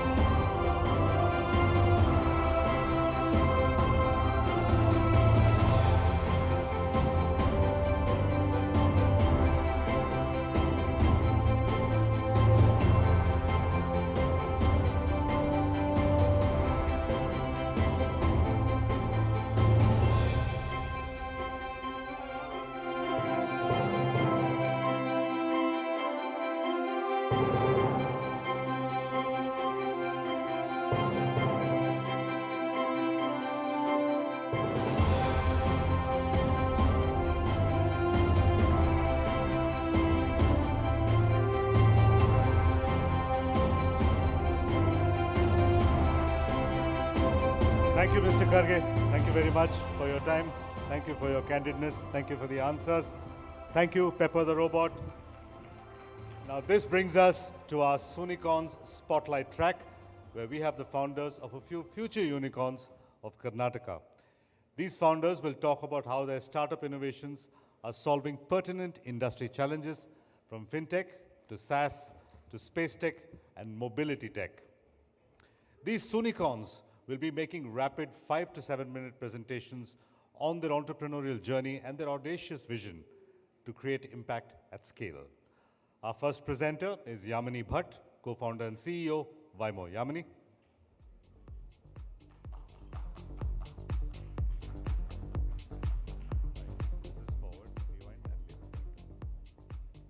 Thank you so much. Good afternoon, everyone. I'm Yamini. I'm a co-founder and CEO of Waymo. Thank you, ET, for giving us the opportunity here to share our story. I'll spend a minute explaining what Waymo is, and I thought what might be most interesting is companies can take many different shapes, right? When we all start, the intent is, even within the realm of software, the intent is we are building a software company, and there are a lot of nuances that you hit and choices that you need to make. I wanted to share stories around 5 choices we made that brought us where we are and why we made those. So what does Waymo do? Quick overview, right? We are a software company, broadly in the SaaS space. Waymo is a sales productivity solution for financial institutions around the world. So it's for global software for global financial institutions. We started the company somewhere in 2013. It was just Venkat and me. We are graduates from BITS Pilani. I went and did my MBA at IIM Bangalore. Venkat was at Columbia University doing his MS. And then I worked with McKinsey, Venkat worked with Google in the Bay Area, and then we came together to start Waymo when we moved back to India. It's been a 10-year journey. For 8 of these years, we have had our customers, team built out, etc. When I look at this image, when I looked at it this morning, I thought, wow, the two things that I'm really excited about is that both of us have lost weight and not lost hair, which is incredible given what it takes to, tread this journey. So software can be built in many ways. The way you approach the market can be many things, right? This is a chart that roughly shows to build a $100 million revenue business in software. There are a spectrum of approaches you can take. You can build software that very large customers pay $1 million per customer for, like you would have 100 customers paying you $1 million each, or you could have 1 million customers paying you $100 each. The nature of what you build within your organizations, how you run marketing, how you run sales, how you engineer your product is dramatically different from between the two choices, right? And in this whole spectrum, Waymo chose to be a company which would have 100 customers that pay us $1 million each, right? So when we say that we work with large financial institutions around the world, we work with customers like Berkshire Hathaway, Tokyo Marine, HDFC Bank, etc. So that was the number one choice that we made, right? That we went up the curve. And the choice was made because we solve problems on sales productivity, which is how do individual sellers perform better and how can we help them. It's an easier problem to solve if you have 10 salespeople in your company. You just put them in an office conference room and train them up. But when you have 10,000, it's incredibly tough and you're counting on a lot of top-down mechanisms to do it, which may not land. Right? So the software helps you drive this bottom up, and we realize the larger the team, the bigger the problem, the more premium a customer would be willing to pay to be able to solve that problem. And that led to the choice of us moving upwards in the whole enterprise spectrum. The second big choice that we made, right, just going back one context here, right, just for those who are wondering how to compare a software company to, like, say, an e-commerce company. For 100 million of revenue, software companies make something in the range of 70% to 90% gross margin, right? Like Microsoft probably would be somewhere in the upwards of 90s, and new companies probably would be somewhere in the 70% stage, right? So for 100 million, we are making about probably like 80 million in gross margin, right, after selling the product. To make a similar gross margin in an e-commerce company like a Flipkart or equivalent, you'd probably need to sell $1 billion of goods on your website to make the same kind of gross margin, right? So that's the scale of difference. Both are as relatively difficult to get to, but that's the comparison, right? The mega difference between B2C companies being built in India and B2B companies is the B2B companies are the ones that are probably putting India's name on the global map in terms of customers that we cater to. The B2C companies are the ones which are bringing a ton of global money into India to trickle down into our economy, right? But in general, that's how you might want to peg it in your mind. Going forward, the second choice that we made is we decided to choose to focus on a vertical. Many investors asked us, hey, why would you just sell to financial services? Because everyone has, like, even like if you look at telcos or food companies would have sales problems. So why not go across, right? And here is one big lesson that we learned. When you're trying to do automation, it's okay to be horizontal because you're just solving fundamental automation related problems like reducing the need to do paperwork, etc., right? But when you are trying to change behaviors, you need to have a very, very deep sense of how users psychology works and how you can move the needle. So the sharper, the more focused you can be on their methods of selling, the more impact you'll be able to have. That led us to choosing to pick a vertical. And here is the trade-off that we made, right? Companies which build horizontal businesses, like if the market for a software was $1 billion globally, typically any horizontal market leader would probably have 20 to 25% market share. So let's just assume that that's a 200, 250 million company. And if you were to choose a vertical, there are vertical players who have managed to win 80 to 90% of share within the vertical, right? You'll see that it's largely one core banking system. It's largely one logistics platform, etc., that get used massively by the leaders of a sector, right? So it's possible that you can pick a vertical like financial institutions, which is 40% of the sales software market, and say that you're going to be an 80% market share holder in that, right? So 80% into 40% is 320 million again. So you can actually be bigger by being vertically focused, because you can be someone who actually takes 70 to 80% of market share. And that's the choice that we made. Financial services turns out to be one of the largest software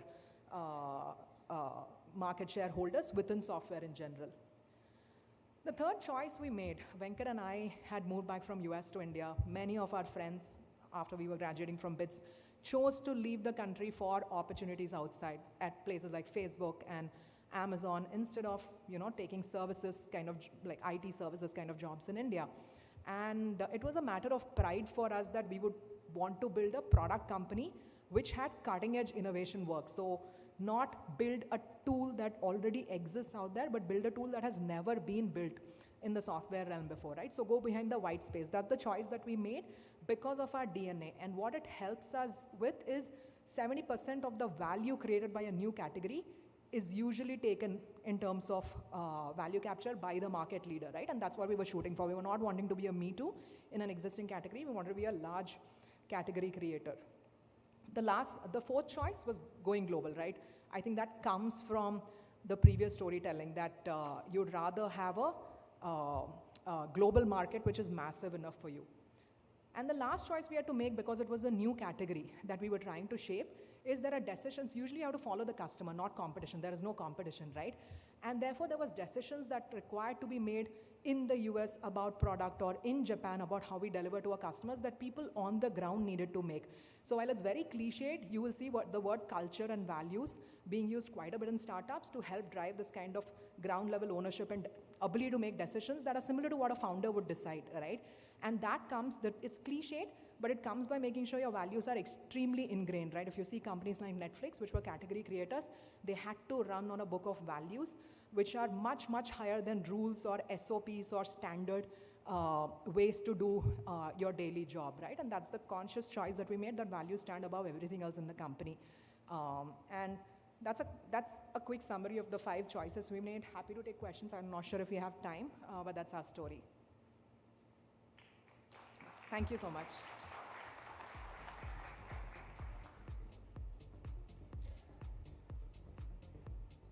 Thank you, Yamini. I'm sure there'll be startups waiting to talk to you. Our next presenter is Nischay Ag, founder, JustPay, and builder of Namma Yatri app. Nischay, you've got 7 minutes.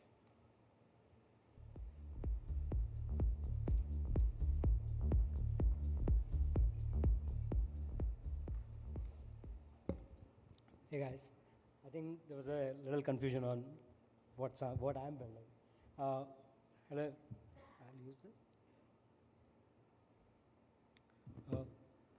Let me talk about what we are building. I'm Nischay. I'm the co-founder and CEO of JAR.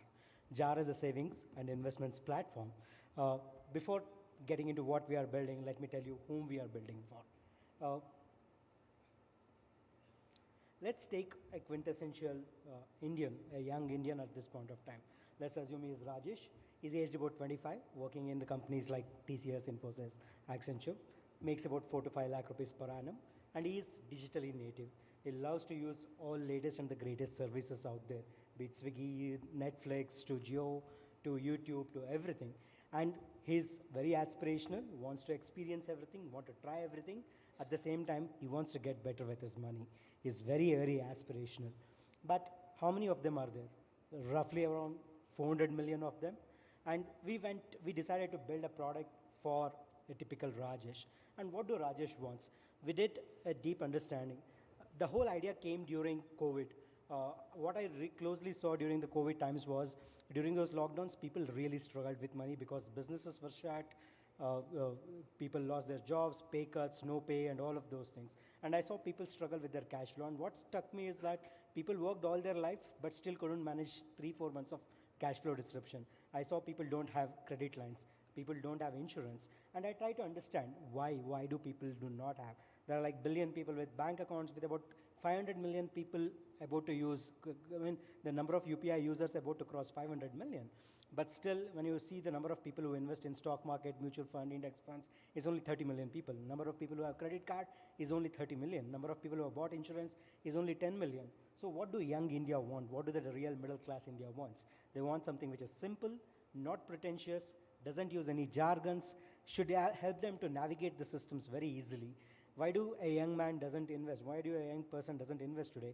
Because they're not financially literate. They do not understand any of these jargons. And everything is built like a tool. You need to learn a lot outside the platform before you come in and start investing and managing. We understood that the cost of participation is very high. You need to remove the need of knowledge, the need of indecisive, like you can't be indecisive. There cannot be too much cognitive load. And that's why we built JAR. JAR is a simple platform where you start your journey of savings investments in a fractionalized manner. You can start with as low as just $10.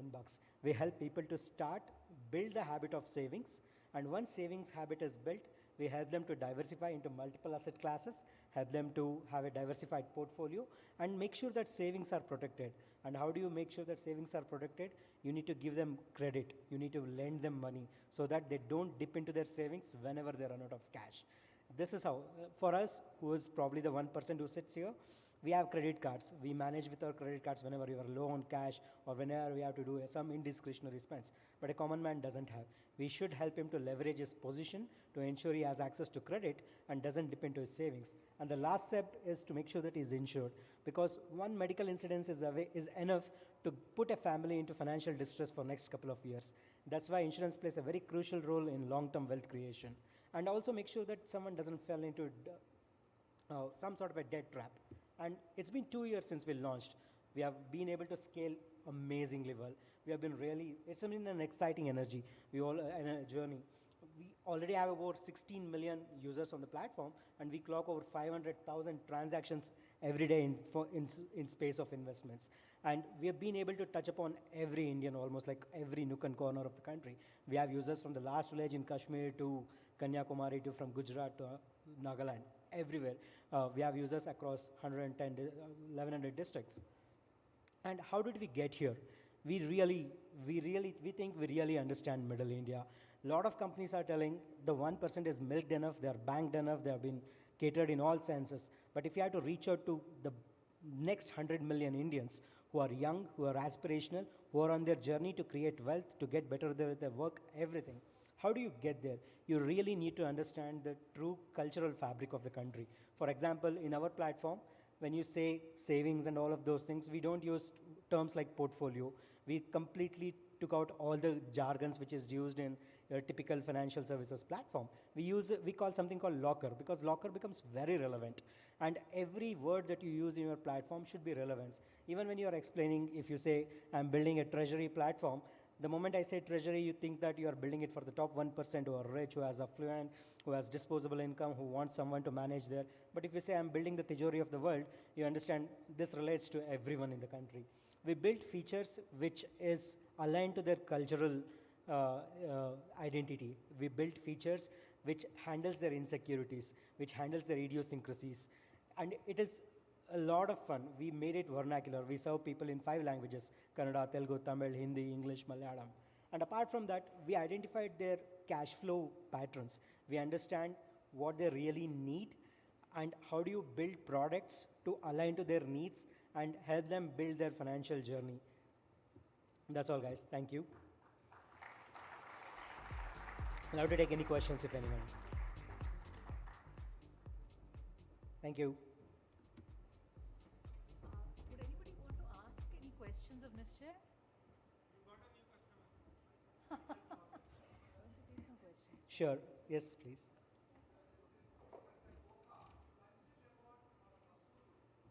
Sorry?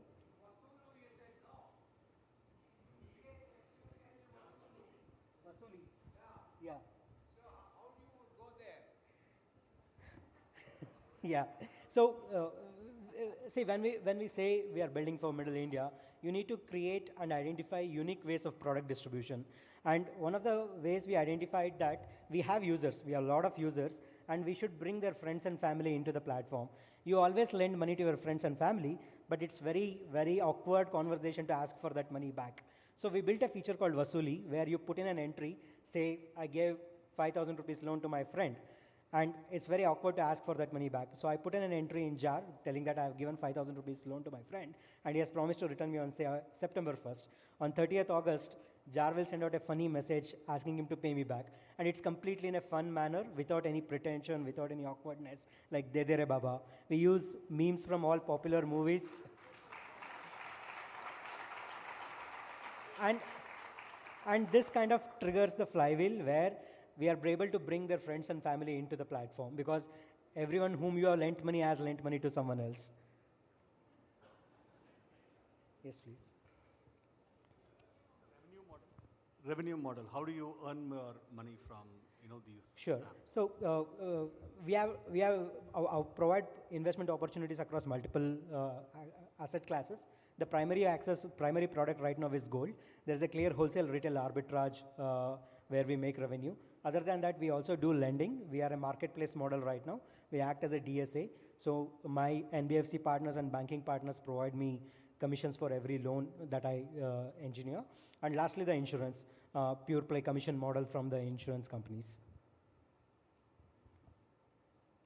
Yes.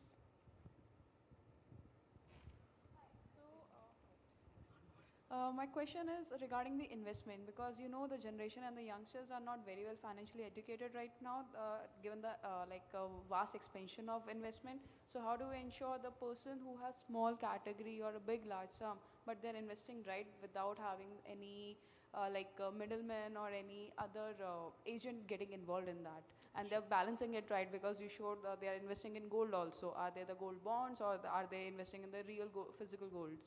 Sure. So the way we went about is investment comes later in the journey. The first problem that you need to solve for is habit. The habit of saving every day, a little bit every day. We enable savings in 3 formats. The first one is daily savings, like invest 50 rupees for me every day, or one-time investments. Whenever some extra cash come, deploy it. And lastly is roundups. Every time you do any sort of transaction, we track that transaction, round it up to the nearest 10, and we invest it for them. Right now, we started with gold, because gold is an asset class which cuts through all social stratas in the country. Doesn't matter what caste, creed, region, religion you belong. Gold is something that everyone values and trusts.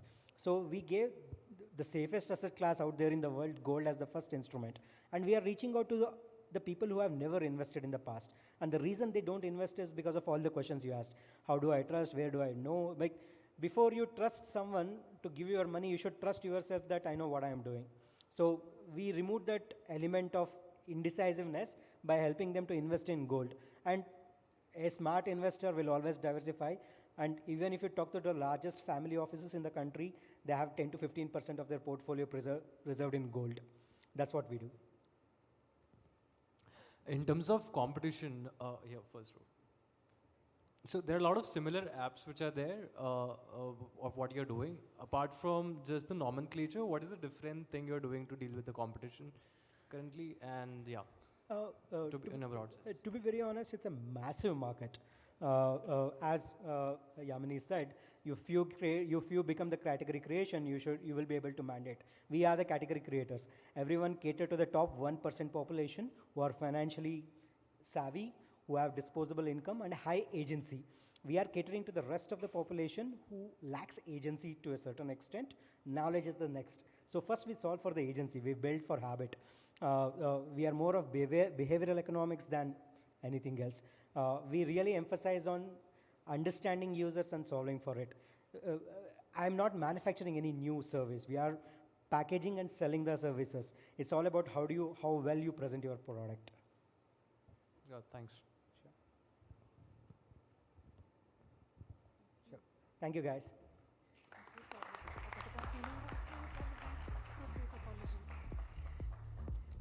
Thank you, Nishchay. Our last presenter is Vimal Kumar, founder Just Pay and builder of Namma Yatri app. Apologies for the earlier errata. Vimal?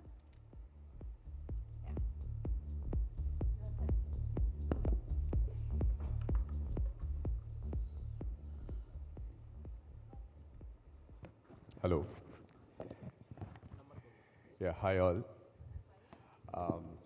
I've just put together a presentation about my own learnings in the startup journey. More than pitching a startup, I thought I will share my learnings.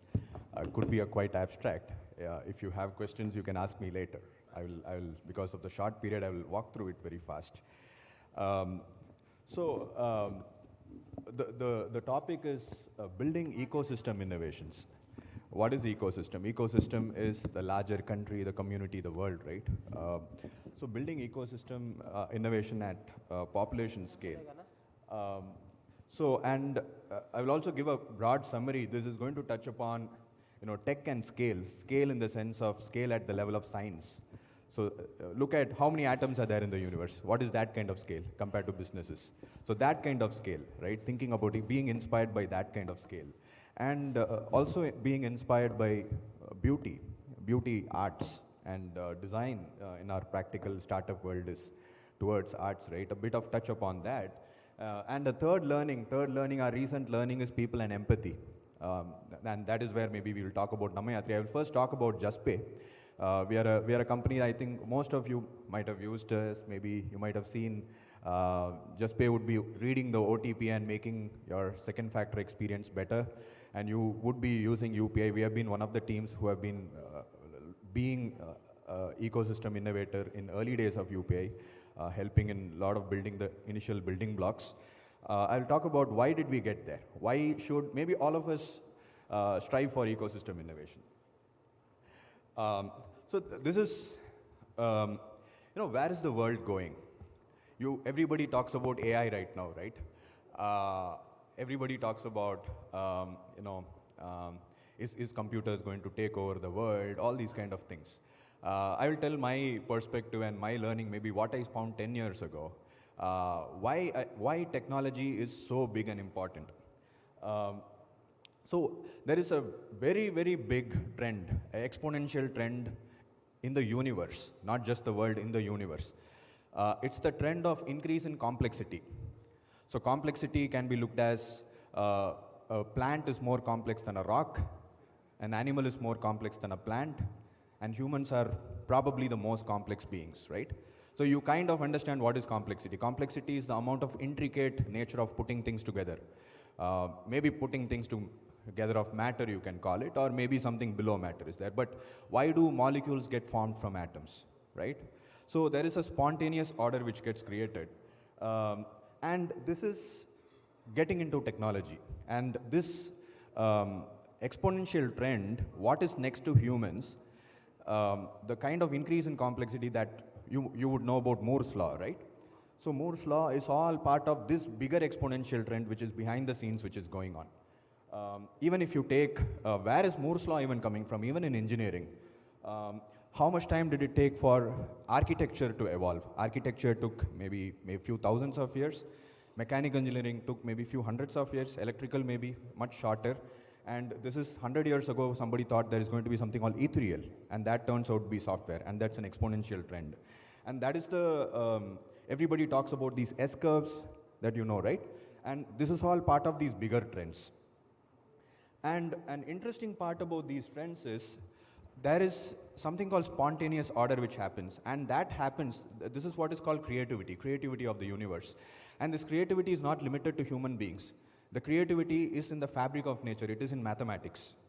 So even something as simple as, what is the next digit of pi?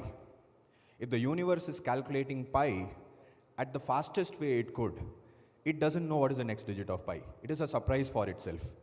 So this used to intrigue me like for 10 years, and it is like, I used to call it like value from nothing. Like, you don't need any money, if you are in the path of creativity, it just happens. You don't need any material. It just, the next pattern is going to arise, right? Maybe you're in your brain or in a bunch of brains, or you plus your company, everything put together, right? So how do you tune yourself to this kind of spontaneous order, right? So this has been a big inspiration to us, and this is where I think the scale and the beauty combines. Some of you might have heard about this thing called fractals. So you can go and search for something called Mandelbrot set. And it is a one-line equation. If you run it, it creates beautiful patterns, which are unpredictable. So this is against the typical side of science and predictability. The next moment could be totally something which universe has never seen. And that is in fabric of mathematics. I'm not talking like some magic guy talking about all these things. Yeah, so now let's get a little bit practical. Why is software? Why is this kind of creativity getting into software, right? Why is this exponential Moore's law happening? There is a very interesting presentation by Feynman in 1959. There is plenty of room at the bottom. You can search in YouTube, it's there. He talks about nanotechnology. He talks about why all these processors, all these things are going to happen in the future, which this is why we are all here. This is why startups exist. So atoms are so small. We deal with processors which are at atomic scale. Atoms are so small that a single glass of water has as many atoms as number of glasses needed to fill all the oceans put together. So in a single glass of water, you have all the oceans put together. See, in the architecture world, you had to be a king to build the pyramids. Now you just need a laptop and you can be a king. That is why entrepreneurs exist, right? So inside a processor, you are building cities and countries. So all software is actually physical at the small scale, right? And beautiful code is nothing but building all these things within at micro scale. So that is why this is not yet done. This is still going on. Though Moore's law, people question the speed of the processor. It has got to atomic scale, but it is pretty much we have gone 1D. The second dimension, third dimension, like the second D is GPUs. GPU has happened. People are talking about organizing matter at the 3D scale. As people talk about a single laptop, the amount of material in a single laptop is enough to have more intelligence if you organize it right than all brains put together in the world. Okay, talking a little bit about JustPay. So being inspired by such things, so we always, naturally, we went for, what are the things that we should do at population scale? And you can definitely see something like UPI working at population scale right now, right? You have to build things which the whole ecosystem has to come together, where capitalism, government, communities, everybody has to come together and build, right? So this is from our Series B deck. I just pulled it while some few minutes back right now. So we thought we would be at 50 million transactions in 2024. Right now in 2023, we are at 60 million transactions, 60 to 65 million. Sometimes some days it goes to near 100 million. So it's all thanks to UPI, right? So a bit about our principles. Well, this could take a bit of time. Okay, so I'll talk about what is value creation. See, this increase in complexity, beautifully done, is what I think we feel as value. Like AI is happening, right? If AI is going in a non-natural way, if it is not beautiful, right? That is a risk. That is an alignment problem, right? So that is why this fourth point is software and design. I talked a bit about software, the exponential growth, but design is as deep as this exponential growth in software. All of you know exponential, how big it is, right? That much importance, how Apple gave importance to design, we have to do. And that is why, to our capacity, we have been learning design. We are all techie people, but we have been trying to learn design, and in our evolution, you have been users of our products. The first product, I think you would recognize, we have been part of building some of the designs in UPI initially. I think all of you probably every day would be seeing these screens. The third, recently we have built Namayatri. I'll come to that, why did we build it? That is also, many people like the design. Yeah, thank you, thank you. I'm jumping a bit towards empathy. We talked about technology and design, that is a beauty, right? The third learning we have got is even to find, where is the right place to put the technology and where is the beauty. Because we could be quite biased in our conditioning of beauty, right? That is where my experience of or understanding of empathy came in. Empathy is your ability to include, your ability to extend your circle of empathy it's called, to see a lot more perspectives, because you have to have, like the word empathy I heard from one interesting talk. The philosophers who coined the word empathy, one of their talk was about how does it feel to be a leaf in a tree, right? So empathy is not limited to human beings. Actually, empathy, in my understanding, it is actually understanding. Even in physics, if you have to understand electromagnetic radiation, which we find it very difficult to understand, what is it really? You kind of get lost. The great scientists actually get lost and become that itself. And that's why they are able to invent things which are totally out of our reach, it looks like, right? Empathy plays a major role, even in understanding, that is why in tech and design, empathy is really important. But all of us understand empathy as, seeing the other people's perspective. And if you see the other people's perspective, when tech and automation is happening so much in one side, there is definitely, there are a lot of people who don't have access to it, right? People like us, the work that we do is helping millions of people, but there are other people whose work is maybe helping only one person. Take an auto driver, it's 1:1 for them, but it is like 1:2 millions for us. But if you really deeply think about it, that 1:2 million is happening from a lot of 1:1 which is helping us, right? So all of you are helped by people who are gardening the parks around you, people who are maintaining your city, all the service providers around you have to be taken care of, right? And you need to build the systems looking forward to that. With this realization, why don't we build the tech and the design to help us include the people, right? And this is not just what I am saying. It is not just a small thing like, a small argument that I'm making. You can see the whole world. This is a big trend. There is another a book called Reinventing Organizations. I think it comes from another theory called spiral dynamics and all of that. It talks about exponential change in culture. How from tribals to small kings to empires to capitalism to community to what next. The what next, so in all of these there are pros and cons. So the community culture has open source, it also has wokeism.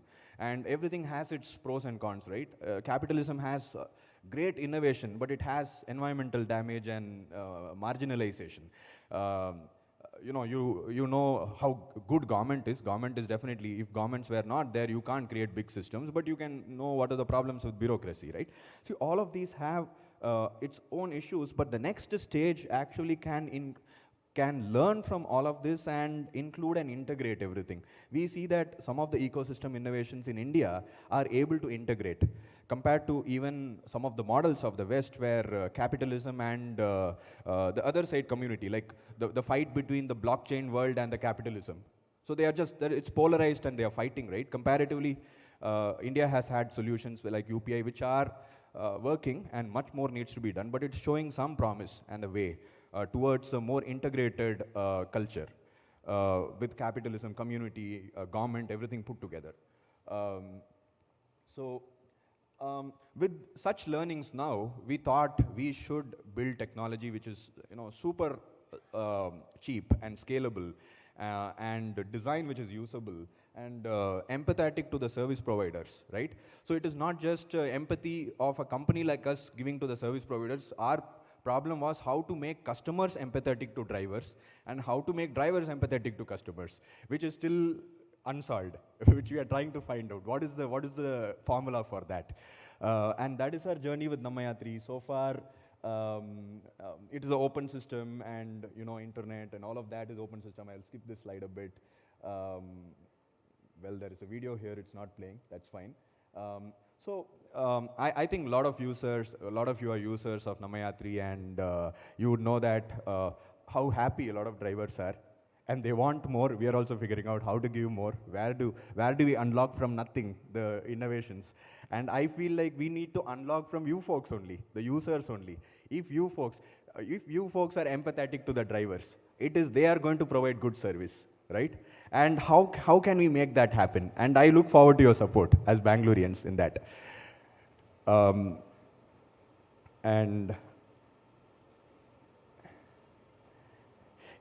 we have done a lot of participatory development practices which are known, get drivers to help us in building the product, understand their perspective. A lot of our people are driving autos to understand what is it to be a driver, all of that. And next is we are also figuring out women auto drivers. Many are interested in driving. They say, so far, we believe with EV ecosystem, there is going to be a change in the way autos work. And that is going to enable more women drivers because there are a lot of demand for women drivers by customers.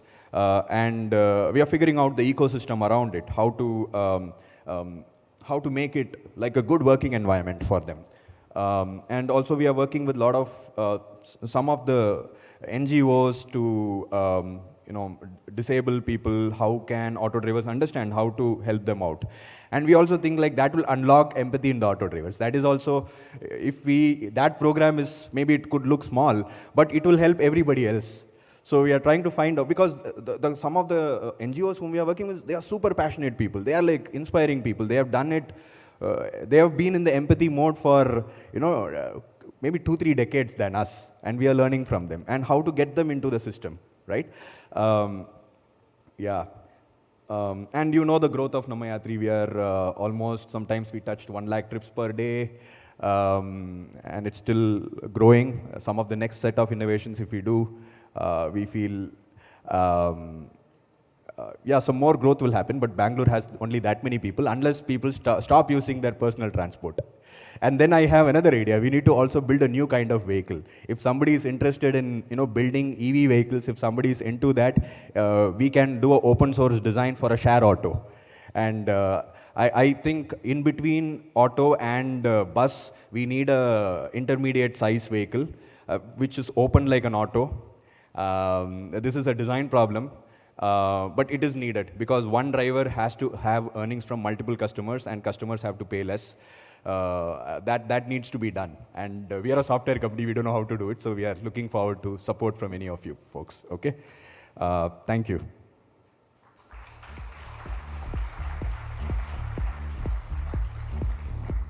Yeah.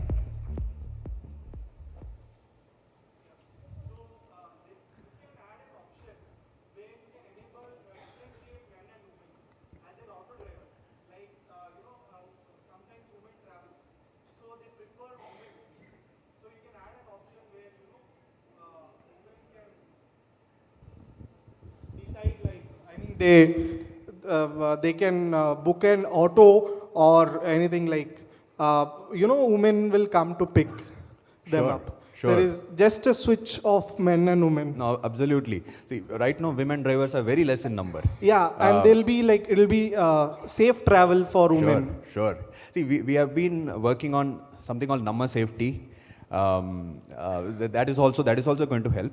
The women drivers, the number of drivers are very less, but we now have the data. We collected the data in passengers, men and women, and we are looking at doing more scalable safety features first. So that switch can bring a huge impact, like, in terms of traveling, women's safety.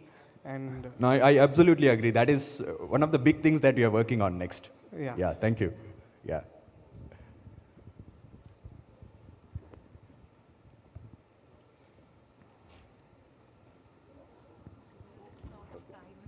Sure. I'm so sorry. Yeah, I can take the questions later. Yeah, I would request you, thank you so much, Vimal. I would request you to connect with Vimal after, because we're actually running a bit behind schedule. Thank you, founders. We now move on to our Future of AI track. Our next session will be centered on the theme of the AI revolution and how startups can lead AI innovation and make AI in India. I now invite Mugdha Warrier, Assistant Editor of ET Prime, to moderate the session. And I also invite our eminent panelists, Prayank Swaroop, Partner Axel India, Vinay Rai, Senior Vice President Natradine, Hemant Mohapatra, Partner Lightspeed, and Shivam Mangla, Co-founder Rephrase.ai. Mugdha, you have 30 minutes to tell us all we need to know about AI in India. Okay.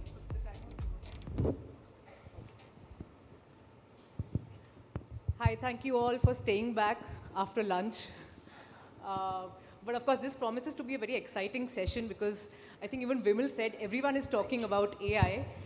And we were supposed to have more panelists. In fact, I was really looking forward to talk to Ashwini of MathSuite then, but she couldn't make it today. But we have some really interesting speakers, and we have both startups and we have investors on the panel.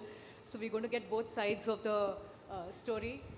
Let me start by asking the startups about the role that AI is playing at each of your companies in addressing the problem that you set out to solve. Vinay, at Techade, you use computer vision to improve fleet safety and improve efficiency in the logistics in the transport sector. Can you talk to us a little bit about the impact that AI has had in improving fleet safety, improving driver behavior, and overall improving efficiency in the transport sector? Yes, hi, Amugda. Thanks for that question and thanks for the opportunity here. So in terms of impact, one of the most important things that we set out to do when we started back in 2015 was, can we reduce accidents that happen on the road? And I'm very happy to report that some of our largest customers have reported indeed that there's a reduction in road accidents after deployment of our solution by 50 to 60%. So that's a direct impact in terms of saving lives. How we do that, of course, is it's an intelligent IoT solution integrated with cloud, where we have pretty much, as a driver or as a co-driver, if you are driving, whatever you are able to see on the road and inside the cabin, our IoT system has the same capabilities and determine whether you are aggressive, you're indulging in a risky driving and you are likely to have an accident, not only at the moment, not only in the moment, but also as a habit. So for example, if you are driving and you are looking at your phone, many people are compulsively looking at their phone every 2 minutes, right? So it's possible, it's not likely that you'll have accident every time you look at the phone, but if you continue with that habit for a long time, it's just a matter of time before you have an accident. So we have that kind of a solution where you can essentially coach the drivers as well based on this kind of visibility that our system provides. But also, if you're drowsy, very likely you're going to have an accident in the moment right then. So our system also provides instant feedback to the drivers where they can essentially just get attentive if they are essentially drowsy. So these are just a couple of examples that I used, but the system, of course, we do a lot more. You're using AI to literally save lives. Absolutely. That's great, and that's a great application. Shivam, at Rephrase AI, you're in the hot sector of generative AI, right? And you guys at Rephrase AI were behind those popular ads we saw last year for Cadbury, where we saw virtual avatars of Shah Rukh Khan and other celebrities sending out personalized messages. So you have a text-to-video tool. Can you talk to us a little bit about the different use cases and different applications that you are seeing at Rephrase AI, and generally the applications and use cases in generative AI that you're excited about? Yeah, hey, thanks for having me here. Just to give a very short overview of what Rephrase does, it's a generative AI video tool, like you said. What we started out with was to make video creation as simple as typing text.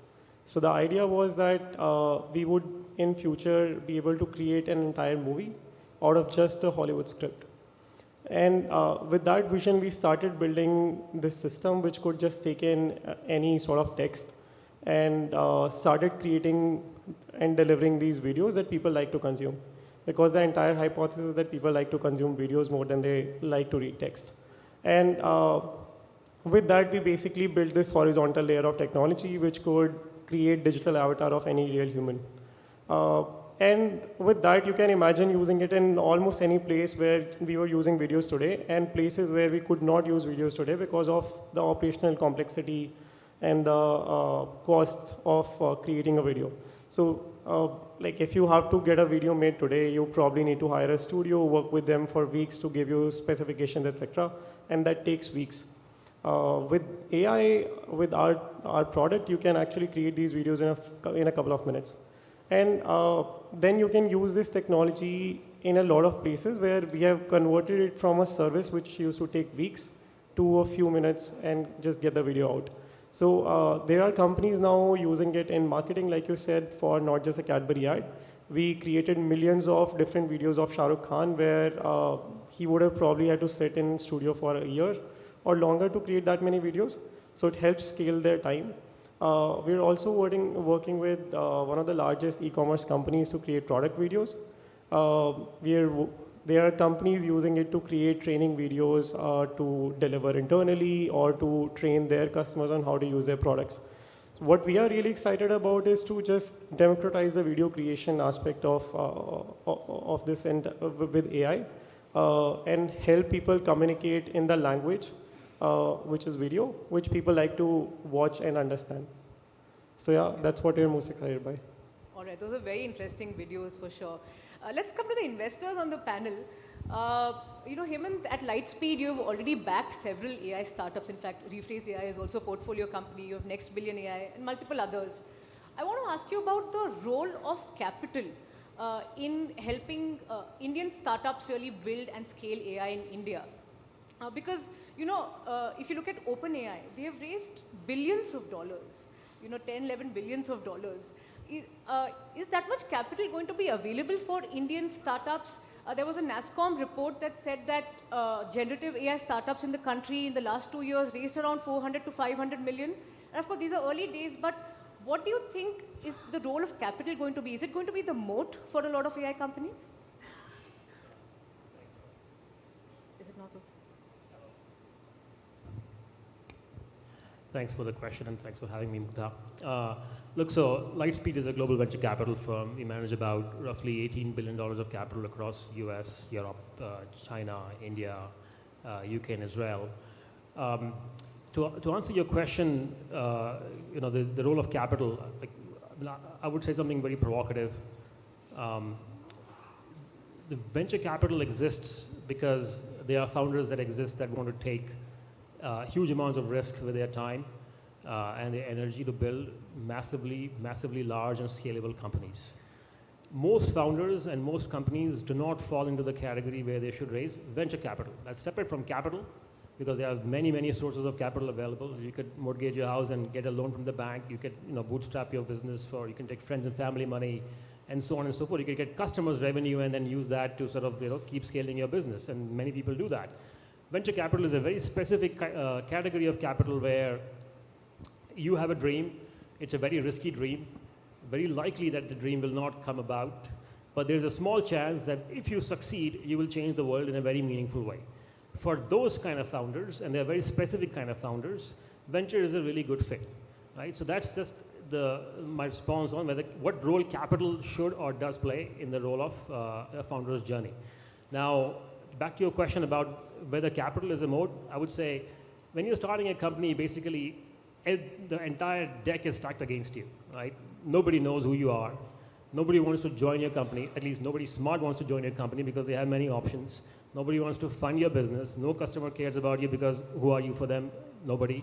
So the entire deck is completely stacked against you. What you've got for you, perhaps, is your background knowledge about a problem you're solving, and maybe to an extent, if you are a venture-backed company, you have some capital which you can then deploy into the business without waiting for that capital to come to you over the next 3-4 years through customers' revenue. You're essentially shrinking 3 years or 4 years of time, getting their money up front, and then you can deploy that into the business today to build the legs faster than anybody else. To the extent money can lead you to product market fit, this is helpful, but I would sort of also say that somebody much more famous than me once said that 9 women cannot have a baby in a month. Some things will take time. No amount of capital can get a business to product market fit. Customers don't care whether you have 10 million in the bank or 100 million bucks. They care about, are you solving a problem for them or not? And the reason for a company to exist is primarily to solve a problem that a customer cares about. No amount of capital can solve that pain point for you, but to the extent, you can shrink your journey in time, venture capital could be of help. All right, there's definitely a role for capital and venture capital to be specific. Priyank, let me come to you then. At Axel, you're also looking closely at AI startups. You've launched an accelerator program as well with AWS. A lot of startups today are saying that they're doing AI. In fact, even Vimal said earlier, everyone's talking about AI. Right. But I think, is India still to make a mark when it comes to the large language models, so the foundation models, which will be the core for, artificial general intelligence or AGI?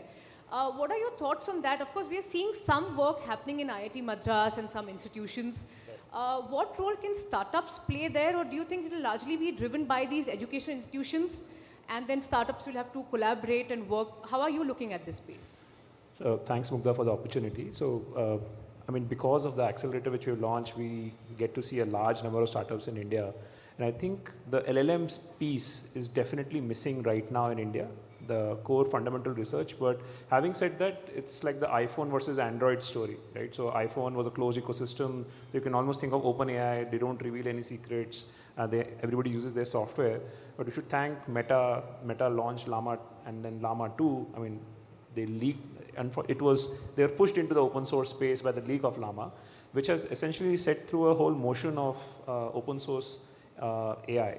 And that open source Gen AI, open source LLMs, a lot of Indian startups are taking that Llama 2 model or other such similar models, like Stable Diffusion has also launched, Stability.ai has also launched a lot of their open models, and people are innovating on that. So I think from the startup world perspective, a lot of world-class research is already available for startups to innovate on, and we are already seeing a lot of Indian startups taking those models, applying their own data, bringing new kind of techniques to improve those models and bring out new solutions. I don't think today there is a very strong collaboration between startups and research institutes in India. And I think the commercialization of those technologies hasn't happened yet. But I think IIT Madras, IIT Delhi, I think Hemant's firm has also funded Sarvam, this IIT Madras professor who's come out, and I think those pockets of collaboration exist, but we need a lot more of those. I think that's for sure. The fundamental question I am not able to get comfortable with is if we build an LLM for India, for example, will Indian developers use it? Or they will use an international LLM simply because, developers only, or startups will take the best technical product out there and use it to serve their customers. They will not say, hey, this is made in India, that's why I'm going to use it, right? People use AWS, people don't use necessarily very Indian specific servers or things like that. So I think that is something to think about. And so one, loyalty of developers, and second, what does the India specific LLM mean, right? So yes, languages, yeah, so on Wednesday, 11 labs launched their newest avatar of, which supports Hindi. Meta launched a new model of audio, which also supports Hindi. It actually supports Tamil as well, right? So I think some of these larger players will compete, and then how do Indian startups win against them is something I constantly worry about, and people have to find a way to go and attack that surface against them. No, you brought up an interesting point about how do Indian startups compete with global startups. And Shivam, let me ask you that then, because there are a lot of global startups in this space. How are you looking at competition from, of course, Indian startups and global companies? And we have funded his competition, which is in France. So, yes. Synthesia. So interesting. Yeah, I think that's an interesting question. So there are two different ways to look at it. One is the way we have developed our business is business built in India, but it's for the world, right? So it's a global SaaS company. But if you build something which is very specific to India, and the use cases are also particular to India, that becomes a whole different story. So the way we look at the competition in this space is that, okay, everyone is basically trying to solve a certain problem. They all start with, at a very high level, almost similar goal. But over time, when you try and solve a customer problem, like Hemant said, the focus here is to basically solve a customer problem. When you start focusing on that, the things start diverging a little bit here and there, and then over time, things just become very different. So what actually matters at the end of the day is, are you building something that is solving your customer problems? Whether you whether you solved it by building a foundation model yourself, or did you use an external technology. I think in our context, it's very important that we use the best tech out there, and probably not specific to India or let's say any country specific or any region or language specific. What we are trying to build is like if it is at the cutting edge of the technology, then you need to build on top of whatever best sort of foundational bases exist. And then over time, as the market becomes clearer, as the problem becomes clearer, you just start solving the problem in that way, and that's the only thing that matters then. Absolutely. Vinay, you work with a lot of customers globally and in India. If you can talk to us about, if there's any change in the approach to AI that you're seeing in Indian customers, Indian enterprises, what are the trends that you're seeing? Yeah, Mugdha, so in fact, other panelists also alluded to that. As a customer, I think what customers are looking at you as a technology company or whatever, are you able to solve my problem? It so happens that some of the problems can be solved only by use of advanced technology. And so that's what essentially we should be doing, and that's what we are doing. So you're absolutely right. And now, in some cases, there is this initial inertia or initial reluctance or skepticism whether the technology can really solve the problem or not. So generally, you would see that the developed world would adapt to that faster. And also, for example, in the domain that we are in terms of road safety, in general, unfortunate reality is that the cost of life in India is much lower than the developed world. They put a much higher value to the cost of life versus we do in India. So, but that was true still some time back. But while, again, just like Shiva mentioned, we are also building in India, but for India and for the world. A lot of adoption early on came from the developed world. We are seeing a lot of traction in India now as well. So in fact, in last 1 year, we have grown by 10 times in Indian market. So there is definitely a lot of acceptance, and once they see some of these case studies saying that, oh, this is really working, this technology is really going to work and save not only money, save not only lives, but also good for the brand of the business. So it's helping them all around. So ultimately, are we able to solve the problem?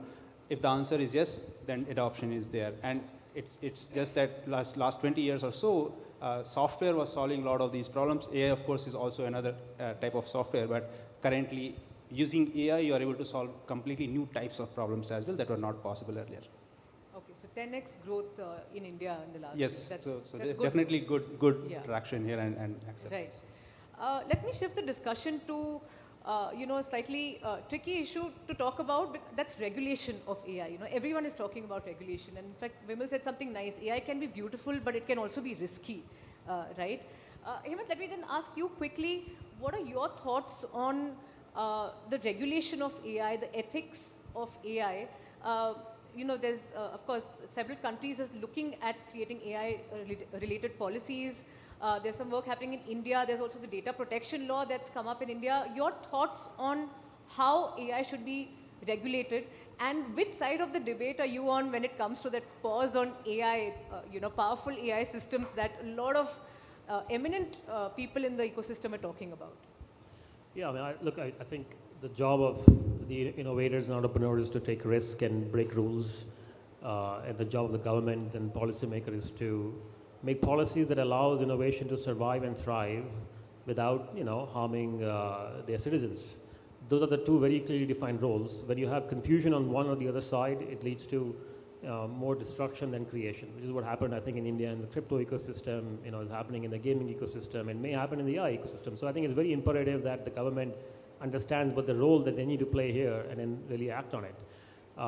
Whenever you have a fundamentally important technology like AI, or at least the stage that AI is at today, not the stage it was at 10 years or 15 years ago. And the stage is that it's very powerful, it's almost undifferentiable from reality, and is accessible for cheap for anybody, right? Whenever you get to this sort of mass adoption curvature of growth for any technology, it becomes the surface area for things to go wrong becomes much larger, and then people will do stupid things with it or wrong things with it. And the stupidity is much bigger than malintent in many cases, right? So I always believe that guns don't kill people, people kill people, people with guns kill people, and AI is not the fault of AI when somebody does something stupid, it's the fault of the people. Now we have to then find clear policies which then, when violated, lead to clear outcomes. And that will lead to people, hopefully, remaining within the boundaries and knowing exactly what crosses it.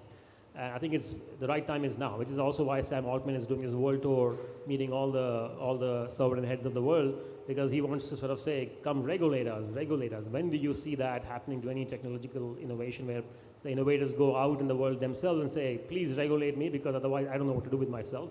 That's where we are now in AI. So I think it's high time. Okay. So I you're calling disagree. for regulation. Yeah, Priyank.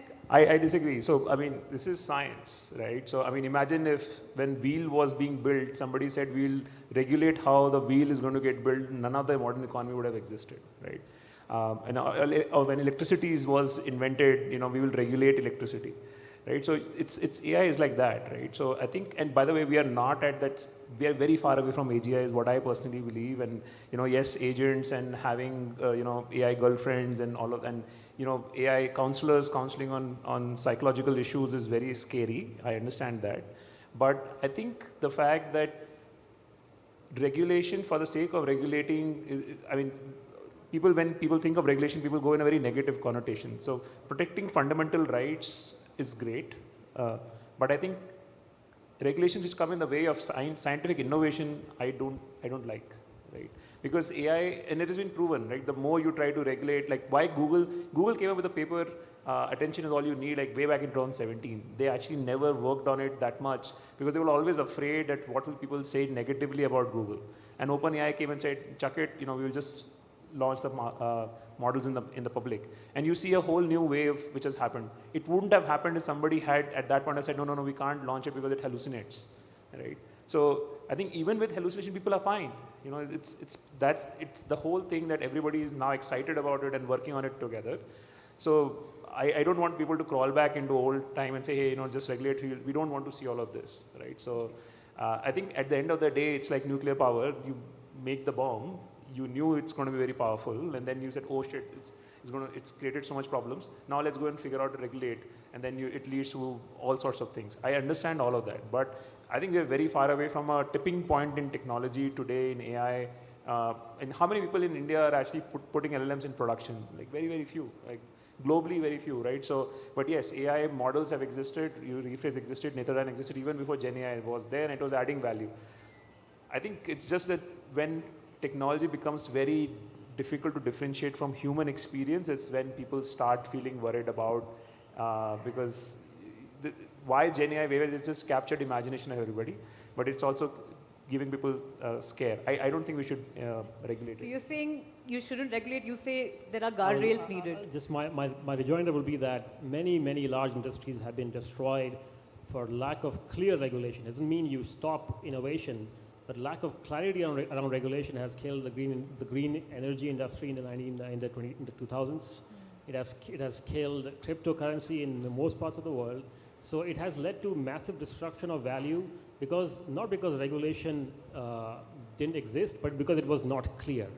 And when it is not clear, founders don't know what becomes a problem later on. And when you have technology that can be very easily weaponized, I think the reason to keep the regulations much more clear is much more incumbent and important versus not.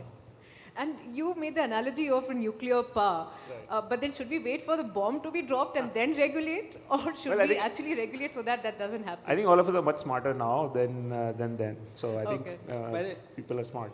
Yeah, please. I was just wondering that I think there's a middle ground. I think your question was whether there should be a pause. I think that's an extreme step in my view. I don't believe Hemant is also saying that we should be putting a pause.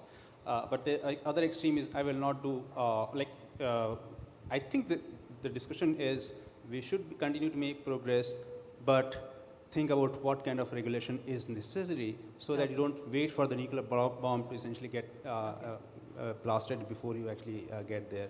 So, but it needs to happen in parallel. Definitely, I think pausing on technology is not a good idea not only because there are not only good actors in the world. You pause, all the good guys will pause. What about the bad guys? They are still going to continue in their labs, trying to learn from all of this and continue to build the nuclear bombs. So pause is not an answer in my view, definitely, but we definitely need to make sure that we are... Okay. Shivam, I want to ask you, because you're in the text to video space and the generative AI space, we are seeing the whole issue of deep fakes really creating a big problem. What do you think should the role of AI builders, AI creators be, of platforms, of governments and regulators be, in ensuring that people are not really kind of fooled by deep fakes, and how as consumers should we also be kind of more aware to what we are watching and whether something is a deep fake video or a real video? Anything that you want to share on that? Yeah, this is a really interesting topic. Even when almost 5 years ago when we started, every time I talk to someone about, okay, this is what you're building, their first question was, okay, what if someone creates this video? And I think we've come like a long way since then. Everyone here reads WhatsApp forwards. And I remember like 2 years, 3 years back when it was just starting. I mean, the forwards were becoming more and more popular. Maybe like WhatsApp has existed for a while. But when forwards, people just started believing right away. Platform like WhatsApp had to come in and say that, okay, they added that forwarded, just a very small tag on top of every message, forwarded many times or forward, which actually then started giving this clarity that, okay, this is just a viral message going around. It might not be credible. And I think stuff like this, the platforms have a real power to do. So when you get a text today, you don't just believe that text, okay, if there is a news piece, then you don't believe that, okay, this minister actually said this. You go and try and verify that, cross-examine it across different websites. Although now there is so much misinformation on the internet, even if you try to cross-verify something, you can always find something that conforms to your beliefs. So I think finding this truth yourself as a consumer in this age is really, really hard, because there are players who are really big, who are basically like working at with operators like thousands in numbers, and they are creating this misinformation and information on throughout the internet. So if you try and examine a video just by looking at it, it's going to be really hard. It's basically like a journey of creating virus and antivirus. So although there exists a lot of technology which try to detect deepfake videos, the virus in this case, which is the deepfake videos, they will probably like always go ahead at some point. So I think the real answer to this will be in platforms. When they get a video, they actually verify the source then and there. So for example, if you're uploading a video on YouTube, or if you are recording or forwarding a video on WhatsApp, you can see that, okay, if it's being recorded from a camera, this is the person who actually recorded it at this exact time, and this is the video that is being forwarded. I think things like those can actually really help this. Otherwise, if you try to just detect it using technology, I think it's going to be really hard. It's basically going to go back to the like this old age, which humans just believe on a reliable source or a reliable person. So if I have two people in front of me saying different things, I would probably go with someone who looks more credible, who comes with like a strong sort of credible background, and I can rely on them. I think that's what platforms need to do, like add a source that, okay, this is where the video is coming from. Absolutely. So I think responsible use of AI is the need of the hour. But I think we've run out of time. This conversation can go on. Thank you so much. And those of you who want to ask questions can please cast them offline. We're completely out of time. Thank you so much. Thank you, Mugdha. Thank you. Thank you.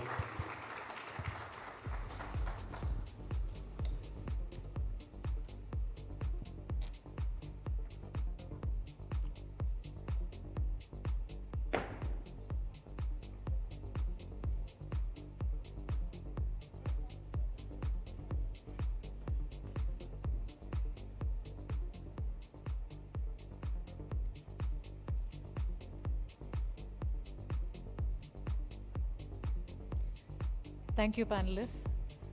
Thank you, Mugdha. With that, we move on to the Scale 2.0 track. I now invite Meloni Bhatt, editor digital broadcast at theeconomictimes.com, to moderate the next session, titled Scaling Location-Based Services, Leveraging Google Maps for Seamless Growth. Our esteemed panelists are Shubham Gupta, Vice President Engineering at Porter. Sridhar R., Sales Account Management Specialist at Persistent. And Ravi Bhaskaran, the Head of Partnerships, Sales and Growth at Google Maps. Panelists? Maloney, 15. Thanks.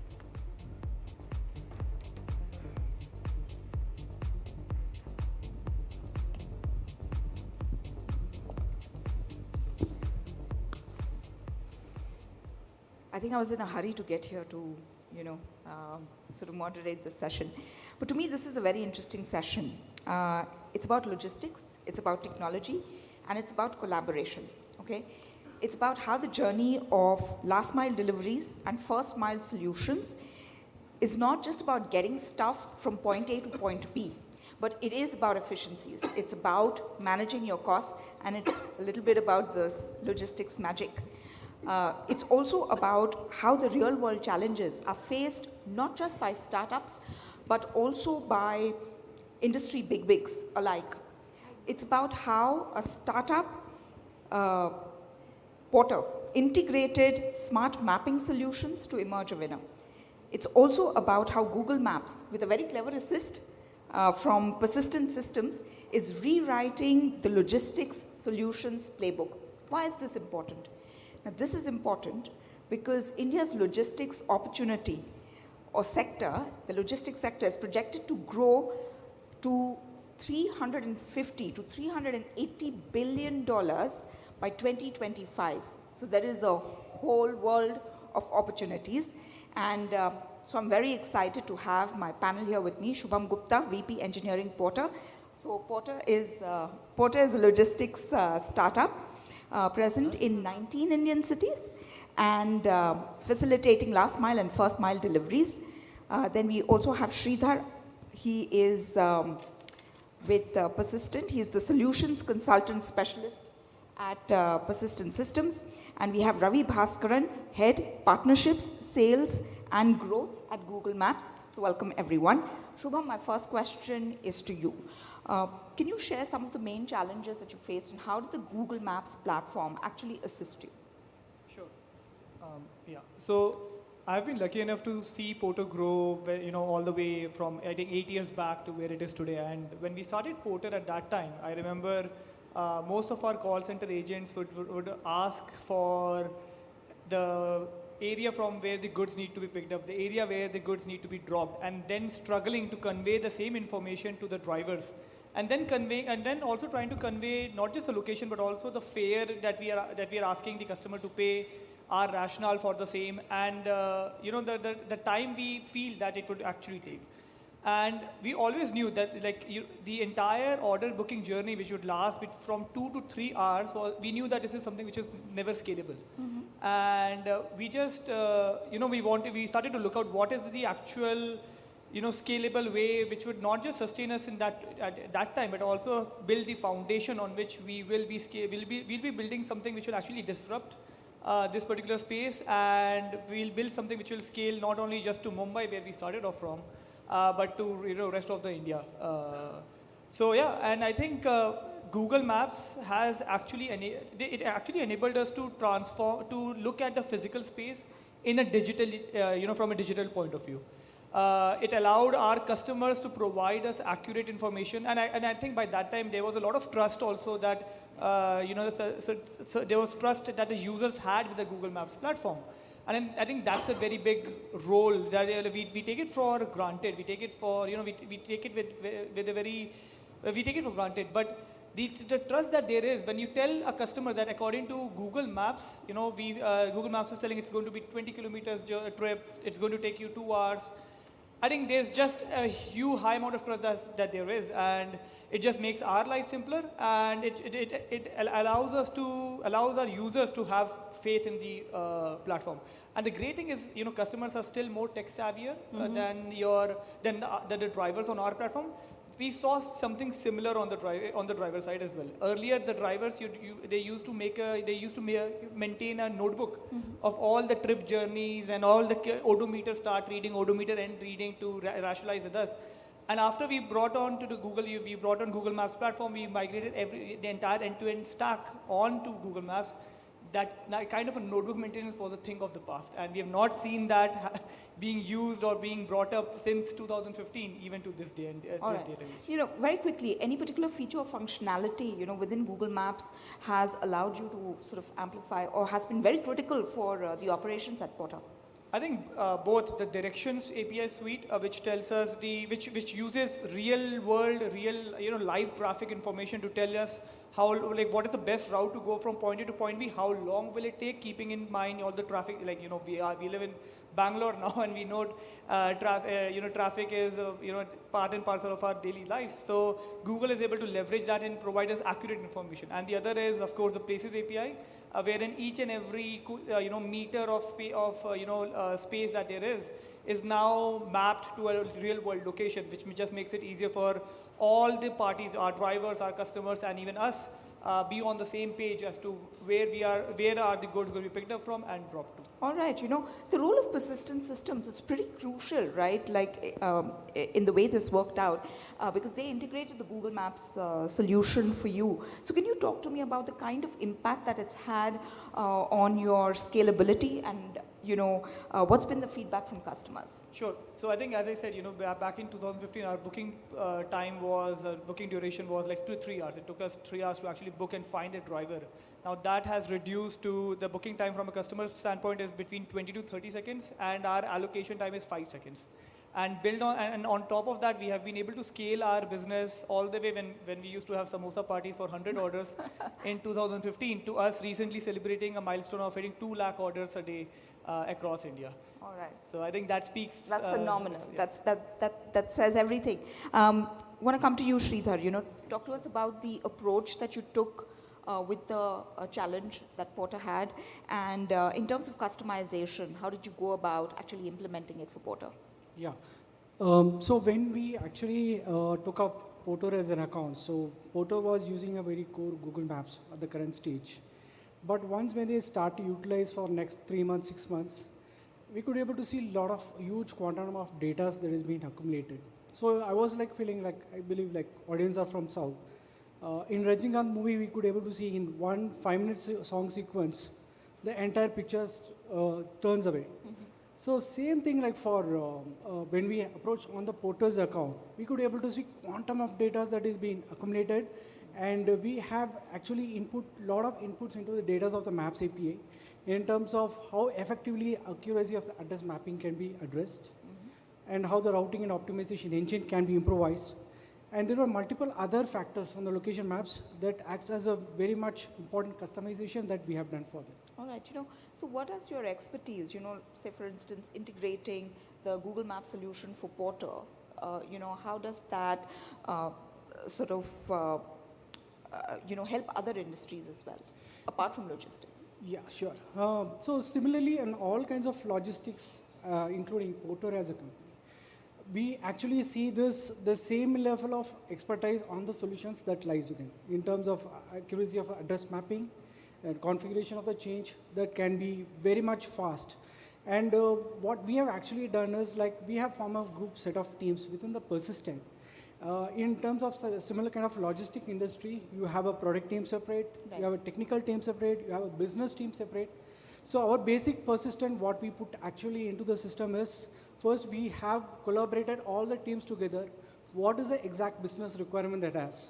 And then we convert them into a probable logical angle where exactly that business suits the mapping systems in terms of location specific. And we built it very collaboration along with the Porter like a system. All right, okay. Ravi, I want to bring you in now. Talk to us about how India's logistics sector actually leverages Google Maps, and how are you attempting to deepen the experience for them and widen it? Absolutely. I think Shubham already spoke a fair bit about this, right? At the core of it, a logistics company or a mobility company needs 3 things from a location perspective, and that's what we address. The first is, how you capture a location through GPS or through a text input or an auto suggest accurately, because that can make or break the game. The second one is matching drivers to couriers or deliveries or destinations. He spoke about, his transition from 3 hours to a few seconds, right? That's what we do. I mean, we drive that optimization. And the third one is, real-time traffic data to help with directions and navigation, right? So I think with all these three, we are able to help drive down the employee, the driver, and the fuel cost for logistics companies. Like, that's the first one.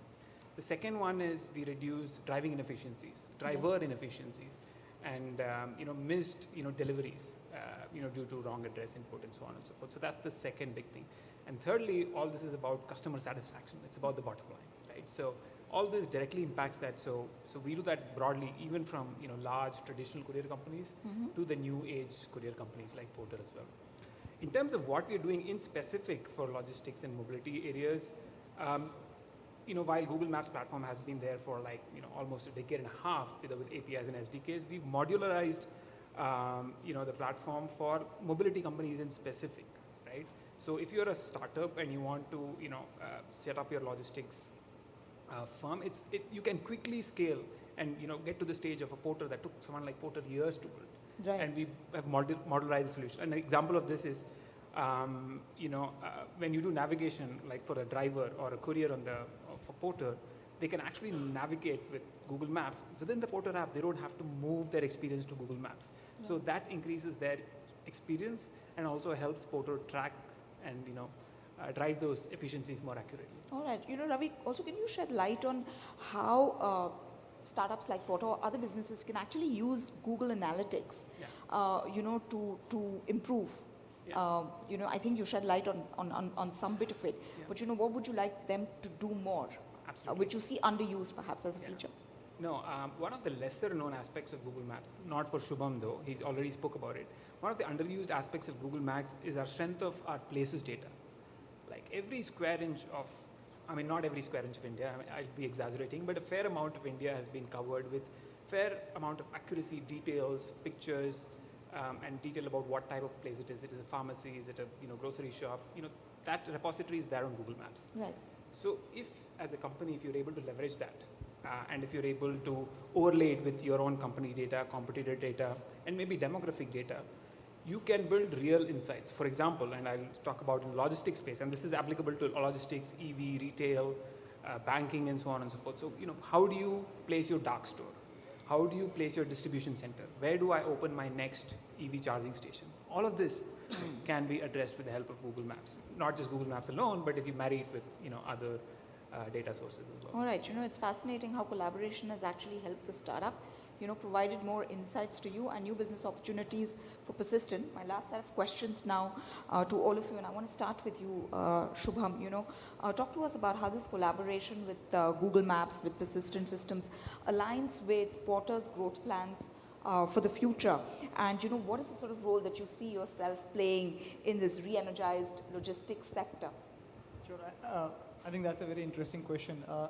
So I think the great thing about building things on top of something like Google Maps and with the help of our partners like Persistent is that today we feel we are quite confident to expand operations outside India.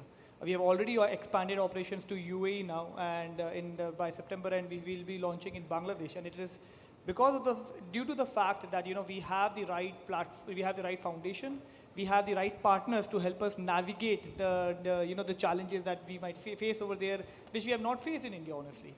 And I think with the kind of scale that we are going towards, I think we are going to be working very closely with the Google Maps team through Persistent to actually help relay the user challenges, user feedback to the relevant parties, and then work very closely with them to create solutions which does not just work for millions of customers who come onto our platform, but it's going to actually help us reach our dream of having billions of users transacting on our platform. All right, to you now, Sridhar, how do you see this synergy that you have, say, with Porter and with Google Maps? How do you think it can be leveraged to other industries? Yeah, definitely. So basically, Google Maps is an agnostic platform solution that has been built very strong with a huge sets of millions data sets of POIs, which is there. Similar like Porter as well as for other verticals as such. So this can act as one single source of information of truth, where you can able to build multiple solutions down the line. And Google Maps, of course, comes up with new sets of solutions down the line. And I could able to see in the last 3 to 6 months, there are specific solutions which is built by Google. For example, in logistics, we have ODRD, on-demand ride and delivery, then cloud fleet routing and optimization. And similar like for other verticals as well, this act as a like base solutions. And on top of it, how we are building on top of it the lead layer, so that's where persistent comes into effect. And that's what we also try to talk to a lot of startup accelerators down the program. And we wanted to exhibit these solutions down the line, how it can able to fit. Because you have huge millions of data of POIs that is already there. And how effective we can build is what persistent has a source of information of truth. All right. This is now my last question, Ravi. It is to you. India is a rising superpower. We are the world's 5th largest economy, and we are expected to be the 3rd largest. What is Google Maps' vision for its role in India? Yeah, I mean, it's a very interesting time to ask this question. I've been working in technology companies, global technology companies for the last decade or so with global operations. And as a global company, like I worked at Twitter, Uber, now at Google, it's very hard to build a service, for a specific country or for a specific geography. It's really hard to customize it to that level. But there has always been interest and investment and promise in India, right? Always, India has been an important market. But in the last, I would say, couple of years, I've seen a massive change, right? In the sense that now there is this willingness to do something really specific for India. At Google Maps, I can say India has been named as a country of focus, and we are going to invest in this market, and we are building custom products for this market. And in fact, we've already launched a couple of things. Like, for example, addressing in India is very different. It's unlike anywhere else. It's not like, perfect, rectangles and squares in other countries. We are very urban, very dense, and our addressing is like, us ped ke piche, or sorry, but behind that, whatever, behind the village well. Absolutely. Behind the mango tree. Absolutely, right. So we are very landmark based. So we recently launched something called address descriptors that attune our behavior and helps couriers and drivers and even customers to navigate with the help of that. The India unit cost is very different from global markets as well, and we need to be cognizant of that.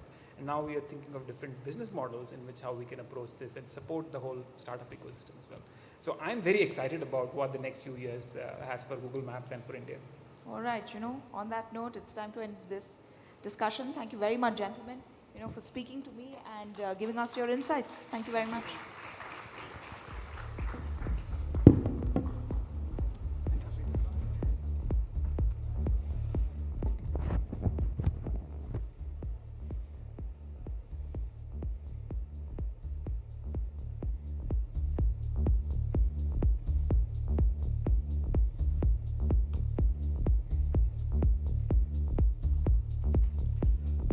Thank you, gentlemen. Miloni, you need to stay back on stage for a little while longer. We'll just readjust the stage. Just give us a minute. Now, to further decode Scale 2.0 strategies for startups, we're going to talk about risk management strategies and best practices for startups. And our guest for this session is Vivek Bajpayee, Chief Risk Officer, IndusInd Bank. Vivek, can we have you on stage?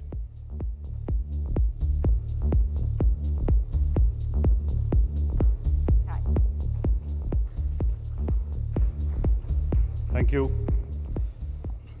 Please have a seat. We'll only have 20 minutes to tell our startups how to de-risk themselves. All yours. Yes, Suresh, thank you.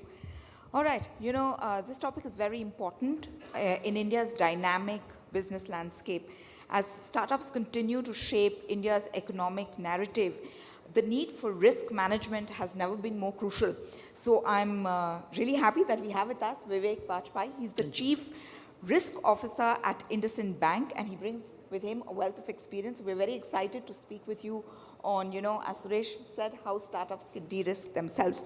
So getting right into it, risk management is a fundamental process in financial institutions and in companies. But, could you shed light on how the process differs, say, at a startup vis-a-vis, say, an established financial institution or a fintech company? Okay, thank you. First of all, I'm very pleased to be here. talking about risk management, if you were to define it, risk management is about things that could go wrong. You have a plan, it doesn't work with the plan. So this whole idea is about how do we identify the risk, how do we assess them, measure and manage. There are two kinds of risks. There are certain risks which are known risks. So for example, if we look at financial institutions take big risks. So we have, apart from normal company which has business risk, we lend money. So our risks are far more pronounced. Right. There's a risk of money coming back. So we have large amount of financial risk. So we have, if you talk about financial institutions, we have credit risk, we have market risk, which are known, what we call financial risk. Then we have things like operational risk. We have cyber security risk. We have, sorry, one second.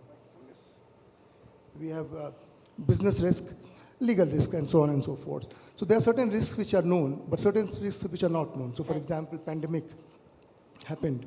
Nobody could predict that. So the risk management fundamentally is all about understanding those risks and planning for it. So for example, in known risks, you can, in financial institutions, when we do our capital adequacy planning process, we look at all the risks, we assess them, and we provide capital for it. Right. But there are certain things which are unknown, which you can't plan for it. Like the pandemic? Like a pandemic. So for that, you need to provide enough margin for error. So you need to provide buffer. So for example, in our capital adequacy planning process, we have capital for known risks and also for unknown risks. All right. You know, I think you've partly answered the second question that So I now, have for you. just to continue with that, so risk is very different from each organization. Right. So for a startup, it would be very different. So basically, the idea is to understand what the risk is and address those. All right. You know, so risk is influenced by financial crises and by, financial shocks. In this context, how is the role of risk management actually transformed, and what are the insights that have emerged out of it? So, see, the whole idea of risk management is that if you have proper risk management, financial crisis won't happen. But that doesn't happen. So basic principles of risk management are pretty clear. But if you look at if I look back my own lifespan, last 30, 35 years of working in a bank, I've seen some very severe crises. So for example, in late 90s, we had Asian crisis. Right. And I'd gone to Indonesia to manage the risk for the bank that I was working for. Mm-hmm. So that was one aspect. Then if you look at this century itself, we had multiple ones. We have tech bust, then we followed by the severe crisis, what we call Lehman crisis. I used to work in investment bank, so I saw it from close quarters. Very close quarters, yes. Yeah. And then we had sovereign crisis where the Greek default happened. Yeah. And coming closer to that time, now we have, in India itself, we had ILFS crisis. Mm. So in each of these, basically that the risk fundamentals, they break somewhere, right? So, so for example, this happens because of wrong euphoria. You basically ignore the basic stuff. So this has happened recently. If you talk about sovereign crisis, there was over leverage. The whole, the institutions, they were all over leveraged. Yeah. Lehman crisis was very different. It was very credit driven. If you go back to Asian crisis, it was all about currency management. Right. So look at all that. The basic principles remain the same, but they get accentuated during a financial crisis. So role of a risk manager or CRO gets evolved over a period of time. And today, the role has become more strategic. So at a very macro level, what you need to do is that, what I would define it, the tripod, that you have the revenue targets. Every business has a revenue target. To achieve that, you need to maintain certain amount of risks. And to manage that risk, you have enough capital. Right. So as long as this tripod of revenue generation, risk management, and capital is in sync, you are fine. The moment it breaks, you get into a problem. So either you have individual failure, or you have when you business failure. Business failure, or when lots of businesses fail, then you have financial crisis. Financial crisis. All right. You know, this is the Soonicon Summit, so we have to talk about startups, right? So startups operate in uncharted environments, and they also operate in an environment of high risk, high reward. So what strategies would you recommend, that they have to first of all discern a risk? And then, how can these emerging businesses learn from more mature organizations? Yeah, so as I mentioned earlier, that risk is very specific to the organization and also depend upon where are you in your product life cycle or a company life cycle. So for example, in an early stage, so I would define it very broadly that if you look at any company, is it audible? Am I audible? Or is yeah, you are. Yeah. So at a very early stage, you only worried about, you have a product and you want to make sure that the product works. So I would define it as a technical risk. So technical risk of product which really works. And then you deliver to the customer, which means there is a ready buyer which is willing to accept your product.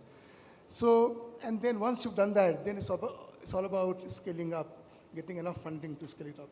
So at the early stage, you basically focus on these three things, which is technical risk, product risk, and have enough funding for scaling it up. Once you've done it, so lots of startups, they fail at that level. But once they get to the second stage, which we call it scale-up stage, that's where it becomes a lot more difficult. Because that's where the basic dilemma about whether you go at all cost or you focus on unit economics, that comes into play. Right. If you look at the startups, like for example, Y Combinator, they have put out the data, and they felt that successful startups, they pivot at least 6-7 times. What it really means is that it is less about the idea, but it's about the quality of founder and quality of team. Right. So how committed, how are they able to respond to the situation, how focused they are, and how the team is coming together. Right, collaborating. So the collaboration, that becomes very, very important. So basically you're talking about, adaptive learning, about agile responses, and about collaboration. Exactly. How they can bring it together. Yeah, and then continuing with that in terms of what should be your team size. Some people, they just go berserk and they overhire. Right. So are you overhired, are you underhired?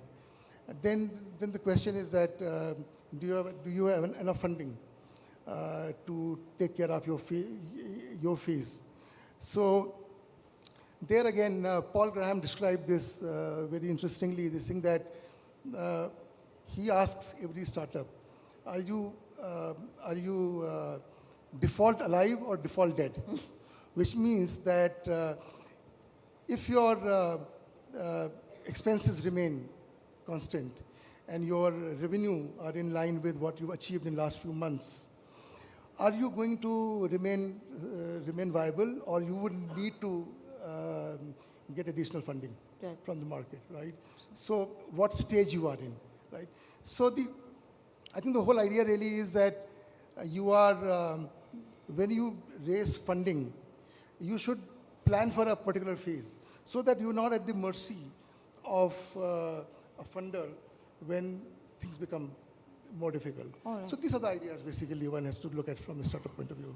The current economic climate and this crunch on funding has sharpened the focus on risk management.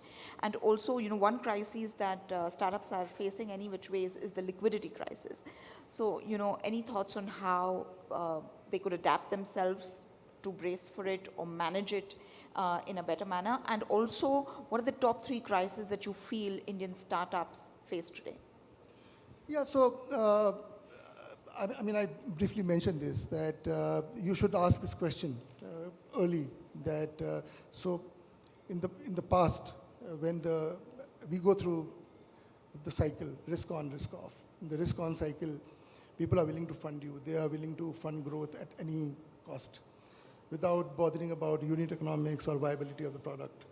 And the idea really there is that, come what may, you succeed. But when you get into funding winter, then focus gets a lot more on the unit economics, whether the product is viable, et cetera, et cetera. And therefore, my suggestion would always be that whatever you do, I mean, at different point in time, you've got to make a decision between whether you look at profitability from day one or you have to fund losses for some time. But always have a sight on what the end goal is. Is your unit economics works or is the product viability works? So for example, a simple thing, like if you look at infrastructure projects, for example, they have 25, 30-year cycle. Right. All of them, when they start, they all make accounting losses. But that doesn't take it away from the fact that they are fundamentally viable, right? So you would be able to adapt to the situation, but fundamental viability of the product, that should be established, number one. Number two, when you do go for funding, at that point in time, again, as a risk manager, my advice would be that you should always plan in a phased manner. So for example, if you got X amount of funding, you got to see whether it takes you over the hump. So again, same thing. If you look at the broad data, 10% of these startups succeed. But if you look at more successful one, maybe YC I talked about, 33% succeed. Which means that if you succeeded, you become very rich. But if you're not, then you're not there.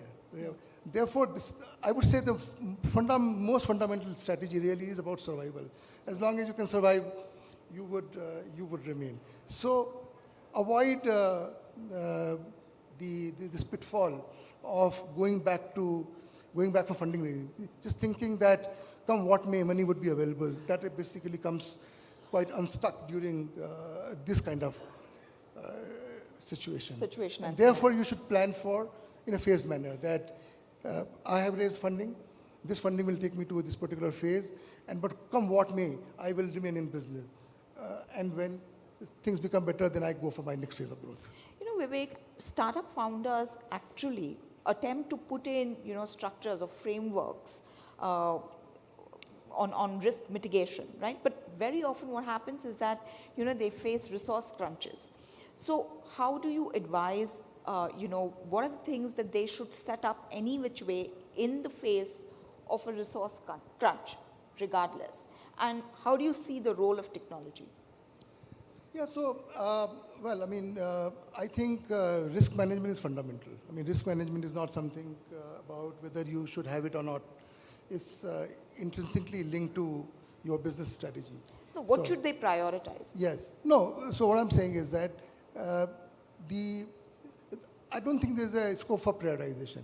So when you're talking about your business strategy, you got to think about what could go wrong, right, and how do I manage that. So like simple techniques like what we follow, what we call risk and control self-assessment. So look at whatever business you're doing, what situation you are in, look at what kind of risk I can face, and do I have enough control to take care of that. Have key risk indicators and having a heat map in terms of what are my top risks, where do they stand in terms of are they red, amber, green, and that will give you a pretty good idea in terms of what you need to focus on. The second thing is that governance becomes extremely important because if you have a proper governance structure, then the faith in your organization becomes significantly better. I mean, if you look at the data, all the companies which have a better governance structure, they're multiple, the market cap multiples are far greater. And therefore, having a risk structure, governance structure is important, making sure that you have enough delineation between fiduciary responsibility of the board and executive responsibility of the management. And there's a clear distinction between the two. You have a strong assurance function. So that things like risk compliance, regulatory compliance, audit, etc., they're taken care of. Coming back to your last question about technology. I mean, technology is fundamental to our existence these days. The very fact that very large proportion of startups are into technology space, that tells you something about what the role of technology is. And technology continues to remain fundamental to all parts of businesses, including risk management. In a bank like ours, they play a very important role in risk measurement. Right. So for example, if you have, like for example, we do lots of markets product, and it's very very difficult to aggregate those risks, measure those risks. So for example, lots of risks are measured in the form of modeling, and those modeling have the backbone of technology.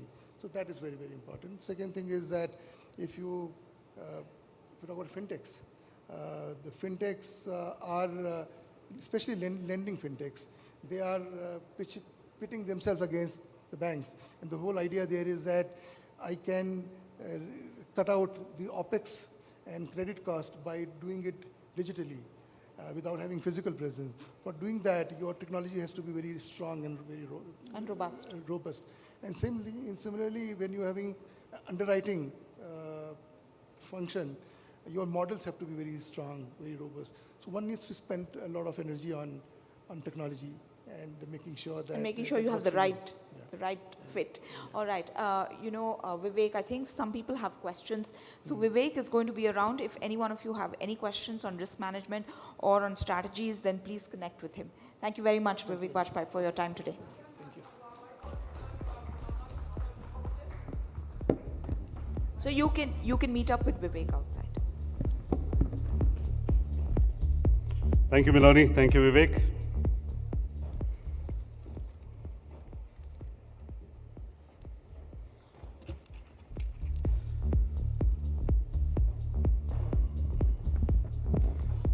All right, our next session will shed light on startup metrics and strategies to drive impact at scale. To do this, may I first invite our moderator, Pavitra Gupta, Principal, RTP Global, to moderate this session. Pavitra.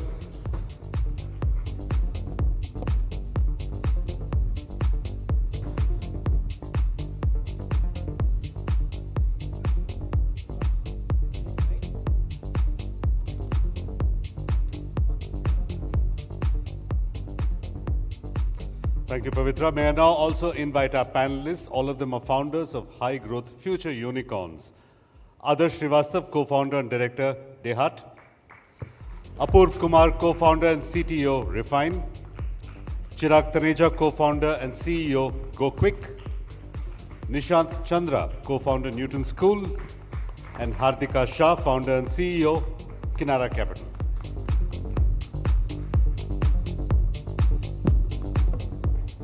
Pavitra, I know it's a challenge. We are running a little behind schedule. You have 30 minutes to tell us all about Scale 2.0. The floor is yours. Thank you. Good evening, everyone, and welcome to the session on Scale 2.0, Startup Matrix and Strategies to Drive Impact at Scale. I'm Pavitra, the moderator for this session, with a really esteemed set of panelists, all of whom are torchbearers of the Indian startup ecosystem. Scaling is one of the most critical yet challenging aspects of building a successful startup. It is not just about growing fast. More importantly, it is to ensure that this growth is sustainable. But how do startups measure and manage their scaling journey? How do they stay nimble during this journey? And more importantly, how do they foster a culture of growth in their organizations? This and more is what we will explore for the next 30 odd minutes. Personally, I've been on the operator side and now on the VC side, and I'm really looking forward to the insights from our panel, especially because they come from a really diverse set of sectors. Thank you so much for being with us here today. I'll start with you, Hardika. Sure. Kinara Capital has been profitable for the last 8 years. What do you see how difficult it is to make decisions around investing in growth and continuing to stay profitable? Thank you so much, Pavitra, and it's great to be here. Great to see everybody. We just heard the last panelist actually talk about unit-level economics and profitability and growth as one of the many risks a company has to contend with, and we are no different. As a fintech, an MSME lending fintech, we know the market is very large in India. We're talking about 63 million MSMEs. We know that the demand gap for this group of individuals, proprietors, etc., is actually upwards of $500 billion. So it's never been about the market or the market demand. It has all been about the right approach. So from a Kinara perspective, the thing that we focused on, as an NBFC, we are regulated. As a regulated NBFC, there are lots of things around capital adequacy that we need to contend with. So we focused very clearly on unit level economics, because for us, if you can show the path to profitability early on and then get to the profitability part, then the rest becomes simpler. You need to run a levered business if you're an NBFC. So that means you have to go and get, borrow from the likes of IndusInd and others. And when we do that, one of the things they're looking for is, I've given a loan, I'm earning interest from day one on that loan, then why is it that, I'm still negative? And so I shouldn't be negative. Now, that's just fundamentals of the business I operate. And so sometimes the decisions often get made around you, around what to focus on, but also within, and you talk a little bit about, how do you foster that in the company? Within, how do we stay clear that profitability is important? And there has never been a better example of having selected or chosen, if you want to put it that way, profitability over growth. I mean, we have grown, but in our own way, because last 7 years have been nothing but macro events. And had we not been profitable, we would not have been able to grow at all. So knowing, nobody could have imagined all the events that came at us, and hopefully we don't have another decade of it. Don't wish that on anyone, including ourselves. But having that balance sheet, having that profitability meant that we could take the call of saying, slow down, fasten, go faster here, slow down here, rethink this, focus there. And we could have only done it because we had, we had money in the bank to do it with. Absolutely, absolutely. So I'll go touch upon another very critical aspect, sometimes absolutely crucial to growth, diversification. So Chirag, what are the factors or criteria that you consider for diversification? How do you look at diversification as a lever for growth? Thanks, Pavitra. I think diversification is a very interesting one, especially for startups. If you're thinking about diversification, it means that something is working for you. It's no more a 0 to 1 problem, because inherently, if you start to think about diversification, it means, at least for me, it means that you have a certain risk which is getting cropped up in the system, and then you want to diversify and solve for that risk. In startups, as I said, that if something is working, then day one you will have a risk in form of concentration, that you have 60% revenue from a single customer. Day one, everyone would aspire to get that customer, right? So we all would want to get that large customer. It will bring that risk, and then we'll want to solve for that risk. Similarly, you'll have one product. As it is said, Paul Grahams of the world, everyone says that focus on that one product, initially get PMF. It'll obviously lead to a concentration on that single product. Similarly, geographies, you can't build multi-country day one. So you'll have a geography risk. So all of these risks at different point of time will crop up. I think the way I look at it, first of all, is that something is definitely working. So how do we keep doubling down? And I think where it starts to get a little bit tricky or complex is that all risks can't be solved at the same time.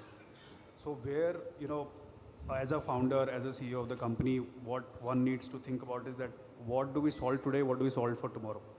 Because all risks are not of the same nature, not of the same degree.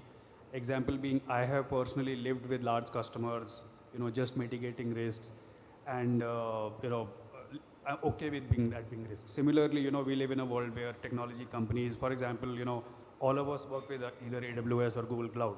Potentially, that's a risk. Do we solve for it day one? No. We live with it probably for 10 odd years. So that's how, at least, I start to look at it, that what risk do I solve this year? What risk do I solve next year? And then it comes down to mitigation, that, how do we go about mitigating it?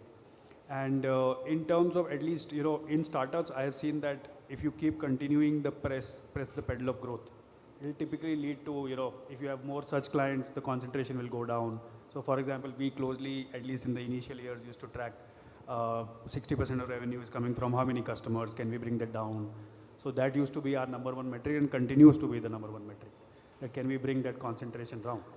And as we move ahead, we have looked at, for example, we have still not looked at geo as a risk because we are one long India and we believe we continuously look at the market share number that way. And in my previous journeys also, for example, if I look at e-commerce world, we have always had this debate of that we have huge dependency on Facebook, Google as advertising channels. Now, how do we reduce that? But I think I would not say anyone has solved it, but we have learned to live with it. Probably some amount of affiliates have come in. So I think more than, one is that calibrating those risks and then also understanding that some of those are not solvable or should not be solved day one. And then whatever you want to solve for, then there are, various different mitigation strategies you can use to solve for them. Yeah. No, I really liked the insight around risk prioritization overlaying on top of diversification.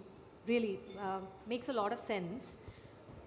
We have Apoorv with us, and Apoorv, you've been at the helm of technology with large organizations before you chose to start your journey at Refine, and you're leading technology here now. And one of the critical things that I'm sure all the startups face is how do you build for scale and yet ensure a fast time to market? And you see this more often than not in your growth phase. How do you, go about making these decisions? Yep. Thank you. Great to see everyone, and great to be among such great colleagues here. In terms of starting up, first thing is you have to figure out whether technology is the core of what you're trying to build. If it is not, then I don't think that should be your core focus to begin with.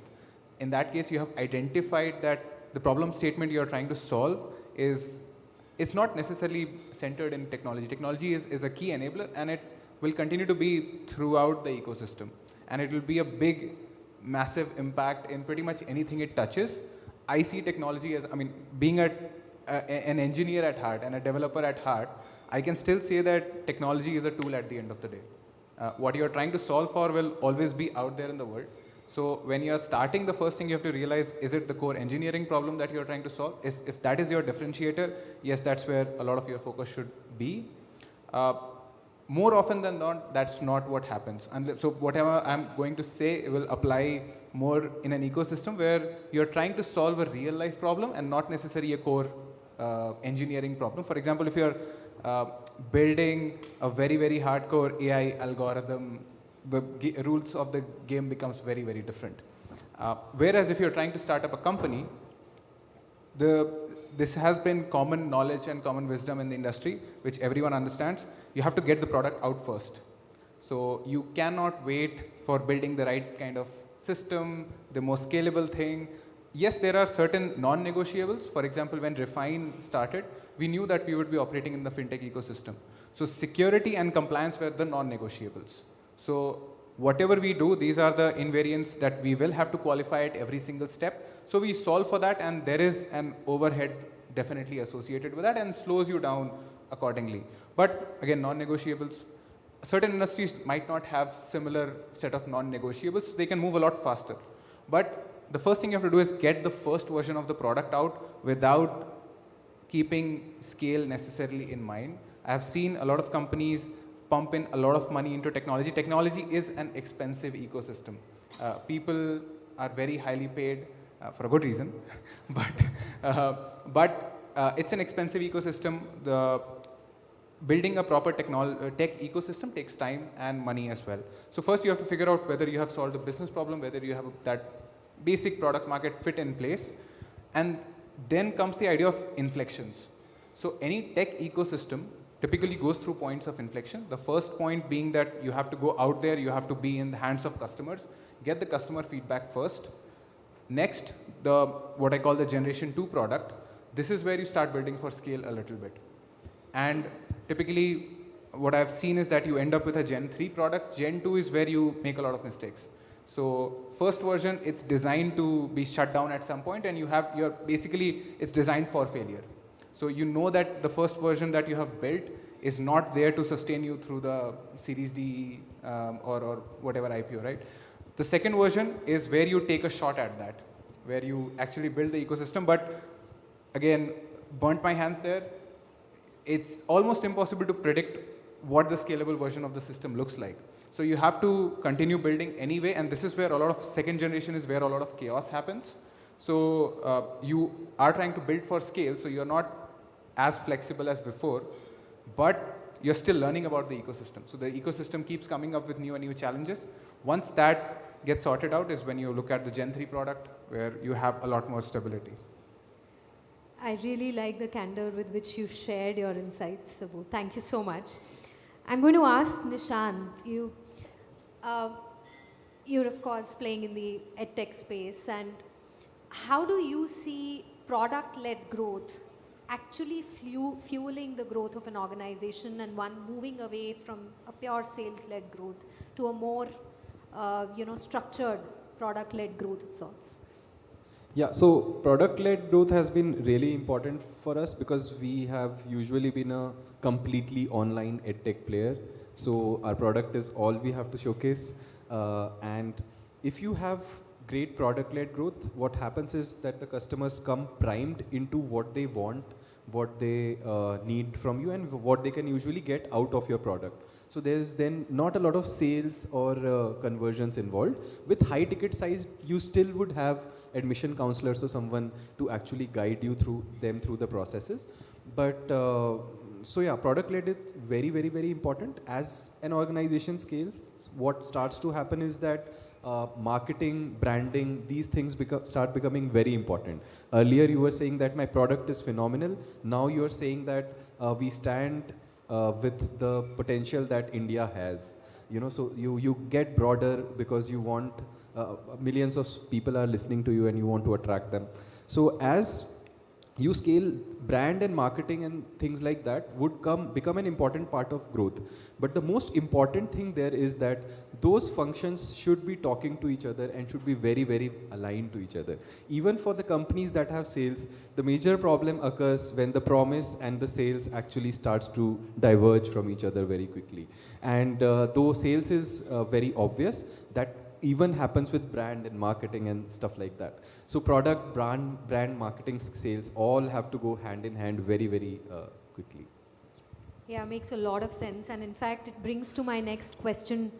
Somewhere it is closely linked to the organizational culture, teams being aligned to the same goal.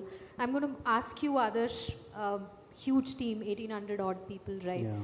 As the organization grows, how do you ensure that each employee is working towards the common goal? How do you really seep in the culture into the entire organization? Yeah. So it's a very nice question, right? It's a very universal question, universal word, right? Culture has been in the last 2 years, if I can recall. So interesting fact I was sharing with someone today, right? Culture, the origin of word culture is from agriculture only, cultivation, right? So anyways, being from agriculture background, culture is the integral part of Dehat, right? We have been very serious about this word, right? Culture and values. Personally, I am right. The current team size is around 1,846, right? Because I am taking care of HR function. That's why I know the exact number. The current number is 1,846. And if I will talk about data, so in last 2 years, we have onboarded 65% of our Janta, right, workforce. So that was a humongous task, how to, right, sustain, maintain the culture you have built since 2011, 2012. That was a very difficult job, right? And it happens, what we feel, it happens only when there should be, right, physical presence of founders with everyone. It's very important, especially in the sector like us in agriculture, right? Our 80% Janta are on field. They are on district level and below that, at Panchayat level, right? So they look after you, they look upon you कि यार founders क्या कर रहे हैं, है ना? You will have to demonstrate it. Otherwise, it's very difficult, right? You will just keep preaching, ये culture होता है, ऐसा होता है, right? But it's very difficult to go down at that level. So what we do apart from regular stuff, right? So obviously town halls, business calls, yes, virtual calls होते हैं. At least we are very fortunate. We are 5 co-founders, right? And we ensure our 14 days, right? Physical presence at district and below, right? At below level. हम लोग 5 लोग, all 5 of us, just we used to spend our time और अलग-अलग locations पे, right? At least that gives lot of confidence to people like who are doing. It's a very difficult job, right? Just to motivate them, you will have to be there, right? And other side is when we go to field, na, we get motivated, right? हम जब लगता है कि demotivate हो रहे हैं, then we go to कुछ नहीं टिकट कराया और भाग जाते हैं field पे, right? बिहार में चले गए, MP में चले गए, वहाँ एकदम literally जाके आप sourcing करो, सोयाबीन उठा रहे हो फील्ड से, आप motivate हो जाते हो, right? When you see people delivering agriculture inputs on literally in flood area, right, on boat, वो fancy boat नहीं होता है, लकड़ी वाले जो boat होते हैं उस पे जाके वो deliver कर रहे हैं in this heat wave. अभी monsoon कितना El Nino effect था, right? You have seen that. People were sourcing product in temperature like 50 degrees Celsius. बोलते थे यार 15 बस दिखा रहा है, temperature is not less than 55 degrees Celsius. So it is very important to be there, right, on the field. And I have a very good example, right? Obviously, again, you can't be there physically present all the time, but there is one guy, I'm just giving an example. There is one guy, we call him Arunji. He joined us in 2012, right? He was 10th pass. मतलब आप समझ लो village school से था, he was just अंगूठा छाप illiterate person. He joined in 2012. हम लोग 2000 रुपया बोले कि 2000 ही दे पाएंगे, फिर भी वो आ गया, right? He joined us. 2019 तक our operations were very concentrated in Bihar, eastern part of UP. तो हम एक ही जगह रहते थे, काम करते थे, एक ही रूम में रहते थे. And he was with us. After 2019 when we got funded first time, उसके बाद 1-2 साल में उसने 3 बार रिजाइन किया है. And the major reason was कि सर आप लोग टाइम ही नहीं देते हो, आप लोग से मिलना नहीं होता है, राइट? सो अगेन अब हम उनके साथ तो रह नहीं सकते हमेशा, right? We travel lot. But अभी लास्ट सीजन में, right, one of the founder was in field. बोले कि अब बताओ अरुण जी, मतलब अब तो आप मतलब 2 साल से सॉर्टेड है आपने, मतलब कोई प्रॉब्लम कोई शिकायत नहीं है, व्हाट इज़ मतलब क्या है, what is the driving force? बोला सर अब है ना सर, अब क्या है ना सर, अब आप लोग को हम नहीं देखते, अब देहात को देखते हैं, देहात अब बहुत बड़ा हो गया है sir, right? So that is something we मतलब वी गॉट मोटिवेटेड है. This is something we outcome we need this, right? So yeah obviously we are doing a lot of things, right? But it's still way to go. No, thank you. That anecdote was, I think, so powerful in itself and clearly highlighted it's not just the founders who motivate the team, right? It's how eventually the culture and the team motivates and keeps the founder going as well. So, yeah, Chirag, I'm going to come to you next and just GoQuick's recent partnerships with Flipkart, ANS Commerce, Cred, they've been significant milestones, not just for you, but I would say for the industry as well. What is the role of partnerships, you know, in your organization's growth strategy, or what do you think generally is the role of partnerships in the growth strategy? Yeah, I think I've also on the way realized the importance of partnerships, and internally also debated a lot that how partnership can be a great moat, you know, when you start to think about platforms, businesses. And I'll separate probably these into two. That one is starting to think that what all things we should build and what all things we should do it with partners, because it also means that you have to part away some revenue with partners, right? So it's an important decision that why do you want to do what exactly, and it also comes at a cost of experience, that now you are not able to provide that experience, partners will provide. You need to ensure that will they be able to provide the similar kind of experience which, let's say, if you were to build in-house. So, and I think we've been consciously, you know, day one thinking about it that at least internally, we would call it that we want to build for 80% of use cases of merchants who would use it 80% of the time. Otherwise, we would not build. So, however, merchants would not look at it that way. Merchants would want us to build many, many things, right? They would want to treat us like a services company, not like a product company, and come back with requests. So we took a conscious call that, you know, let's do these 80% things which merchants would want at 80% of the time, and open up the whole platform so that other things are still possible. We would still want to deliver those things to the merchants, but we'll part away with that revenue and enable some of the other agencies and ecosystem to deliver that. That's been our thought process, and I'll come to the second part which you asked me, some of these large partnerships. I think that's a very tricky one. You know, if you ask me if I was starting up again and would I go and do some of these large partnerships, I would not, you know, say that I should be doing that. Why? Because I think when you're starting out now, it is very hard for a new emerging startup to go out and convince a large Flipkart or a large Cred. Because their priorities are very difficult. You can move at a nimble pace, they won't. It's very, very difficult. And you know, you banking on them, that itself is a huge risk. So, and it will also come back to the previous question you asked, that even if they agree, then it'll come back with some amount of risk, you know, which you would have to over time diversify. Day one, we have also, you know, consciously never gone out to, you know, go and partner with some of the large companies. And I think the way it has happened for us is that we have had very internal objective driven matrices that, you know, we want to affect these metrics, first build distribution. And then when you are at scale and you want to, you know, improve your matrices, for example, we believe that for one of our products, rewards is one of the large matrices. And then we looked at it that, okay, which are the players which we should go out and partner. And then, you know, we knew that these partnerships are not going to be easy. And by the way, for us also, it takes 1.5 years to get them realized. And also, you know, making them believe that it's going to work for them also, so that they are interested, they move. We would do these massive POCs, which could give them enough confidence. That's how we've gone about it. But otherwise, you know, if you ask me if I'm in the pre-PMF or early PMF stage, I would not advise anyone to go out and do some of these large partnerships. These are to be done when you are at the super scale stage and really trying to make it big. That's the stage to go at. Yeah, makes complete sense. Nishant, let me maybe delve slightly into the matrix. Like, you know, in a large organization, how do you build a matrix-led? And when I say large, I'm basically referring to the growth stage.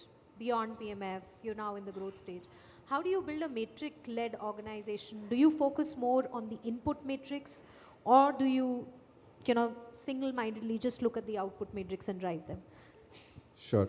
So I think as you grow, metrics become very, very important, not just because the internal functions want to evaluate their own progress, but there are multiple functions, multiple leaders, all wanting to know if the company is growing well, if the function beside them is doing their good job or not. So metrics become super, super important.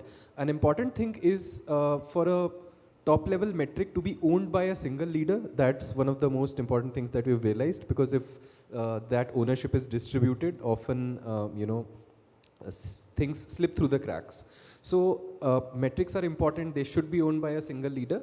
And in terms of input and output metrics, I think output metrics are super important, because that's how you know where you're going. That's your compass, that's your North Star. But input metrics essentially tell you how reliable your processes are. Is it because of a macro that you're growing? Is it because of a superstar performer? Is it something that happened because of something you did? But when you have an understanding that this input metric, this input lever can increase my output lever, then you know that you are on a path where you can predict what will happen 6 months down the line, 1 year down the line, 2 years down the line. So I think it's a very strong and tightly coupled combination of input and output metrics. Yeah, really practical input there, I would say, to be executed day in, day out. Hardika, in my introductory question, you referred to the macroeconomic changes and the market dynamics. I would really like this conversation to go on, but I have to make that my last question and be that the closing note as well. 12 years in a sector which, of course, was operating amidst all of these changes, right? What do you think is critical for an organization to continue growing in an environment which is so dynamic and influenced so much? Yeah, I would say probably three things that, that come top of mind. Number one is focus on the customer. Through this 12 years and in our journey early on, I mean, we talk about 2016 demonetization, 2017 GST, 2018 ILFS, 2019 DHFL, 2020 COVID, and then COVID wave 2, right? I mean, every year there has been something that sort of upturned everything before. The thing that became critical and important for us, and what we think we did a very good job of, is stay focused on the customer. So the one thing we can be sure of is that we have unwavering support and focus on that MSME customer from day one to day to day and probably into eternity. And I would say that as people think about what you're doing, I know that startups are all about pivoting, but please be, I mean, in my opinion, focus on the customer, the person or the group that you're servicing, and working with that goes a long way, because they will also partner with you as you go through these challenging times, because they're also going through the same challenging times. That's number one. Number two, I would say, is compliance. So you touched on this more from a tech regulatory, tech security point of view. I would say compliance across the board. We are in a highly regulated environment. We are one of 300 systemically important NBFCs that gets heavily regulated by the RBI, and we're also debt listed, so we get regulated by SEBI. But I will tell you this, that that culture of being on the right side of all of that is critical up front. It isn't like code. You cannot refactor it after the fact. So it must be something that you build up as part of the organization. And so as when all of these events happen and there are new policies and new regulations, being on the right side of all of that through, even at the cost of growth, even at the cost of profitability, even at the cost of other elements in your business, I do think is tremendously important for from a DNA of an organization to build out, especially if you're working in spaces that are highly regulated or adjacent to spaces that are highly regulated, because then you will get regulated.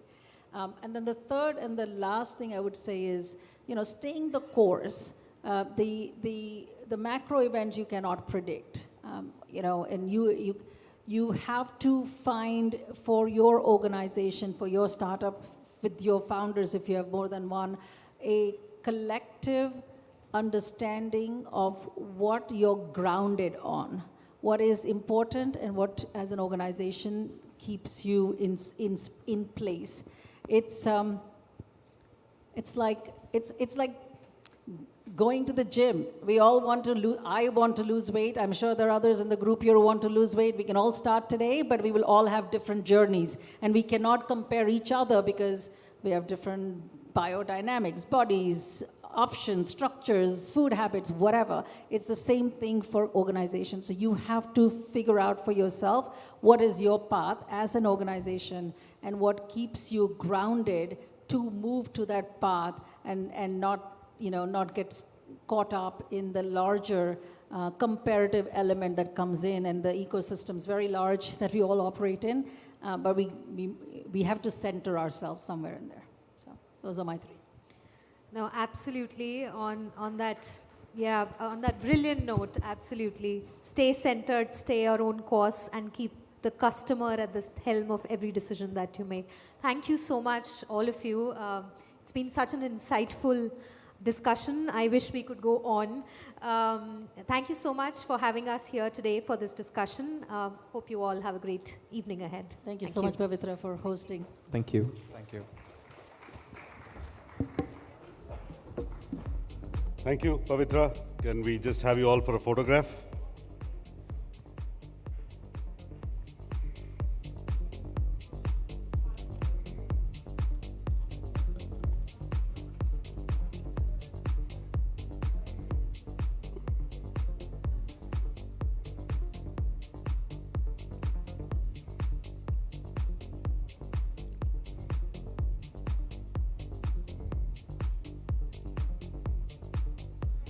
Thank you, panelists. Thank you, Pavitra.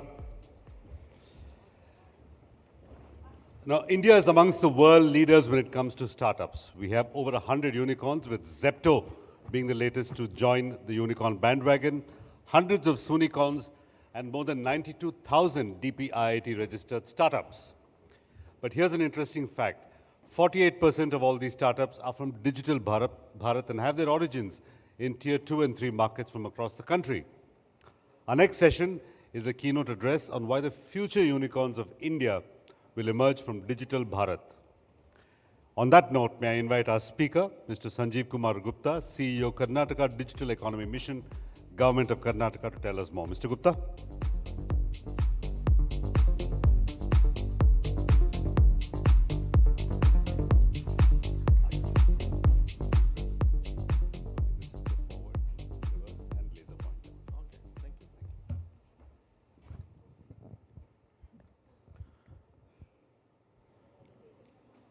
Very good evening, everyone. Before I start my talk, just a small question that I had in my mind. How many of you are currently located in Bangalore but actually comes outside the metropolitan town of Bangalore or any other metropolitan town in India? And you all want that Bharat to be the shining Bharat, right? Am I right? Correct. And that's what I think the India wants as well. So we thought that we put together a story around and say what we can do here to create this magic of not only going back, but bringing the shine back to the digital Bharat that we should aim for. What I'm going to talk about is a little bit story differently. If you see, in last 75 years of India's independence, these are 100x, 500x of the numbers that we have seen from GDP, from the perspective of the per capita income and the services. Pretty good numbers. And if you see the growth, the engine for economic growth is around 7 to 8%, and some of the states where like Karnataka is around 10% as well. What we're looking at next, we are looking at next 25 years, what are you going to achieve? Again, not 100x, but at least 10x, 15x numbers. And in this 10x, 15x numbers, the one important segment which comes up is your services, which is going to be a $20 trillion economy in India itself. And if this is a $20 trillion digital economy, so to say, then where is this digital Bharat stands up? And what are we doing to make it happen? Are we going to limit to the great towns of Bangalore, Chennai, Mumbai, Gurgaon, Delhi, NCR, etc., or are we doing something else? And I will reveal these facts in my conversation with you today. Why we are so great in saying that, yes, we will achieve these numbers of $20 trillion economy. Why? Some of the facts on the table. The fact on the table says that, yes, we do have the 1.3 billion unique identity. That means the citizens of India are becoming digital. Look at the way the mobile phone users are. Some of this data is a little bit old, couple of quarters back. So maybe you have some recent numbers with you. But the trend is what I'm trying to put together here. And look at the numbers in terms of the fintech adoptions. Ladies and gentlemen, just see the number of the $1.6 trillion transactions happen on the digital payments. It's going to be $2 trillion now.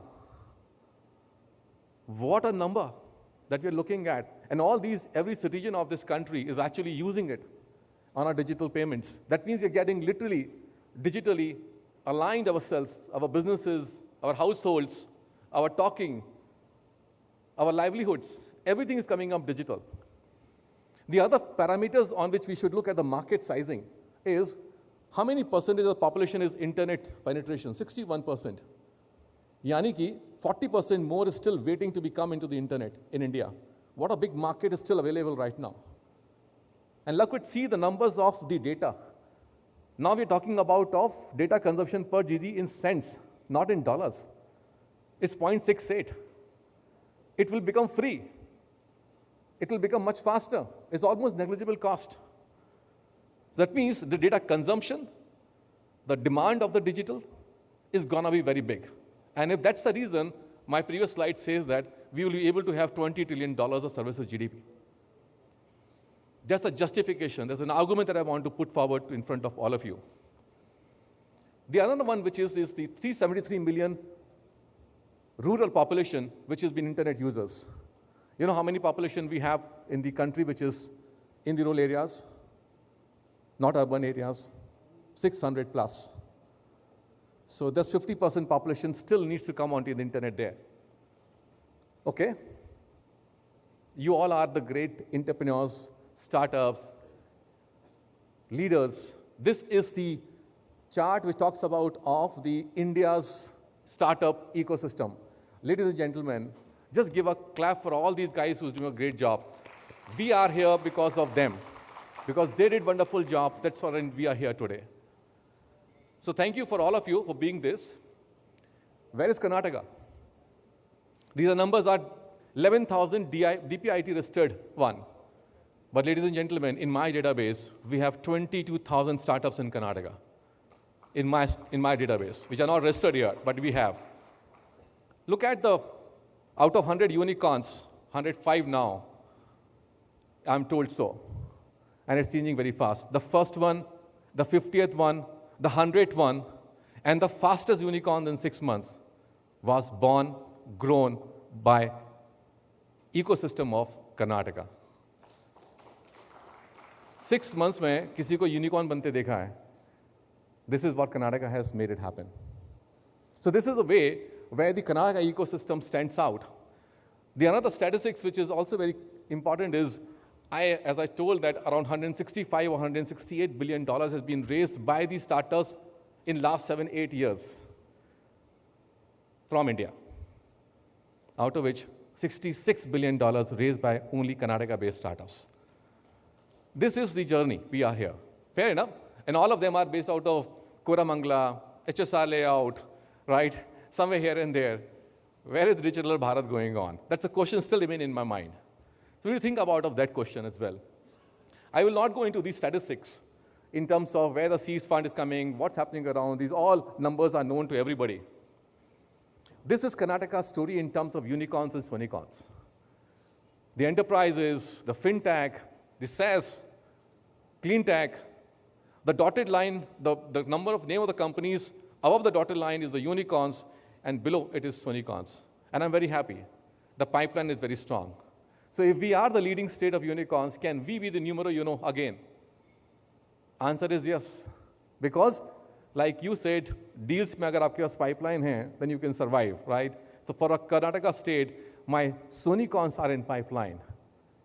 And hence, I can say some of them will definitely be unicorns. So I am a pretty confident state in saying that we will still be leading in number of unicorns to be born in Karnataka or from Karnataka.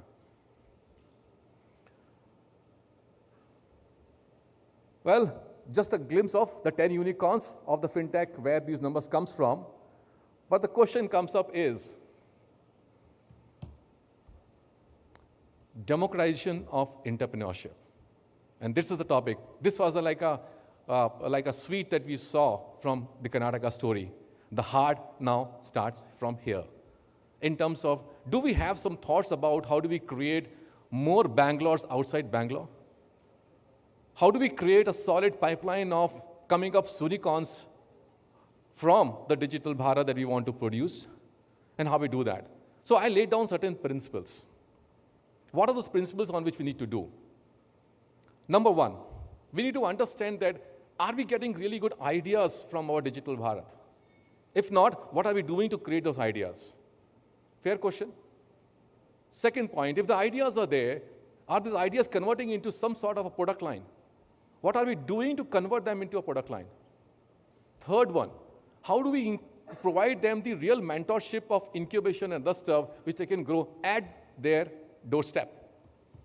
Fourth, how are we making some institutionalized version of services agenda or a mentorship at that location itself which provide them a support? Fifth, how are we creating an access of capital to their level rather than rushing to other parts? How are we creating market linkages for them where they are? How are we creating the global exposure for our startups from where they are sitting right now in Udupi or somewhere else? How do we do this? If we do this and solve these one by one problems, we are actually leading or establishing the pillars of democratization of entrepreneurship. And friends, I'll take one by one with you. First thought process, what Karnataka is doing. Karnataka started, I don't know how many of you know or not, the first startup policy of India was from Karnataka. Correct. My minister must have told you in the morning itself, in the afternoon itself. Yes. But having said this, we started a program called as NAIN, New Age Innovation Network. Friends, what we're doing in this part, for the last couple of years, we're trying to seed a small amount of entrepreneurship development programs in the engineering and degree colleges and colleges across the state in 19 and 20 districts of the state. So 50% of the state is being covered under these programs. And what happens to that? We fund only for creating an idea, understanding the EDP, understanding the entrepreneurship, and understanding how we can create an idea. We have been infusing this part for the long number of years. Why was doing this? Because the funnel of the ideas needs to come out from there. And we need to have the solid funnel coming in. And this is where we got to set up roughly around, in the last one, look at the ideas, 470 projects on these 19 districts. Now what we want to do is we learn the lesson that yes, this works. Now we need to scale this up. So that's the first pillar that Karnataka put together onto democratization of entrepreneurship, is to create these ideas at the grassroots level. And believe me or not, अगर मैं आपको बोलूं कि please drive down in interiors and go there and talk to the students about entrepreneurship, you will do like this. It's a real hard work. Because the journey, the exposure of the student, and the interaction, and make them understand, it's the toughest part of it. Make them excitement about the entrepreneurship. Otherwise, they feel about what? Somewhere I will get a job of 15, 20,000, maybe a lakh of rupees job, and I'm pretty happy with this. Infusing that thought process is very difficult. And also difficult is to bring some of the great leaders like you who can motivate them. Your calendar is so busy that you can't come in. Friends, you need to find out the time from your calendars as well. Because you are also part of a digital Bharat some 5 years back. Now you become a digital India. Right? So you have a responsibility on your shoulders to please travel to these places, motivate the youngsters, and give your precious time to that level. Please do that. My humble request to you, all of you who is listening to me today here. This is an idea that we are trying to flourish here. This is going to be a first funnel of my ideas coming in. Second one, how do we convert this idea into the product? We started a program called as Elevate. You all know about the Elevate program, right? 165 crores to 721 startups given as a grant up to rupees 50 lakhs by a state creating a product line. Tell me one state which has been able to demonstrate that level of capability. No one. Now, why I'm confident onto this? The jury of this is run by all of you. Many of you sitting in this room are part of the jury of Elevate program.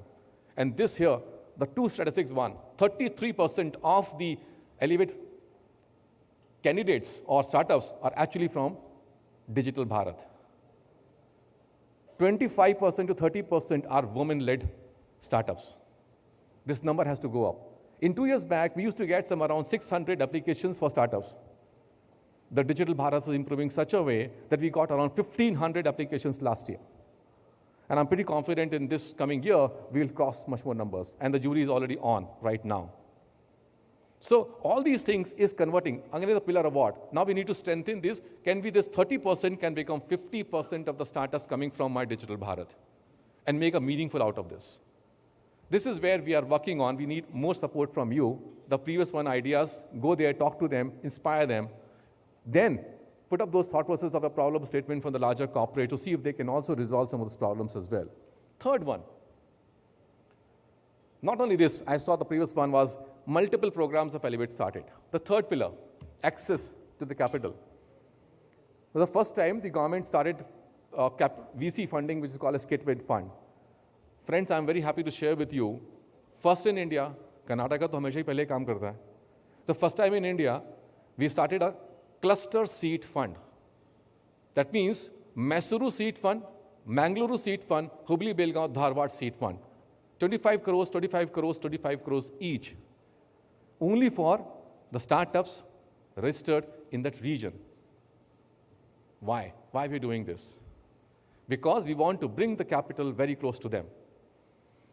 Now this is a motivation factor. I need some. Only not for me, I need for Karnataka.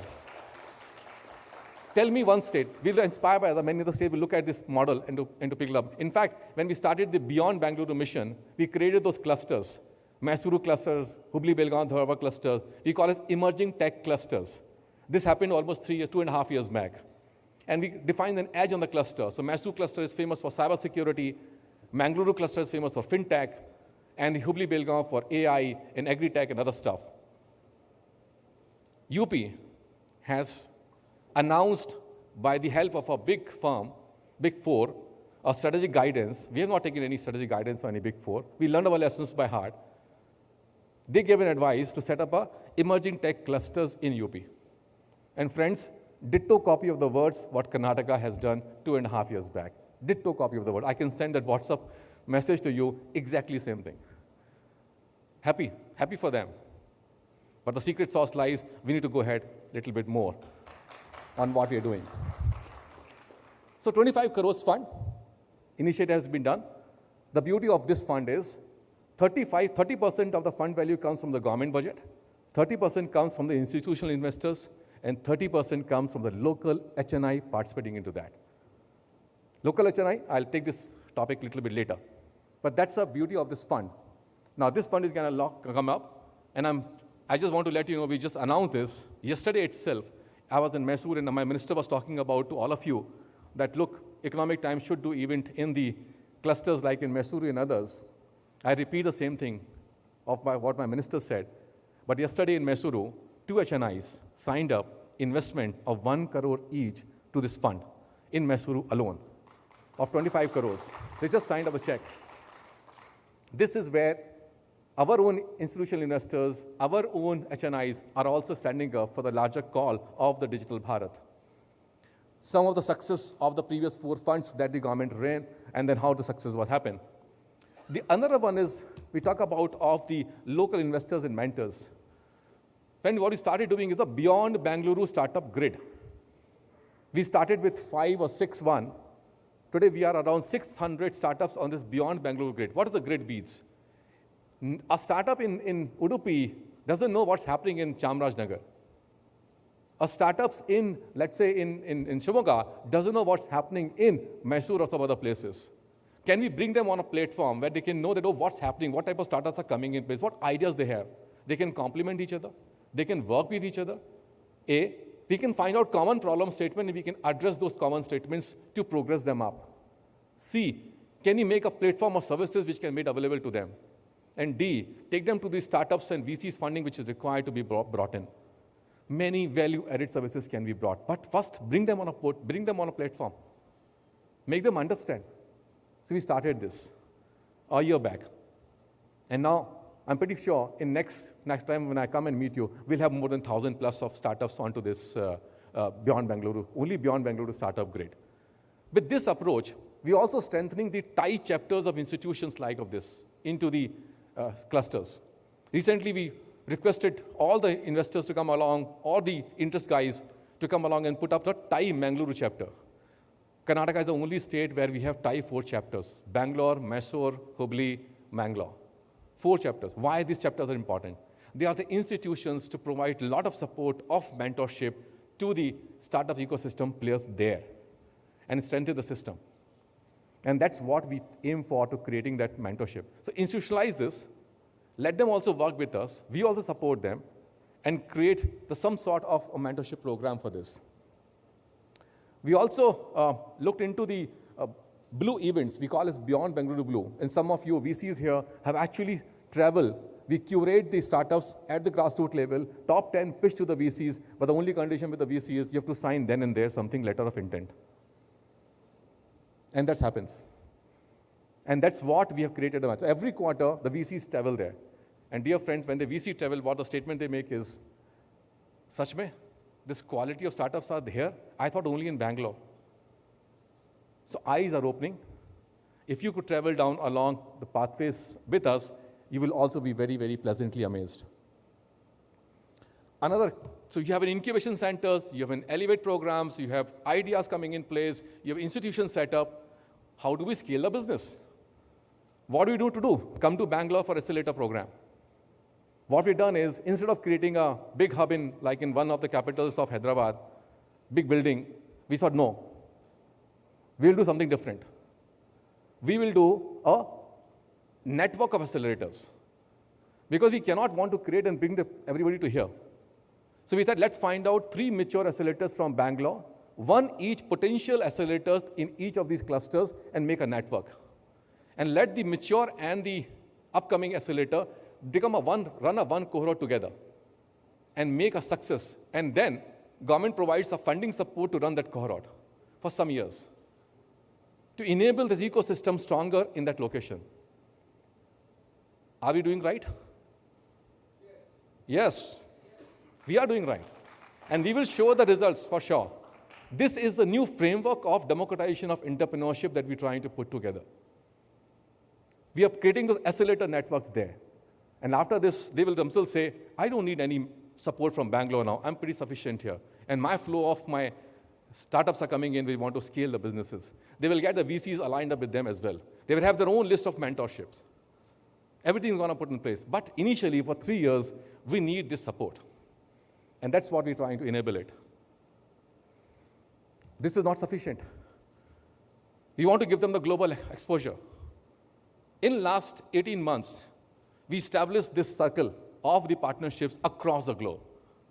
And primarily to bring our startups from those regions here and our startups from Digital Bharat here to engage with them. You will be amazed that the Israel, the Netherlands, the Koreans, they travel to Meso. I have forced them by providing them good words, taking them with a car, and say, please come along with me. Some of the VCs, when they went, now a startup of cybersecurity from Mysore is getting funded, likely from an Israeli partnership from there. This is where we are. एक example show करेंगे, 100 examples बन के बाहर आएंगे. We need to create that. We need to push this up. And that is what we're trying to say, the meaning of democratization of entrepreneurship. A beautiful tree, a beautiful flower, with the petals talking about of the pillars of strength of the secret sauce of Karnataka, and now we'll say the real democratization of entrepreneurship, the Digital Bharat. We are working on this.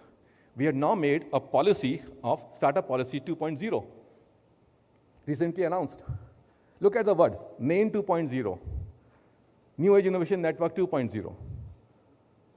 Everything we're looking at in a very different manner. The pieces of all this, what I talked about, are inbuilt of our policies. Look at the last column, the benefits that we're trying to put together for the startups. Ladies and gentlemen, just be part with the Digital Bharat and the democratization of entrepreneurship, because the Soonicons are going to be born from there. The new engine of growth of India will gonna be coming from there.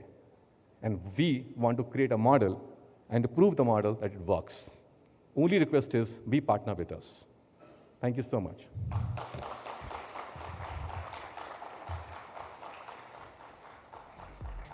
Any questions, Freddy? Somebody can just pass on.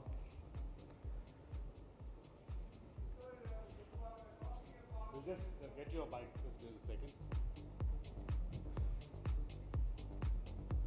Can you give me audio on this mic? Yeah.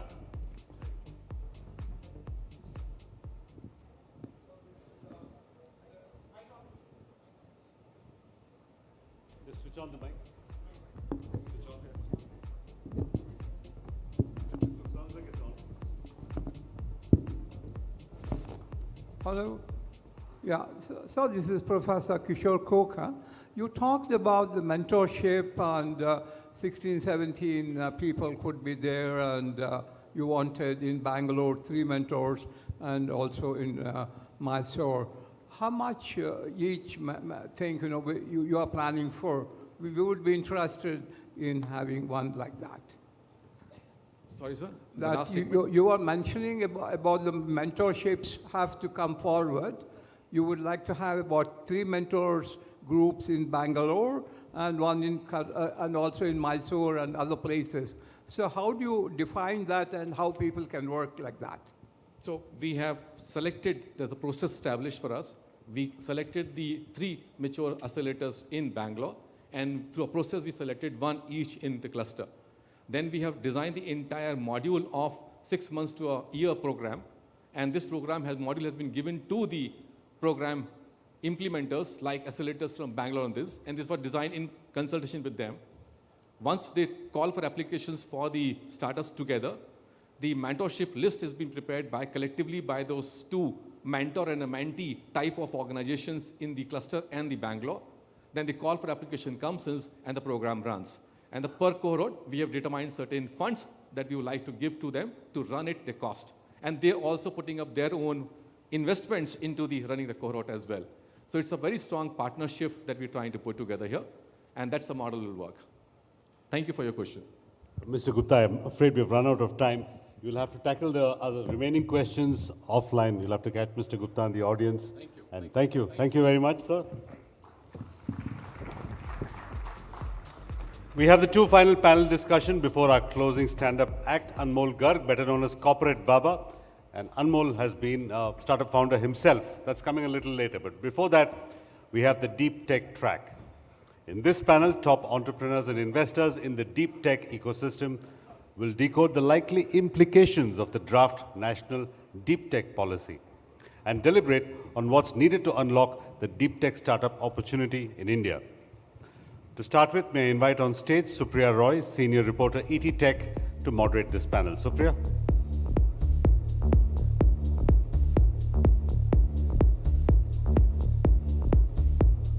May I also invite our panelists, Kaushik Mudda, founder and CEO, Ethereal Machines, and Vishnu Rajiv, investment principal, Special Invest.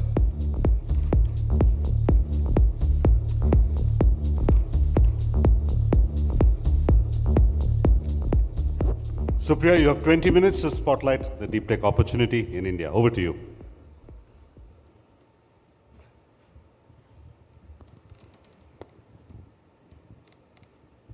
Just setting the stopwatch as well, because I know Suresh is going to be very strict with the time. We have 15 minutes. I'm extremely excited to be talking about deep tech with perhaps 2 of the most celebrated figures in this sector as of today, and also like super nascent time. So I'm hoping some of this enthusiasm also gets to the crowd as well.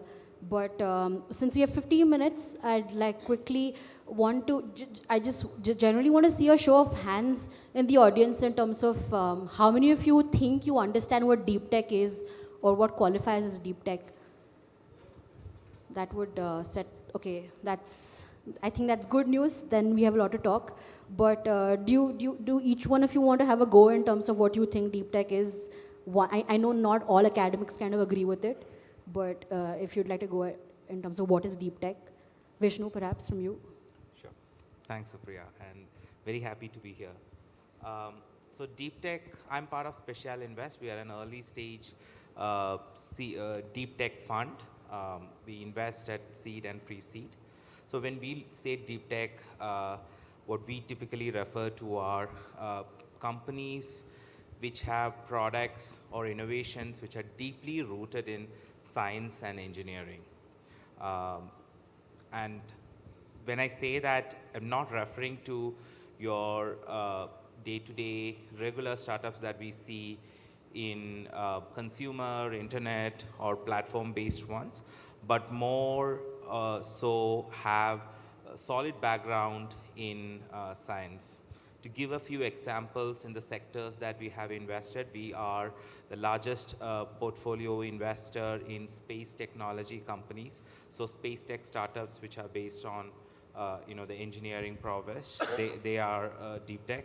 There is an entire ambit of what people refer as climate, including mobility, green hydrogen, battery cells, recycling, and then there is an ambit of startups which work along in power electronics and applied electronics.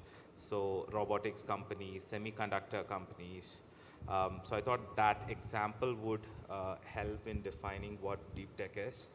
Happy to add more flavor along the discussion. Do you want to take a go at it, Kaushik? So Kaushik's been building his company for the last 10 years, way before perhaps anyone in this room could have possibly known what deep tech is. So 10 year next year. But thanks for making me feel old about it. No, irrespective. So, started early. Yes. So my understanding of deep tech has been that you've got to master a couple of things and not just one thing. So it can't be just software that you've cracked. So in the case of ethereal machines, right, what happens with us is we've had to crack hardware, software, mathematics, electronics, and then get the tech to dance to our tunes. So anything that involves a stringing together of a couple of fields of engineering is how I have always looked at deep tech.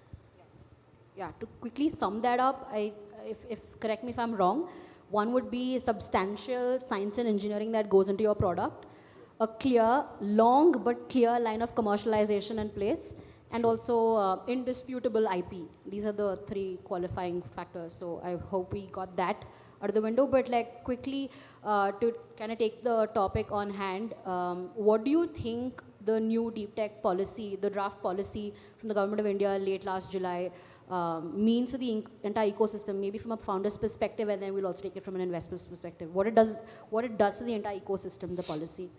Right. So here's my take on this, right? And we've had extensive discussions about this. The one thing I have strongly always believed in is that for India to become a superpower, you've got to focus on deep tech. And that change is something that we're seeing in the last couple of years. And when I say you've got to focus on deep tech, I mean a bunch of things, right? I mean semiconductors, I mean advanced manufacturing. These are the two things that are top of funnel if India has to become a superpower. If you were to look at which are the countries that are ruling the roost today, right? In terms of technology, the most advanced, be it US, South Korea, Germany, all of them focused on these kind of technologies, be it government incentivized, be it private industry incentivized. We're seeing that happen in India now. And with this policy, specifically a couple of things that I can point out to, right? So we just raised our so-called Series A, but we had to go through 12 iterations of our product in a meager $1 million. And before that, the journey was even harder. But the new policy gives a couple of crores straight up front to people who want to work in the deep tech field. Just that initial kick, you're going to see a lot more entrepreneurs coming in. And of course, there are things that are going to be working well on the IP regime. We've already benefited a couple of times from the new IP policy and the kind of support that's coming in. Of course, there's a lot more things that can be refined, which can become like a much larger discussion rather than a short panel. But these kind of incentives, be it with kinds of IP support, be it in terms of small amounts to just start off with, and benchmark it against milestones, it's easier to have this kind of understanding. What also makes a huge amount of difference with something of just the policy coming out is that it brings it to the forefront. And that is what India needs today. Yeah. Just to quickly iterate, the government of India has proposed 3 crores for proof of concepts and 2 crores for proof of concepts and 3 crores for the next stage of just developing that proof of concept into a product. Vishnu, would you like to also take a stand? Sure. So I'm just adding to what Kaushik said. Everything that he said hold true, right? Like deep tech, as we were discussing, is very, very based on sciences and engineering. And many times that initial prototype itself takes a lot of capital. And then it's not like software. You can't just spend 2 weeks coding and just get the next version out there. You need to iterate, you need to get feedback, and it's resource intensive, it's expensive, and many times super difficult. So the very act that the government of India has recognized this opportunity as well as the troubles of deep tech founders is very, very promising. We are off to a great start in that regard. completely agree with Kaushik's point. If India has to become an industrial powerhouse, we need to bring in manufacturing here. We may start with basic technical manufacturing that will come from outsourced manufacturing moving out of China, and then we're setting our base. But in 10 years' time, if we have to take it to the next level with value added manufacturing, higher level advanced manufacturing, we need to have deep tech companies grown over here who can build upon that manufacturing base that comes in the country. The government has taken a great step in promoting and providing non-dilutive grant, which will be useful for a lot of deep tech companies, not the equity ones, which the kind I give, but more in the grant form, which can be used for more research purposes and iterating their early products. That's a great first step. We need to have more capital coming in this space, not just from one form of, not from the equity investors, but from every sort of different financial instrument that can be used. The other part, which along with the IP part, the government's, the policy stresses upon is building the ecosystem. And we need to focus a lot of our energy on that. Government is one stakeholder. They have taken a right step. We need the corporates to get their act together. We need the investors to get their act together. We need to get all other forms of financial instruments and folks to come together. Corporates will play an important role in deep tech, and that's something I really, really want to emphasize. Kaushik, I want to ask you this question. Now, you did mention a lot about manufacturing getting a major push should this deep tech policy come to fruition, right? And right now we're moving at a very slow pace in terms of how much the manufacturing sector at least commits the overall GDP. So it's just moved from 15% to 17% in the last 2 or 3 years, I believe. And how does the founding community kind of help with that problem or situation that which way? Do you think what you did, which is to start on early, which is not to go to the placements route like every other, most of your batchmates back in the day. So how do you kind of generate more and more entrepreneurship in this space? And how does the academia side of things really come to play? I'd love to bring in that element as well, because a lot of speakers through the day across sectors have time and again, stressed on the fact of how academia kind of helps the startups across sector, but that's not really explored so far. Sure. Before I get to that, right, and I think this is a segue from one of the things that he was mentioning, and I kind of differ with him on just one point from what he said, where advanced manufacturing is starting off in a certain pace, and then we've got to move to the precise parts. This is something that I'm saying completely opposite with what we are doing at Ethereal. We are getting some of the world's toughest engineering components being thrown at us today. A lot of these customers I cannot name today. A lot of these components and applications I cannot name right now. But these are components that require something around 5 micron to 10 micron kind of accuracies. So the hard engineering problems are being thrown to us as Indians can India pick up the China +1 opportunity today? And a lot of this precision work is coming. And it is up to us now to be able to take that. And we at Ethereal are at the forefront of doing that with precision manufacturing. Now, in terms of talent, right? And we were having a conversation about this backstage as well. So India, in terms of manufacturing industries, right, ties back to what I was mentioning now, was that we've been looking at the not so heavy precision engineering parts right now. Or with manufacturing, not high-end manufacturing is something India has not looked at. But the talent pool that has been working on this in the manufacturing industry has been there. If you step out of your tier 1 colleges, if you look at tier 2 colleges, tier 3 colleges, a lot of them go to these industries. Take it your Kirloskars, take it your Tatas. They have that talent. Now, what we've got to make people understand is, where academia can play a role, is to tell freshers that as of today or in the next couple of years, you have a once-in-a-generational opportunity, which is your China +1, which is the Indian government pushing so hard for manufacturing with the Make in India, DIPP, Invest India, with all of the policies combined. This is a once-in-a-generational push that you get. So the new fresh batch of engineers that are coming out need to be made aware of the importance of this for us to grow as a country.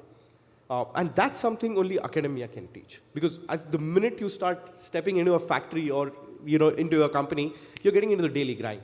Then you don't have time to understand the larger macro environment. This is something that I'm seeing slowly change because of a number of people who have powerful voices talking about it. Folks like you putting out on a day in, day out basis the kind of manufacturing opportunities. I've seen the kind of coverage you guys have been giving, the iPhone manufacturing opportunity that's coming up, right? These kind of changes, not just with academia, but by the fourth pillar of democracy as well, is going to have a lot of impact on the next 3 to 4 years of kids who are going to be graduating from engineering colleges, diploma colleges, ITI colleges. Superb. Also, I'd love to have you offer a line in terms of what Ethereal Machines really does, because when I learned about it, mind was blown in terms of the work that they've been doing out of Pina in Bangalore itself. Thanks. So what we do is we build something called as high-end CNC machines. So CNC stands for computer numerically controlled. Basically, you feed in any material to it. It ends up manufacturing that final component. The backbone of the world today, everything that's in contact with you right now at the present time, say your watches, your specs, your earrings, the car that you came in, the flight that you took to reach Bangalore to attend this event, every part of it at some time in its life cycle of production has gone through CNC machining. Now, CNC machining is done in a kind of a primitive form or most of the tech guys who have this manufacturing technology presently in India is tech that is like 20 years old at least. The latest generation of tech is extremely expensive. That's what we've been able to crack. What we've cracked is like handful of people in the world have been able to crack it, and we use that to manufacture precision engineering component for the aerospace and healthcare industries. Super, super. Now that we've got the academia problem solved, at least theoretically for now, I'd love for you to take a minute or two to how does the next stage kind of come in? How do some of these founders go on to be investable businesses? Like, what are some key things that you're possibly looking at? How do you look at deep tech being a differentiator than every other company who just wants to play with AI? Like, how do you make that? First of all, huge fan of Ethereal Machines. Great work you guys have been doing, following you for a long, long period of time. So when I make an investment, I make early stage investment, so pre-seed, seed, no revenue. It's possibly just like idea stage thing. So 3 things matter to me a lot. First and foremost is the team. The team should have the right set of scientific and engineering capabilities with the right mix of commercial capabilities. The more proven you are, the better it is in my books, but then it could also be guys like him who started right after college. We don't differentiate, but like having a great sense of what you're building and your capabilities is a good starting point. The technology needs to be something unique, something that can move the needle forward. That's also important. And the third part which we look into is typically the market size. So every deep tech investment that a smart deep tech investor looks into needs to have a huge market. So it is important for any deep tech entrepreneur working here to look at large opportunities, and there is enough of them in India. So these are the 3 factors you typically look at the early stage. It will change slightly as the company progresses, but I mean, time's up. So. Yes, superb. Maybe we'll take one question if anybody has one in the audience for either of them. Or I think we've done a good job in just letting the world know what deep tech is and what the draft policy could possibly offer. We're good? Thank you so much, gentlemen. Oh, there is one. Okay, sure. Give me pass.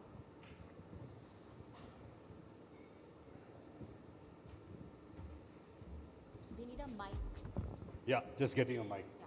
Can we have a mic in the audience, please? We have time for one short question, so we are running a bit over schedule.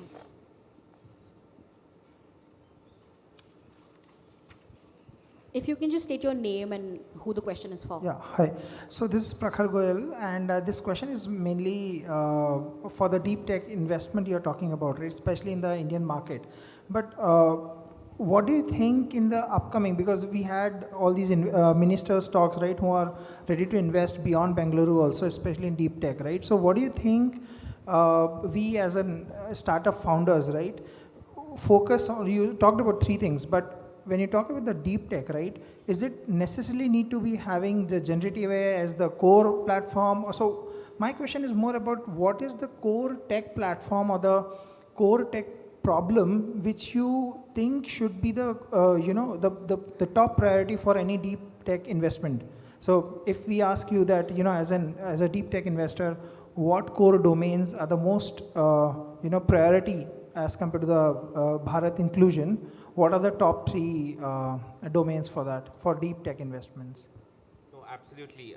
Thank you for the question. I don't think generative AI is even a single concern for a deep tech investor. I don't even understand generative AI, so I don't even invest in any of those companies. There are other colleagues of mine who understand that better. Some of the sectors that I want to tell that we are currently looking into are biotechnology, life sciences, the entire ambit of climate. Within that, energy storage, long duration energy storage. If anybody is building in that, please come to me. I mean, I'm very happy to look at you right away. Carbon capture, anything in the industrial manufacturing side of things, advanced manufacturing, manufacturing automation, industry 4.0's late stages or industry 5.0, anything in precision agriculture, increasing the productivity in the agri space. All of these sectors are of interest. Robotics, manufacturing robotics, automation in the robotics space, semiconductors. The government can't stress enough on the semiconductor space, and we are looking into that as well. And green hydrogen, we already made an investment, but we are happy to look if you're working on transportation and storage as well. So all of those. That's quite a comprehensive list of sectors, which doesn't involve generative AI. Okay, Supriya, panelists, thank you very much. Thank you I'm so sorry, much. we have to cut it short. We'd love to go on for a little longer, but we can't. I think they want a photo op.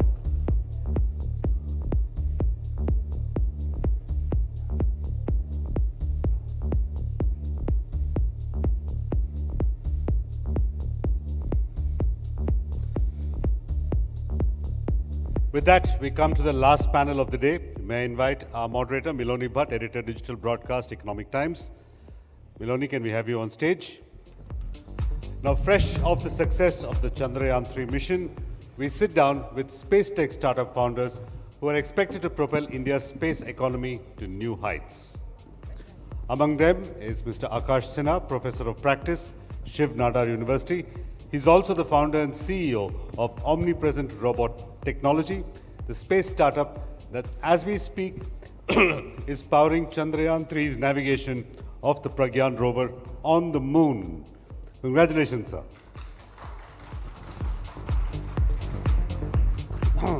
Our other panelists are Rakshit Bhatt, co-founder Galaxy, and Arpan Kumar Sahu, co-founder and COO of Kalido. May we have you on stage?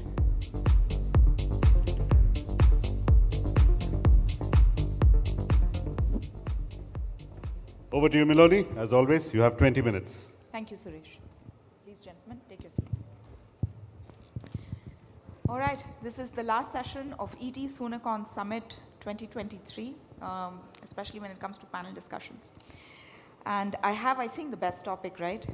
Ready for liftoff, how Chandrayaan-3's historic success will propel India's space tech sector to new heights. Now, I'm assuming that many of you caught the landing of Chandrayaan on the south pole of the moon, right? It was a goosebump-inducing moment, made very special. The world over, we were celebrated. And I think, why it was also so special is because, see, India's ride to the moon has not been easy, has it? I mean, it's come at the back of 50 years of sanctions. It's been a play where very often our scientists had to resort to what one might call jugaad, right? To put satellites into space. And then we go and land, the Chandrayaan on the South Pole. It's also something that you realize, it could not have been easy considering that another country failed to do just that, a couple of days prior, right? So it just brings out this sort of emotion that we have, I think, for space tech. The inspiration, I mean, which little kid does not want to be an astronaut, right? And I think today what we want to discuss is these young pioneers, these young disruptors, and this whole feeling that we've managed to generate, especially with Chandrayaan, the excitement for space tech, a sector which is capital intensive, and how India is able to propel itself forward. So gentlemen, thank you very, very much. Briefly, if you could start by talking a little bit about your startups, for our audience, and what do you exactly do? Thanks for having us as a part of this panel, first of all, our pleasure. So myself, Rakshit, and currently I'm the co-founder and VP product at Galaxy Space, which we founded a couple of years back with the vision of, number one, building satellites that provide the best-in-class Earth observation data. Number two, building tools and services that can empower industries and businesses to use this data for critical decision making, right? So for a lot of people who are not familiar with the concept of Earth observation, let me give you an example in the context of Chandrayaan itself. The last Chandrayaan mission, Chandrayaan-2, had a sensor called as a synthetic aperture radar, the orbiter. And that sensor was used to scan the topography of the whole moon, the data of which was used to identify the landing place for Chandrayaan-3 lander, right? And that same instrument we are carrying on one of our own satellites as well, which is the synthetic aperture radar, right? So observation basically is using sensor technologies to observe some phenomena happening on the Earth's surface. So that's what we are building. Yeah. Rakshit, a good friend of mine, and thanks for explaining Earth observation, because I do come from the same industry as well. It makes my life easier. So I'm representing Calaidio, and also my parent company is Atsure. So we are incubated. We started in 2017, and since about 2017 we have been working in the space of Earth observation. We are one of the early startups to make our entry into space and Earth observation in India itself. And today we are working in the banking sector, in infrastructure, utility, as well as climate. So what we do is we basically, as he explained, take the data from observation and sensors on satellites and manipulate the data with what data we have on ground through various other known and unknown sources, and to create decision frameworks for enterprises and companies to take better operational decisions. So we directly convert the data from space into usable information on ground. So we accelerate that knowledge gap that many people think that space is a bit out of reach, or how do we understand data, and make it simpler. So we are a decision intelligence company, as we like to call it. I believe you have a connection to Chandrayaan too. Oh, okay. So my personal investment into this journey of space is I joined the day in ISRO. I started my early career as a scientist in ISRO. My first day or first week was watching Chandrayaan-1 launch. And the year that I exited was when Chandrayaan-2 launch happened. And in between, I got a chance to work on at least 3 payloads on the Chandrayaan-2 orbiter, which is still working in space. So I have a long-standing investment into the Chandrayaan heritage of all of them. And it's amazing that it's still working, and talking to Chandrayaan-3 till today. And we are seeing how it's a huge success. And it's a huge inspiration for me personally. That's fantastic. But we have someone whose technology is actually part of Chandrayaan-3. Yes, that's right. Thank you. So my startup, Omnipresent Robotech, we are into space and aerospace robotics. We've been building a lot of drones for a while. We've mapped more than 10,000 villages across India using drones. But we've been part of ISRO's Chandrayaan 1, 2, and 3 missions, especially when it comes to developing the software for space robots.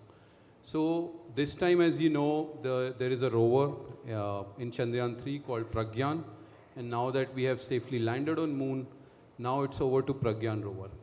Now with Pragyan rover, we were given a challenge to be able to build the 3D perception software as well as 3D navigation software. So it's a bit like, imagine you have a small little driverless car that you left on the Moon, and this car has to find its way out by itself. You can't really be controlling it from the Earth. So it needs to know where there is a crater, where there is a rock, where is a safe path. So to be able to do all this, This is what, our software is doing currently. And on top of that, there were some amazing challenges. So if you imagine, how the moon looks is very different from what Earth is, There are no colors on moon. It's either black or white. Not just black or white, there are not even any shades of gray. So if you're in sunlight, it's completely white. If you're in a crater, it's completely black. So with such little texture, it's very difficult to build 3D. Plus, you don't have so much processing power that, you can take lots of images. We actually had to build it just from 2 images. And, we also thought of... From 2 images, did I hear that correct? Yeah, just 2 images. Just like our 2 eyes, you've seen Pragyan rover has 2 cameras. Huh? And we thought about downloading the images on Earth, but then we realized we don't have that kind of, gigabit connection like you have in Bangalore. It will take like more than 10 minutes to download even a single image from moon. So in all these restrictions, we were still able to build it. And I can tell you one of the great things that has happened is that a lot of space agencies, including NASA, might have used a very expensive technology, maybe a 3D flash LiDAR or some other advanced technology which is, increases the weight, it increases the cost of the entire mission. But we were able to do it at a very simple technology, yet it is very effective. All right. Akash, I just want to go around the table here. So Akash, to start with you first, talk to us about, the factors that are enabling the Indian space market to grow at a double rate compared to the world, because right now I think our current space market is worth $8 billion and it's growing at 4% annually compared to 2% global average. So I would say part of that is also to the kind of confidence ISRO has generated, overall in Indian space sector. If you see, ISRO is one of those space organizations that has by far the highest successful launch record. I believe it's like more than 40 consecutive successful launches. Nobody has that kind of record. And which is why you see when ISRO launches more than 100 satellites in space, more than 90 of them are from our overseas payloads. So this is a kind of confidence. The other thing I want to also bring you is on Chandrayaan mission itself. See, for 50 years, humanity, 50 years ago, lots of missions went to moon, they didn't find anything. Chandrayaan 1 goes and we find water. And we find lots of it. There is so much water that some estimates say that you can fill an entire Dal Lake with that water. Now with that much water, a new lunar race has started. And with that, US, Russia, Israel, everybody is now again going to moon. So a lot of credit, I would say, goes to how ISRO has been a flag bearer in, getting credibility. And especially after success of Chandrayaan 2 mission, I think the credibility is now even sky high. Now you'll see a lot of investment interest, and I'm sure that's very good for companies like us. So.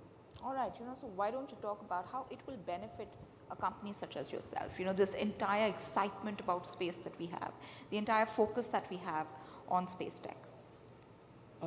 Okay, let me start with this.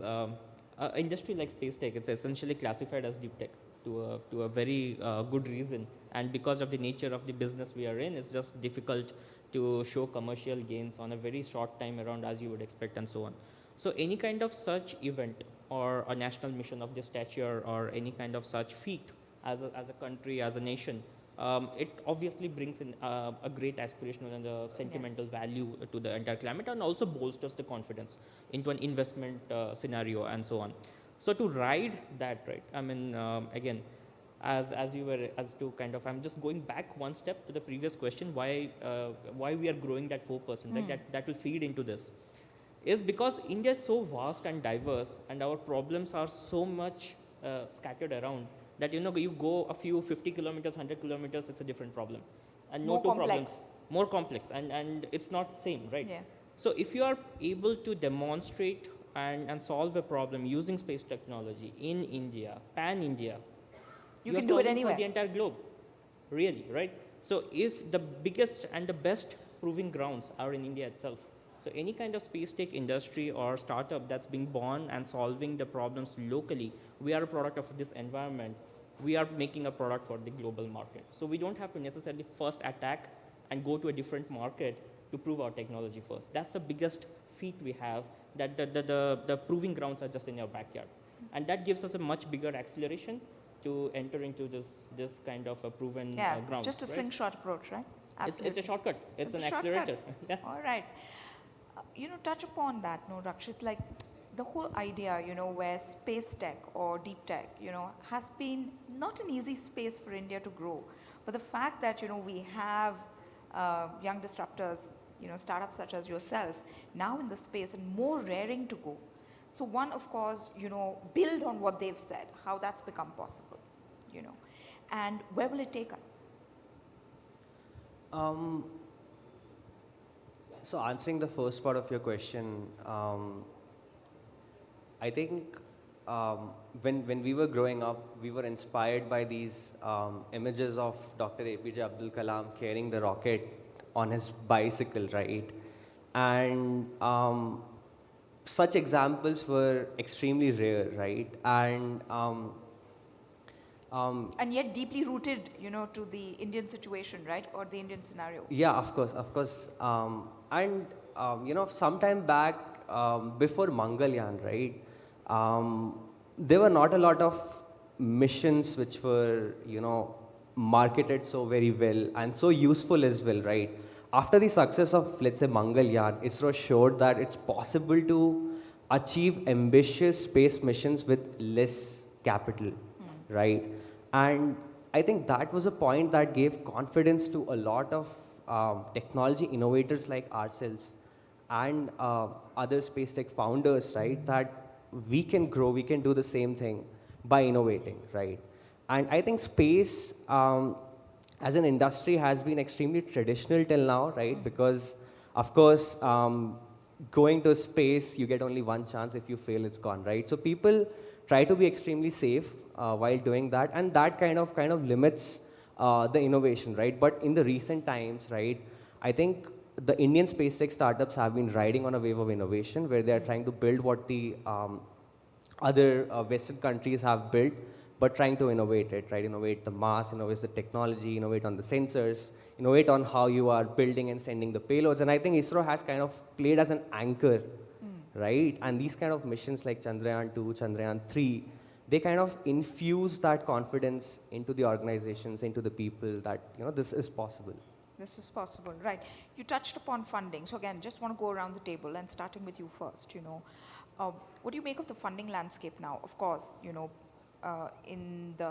following the success of Chandrayaan 3 and, how it has just taken over people's imaginations. And the fact that, we have 140 registered space tech startups, and it's come on the back of about $205 million in funding. At a time where the economic climate is such that, funding is drying up, but of course now we've had a unicorn, so, who knows, it'll begin again. But how has that funding been made possible, and how do you see funding go, especially on the back of Chandrayaan 3's success?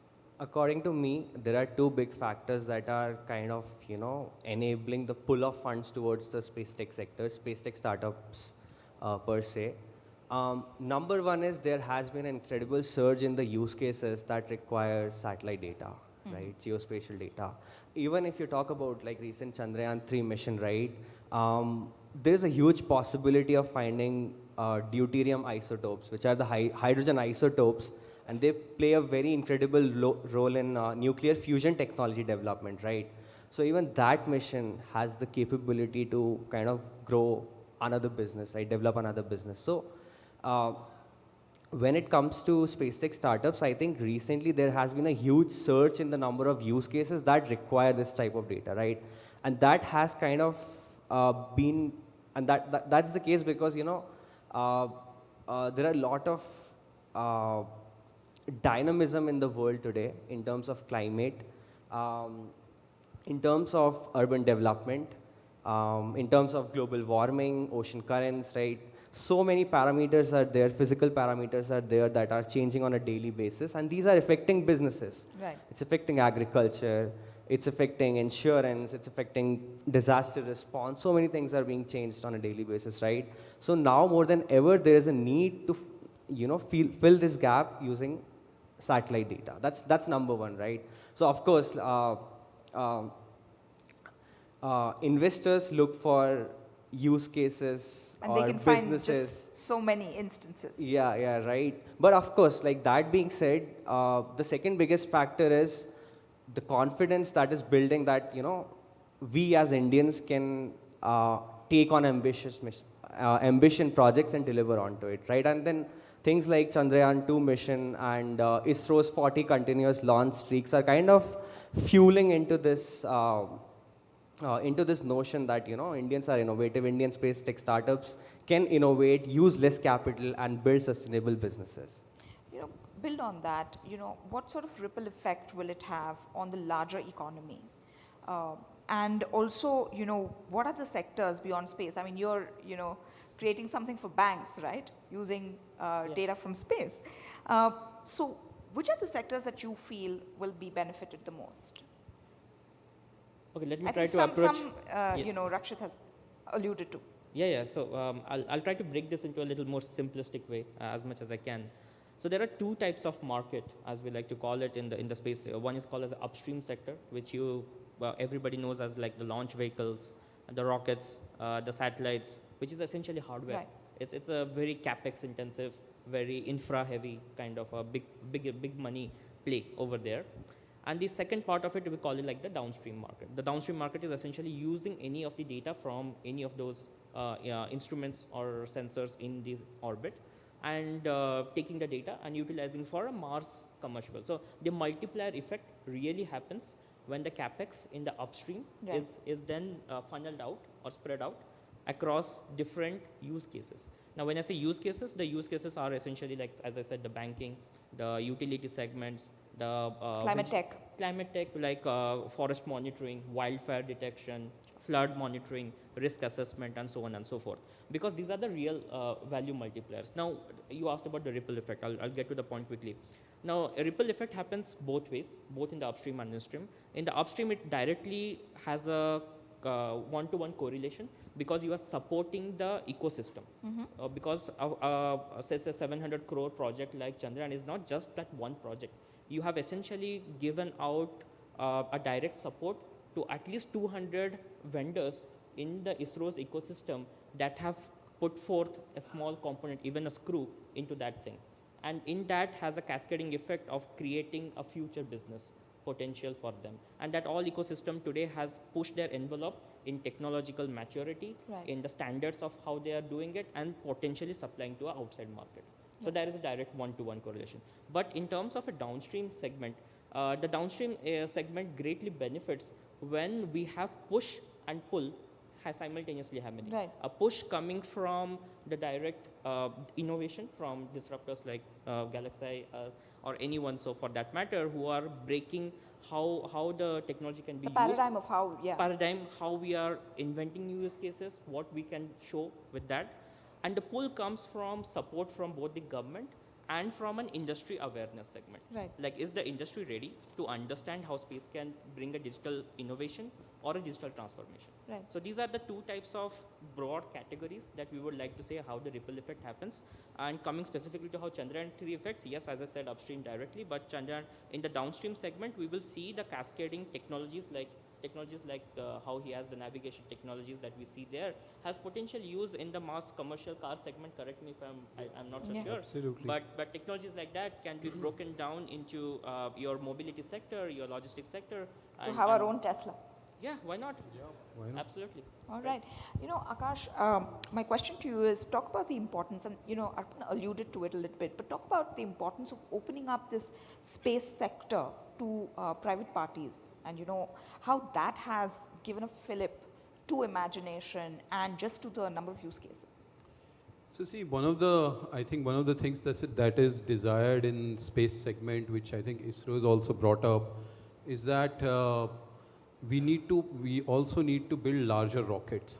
So if you see how much of global space market India has captured, it's probably still, I think, of order of 2-3% or maybe 4%, I don't know. Very, very small amount. And the reason for that is that most of this market is concentrated along higher payloads. Right. Payloads that are carrying like 20,000 kgs into space. And so those rockets still have not been made because they require a lot of money. And that's where I think this public-private partnership model, and where, you know, the biggies, Adanis and Reliances, when they join in there and others, and they will have a ripple effect on the rest of the startup ecosystem as well. Huh? They'll build bigger rockets, maybe other startups will build some more efficient engines for that, you know. So that is something I think needs to happen, and I think with the current government policies, I think it will surely happen. All right. You know, it says over there, time's up, but you know, I think Suresh will indulge us a little bit. I have this one last question for all of you. So if you could go around the table again really quickly, you know, talk to us about some of the innovations or some of the new things that you're doing, you know, some of the collaborations that you could speak of, and how is it going to fundamentally change our life over the next decade, over the next 2 decades? Let's start with you. Akash? Oh, sorry, I thought you were there. Yeah, so see, like you were talking about, see the technology, it's very interesting that technology that we developed on Pragyan was initially developed for our drones. Huh? But on drones, we had lots of images to play with, lots of processing power, lots of color and texture. Then we made it extremely challenging with little color, little power, very less images. But now the kind of technology we have, that means that it can be, as you rightly said, can be put on driverless cars, can be put on satellites that are working on, let's say, border areas with very little lighting, with very little color, texture, poor quality data, and even then that technology can work and do wonders. So for example, let's say if we wanted to survey our border, let's say along Pakistan or China border, we can't directly peep into, and we may not get enough light there, or if we want to see activity at night, it will be similar situation to, you know, what we developed for Chandrayaan. So you know, this is again an example of a ripple effect, and the technology that got developed for Chandrayaan, it seems to now have a lot many uses. All right. Arpan? Yeah, so we are launching 4 satellites in 2025, and one of our unique thing is like the cameras that we have for these satellites are one of the world's first cameras to have large swath at high resolution. And so what will these satellites do? So there's take photos again, Right. photos of the Earth, but in multiple wavelengths. So you see much more information than what your normally eyes can do. And so it has utilities in agriculture, infrastructure, forest, and so on, carbon capture, carbon credits, that market. So what we are trying to really do is capture at high resolution a large area. So we are able to capture 1 million square kilometers per day using Wow. just 4 satellites. And comparison, India is about 6.57 million square kilometers. So just that's an estimate. And what we are also doing in parallel is taking AI algorithms to process these images, because a challenge of today is you cannot downlink everything that you want to image on space, because you have limited bandwidth. I mean, you have spectrum issues and so on and so forth. So what you really try to do is how can you process these images faster? So we are taking AI techniques or algorithms that we do for image processing on ground, and to make it so efficient that they can run on 20 watts of power in space. Wow. Yeah, so now imagine you have to make algorithms so fast and so efficient that they can process images that are 10 GBs of size, multi-million pixels in space. Now that is the epitome of bringing you know, what you do on ground to space. That's space engineering. All right, fantastic. We wish you all the success. Rakshit, you have the last word. Yeah, so just to give a bit of a context, currently the whole Earth, you know, half of it is lit by sunlight and rest half of it is in darkness all the time. And the 50% which is lit by sunlight, a lot of it is covered by clouds, right? And clouds provide a major hindrance into Earth observation. You can't see what you want to see, right? So the technology that we are developing will be able to get you know, it will be able to see through clouds, it will be able to see through rains, it will be able to see through night, right? So it's an all-time, all-weather imaging satellite. What we are trying to do with it is, you know, as I mentioned earlier, that there is climate change and there is global warming, and because of it, there is a huge risk to, you know, businesses, to individuals, right? And it's very important to not only assess this risk, but to be able to set up data pipelines that can provide real-time risk mitigation solutions, right? And you know, maybe also make insurance accessible to a lot of people, right? In today's world, insurance companies need you know, real-time risk evaluation for a particular asset, right? So we will be able to do that. And Maybe in the future, as I also mentioned earlier, that the sensor we have in our satellites was also the one which was sent in Chandrayaan 2, right? So these sensors can, the scope is not limited to just observing Earth. They can also be used for interplanetary exploration, right? And that's what we want to do eventually. We want to go out of Earth, go to the moon, go to Mars, do interplanetary exploration, scan the terrains and make sure that our organizations like ISRO are able to land missions there as well. All right. It's such a highlight, right? To end this session on such a positive note. To go into the unknown and just, you don't know, the realm of possibilities that it opens up to us. So thank you very much for bringing us this insights. It's been the last session, but I think one of the best sessions. Thank you so very much. And we wish you all the success with it. Thank you.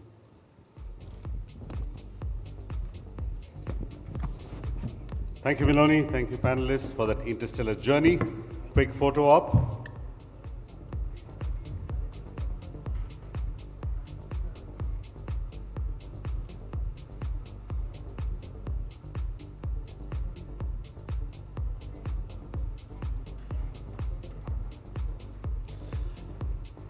Now, coming up shortly is our stand-up comic, Anmol Garg.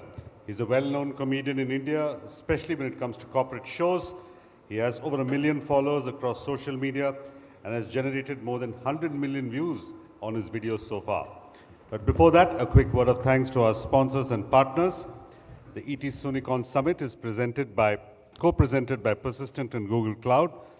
Our associate partners are IndusInd Bank, Persistent and Google Maps platform. Our gold partner is Netrodyne, our real estate partner is JLL, our research partner is Traction, and our gifting partner is Kimirica.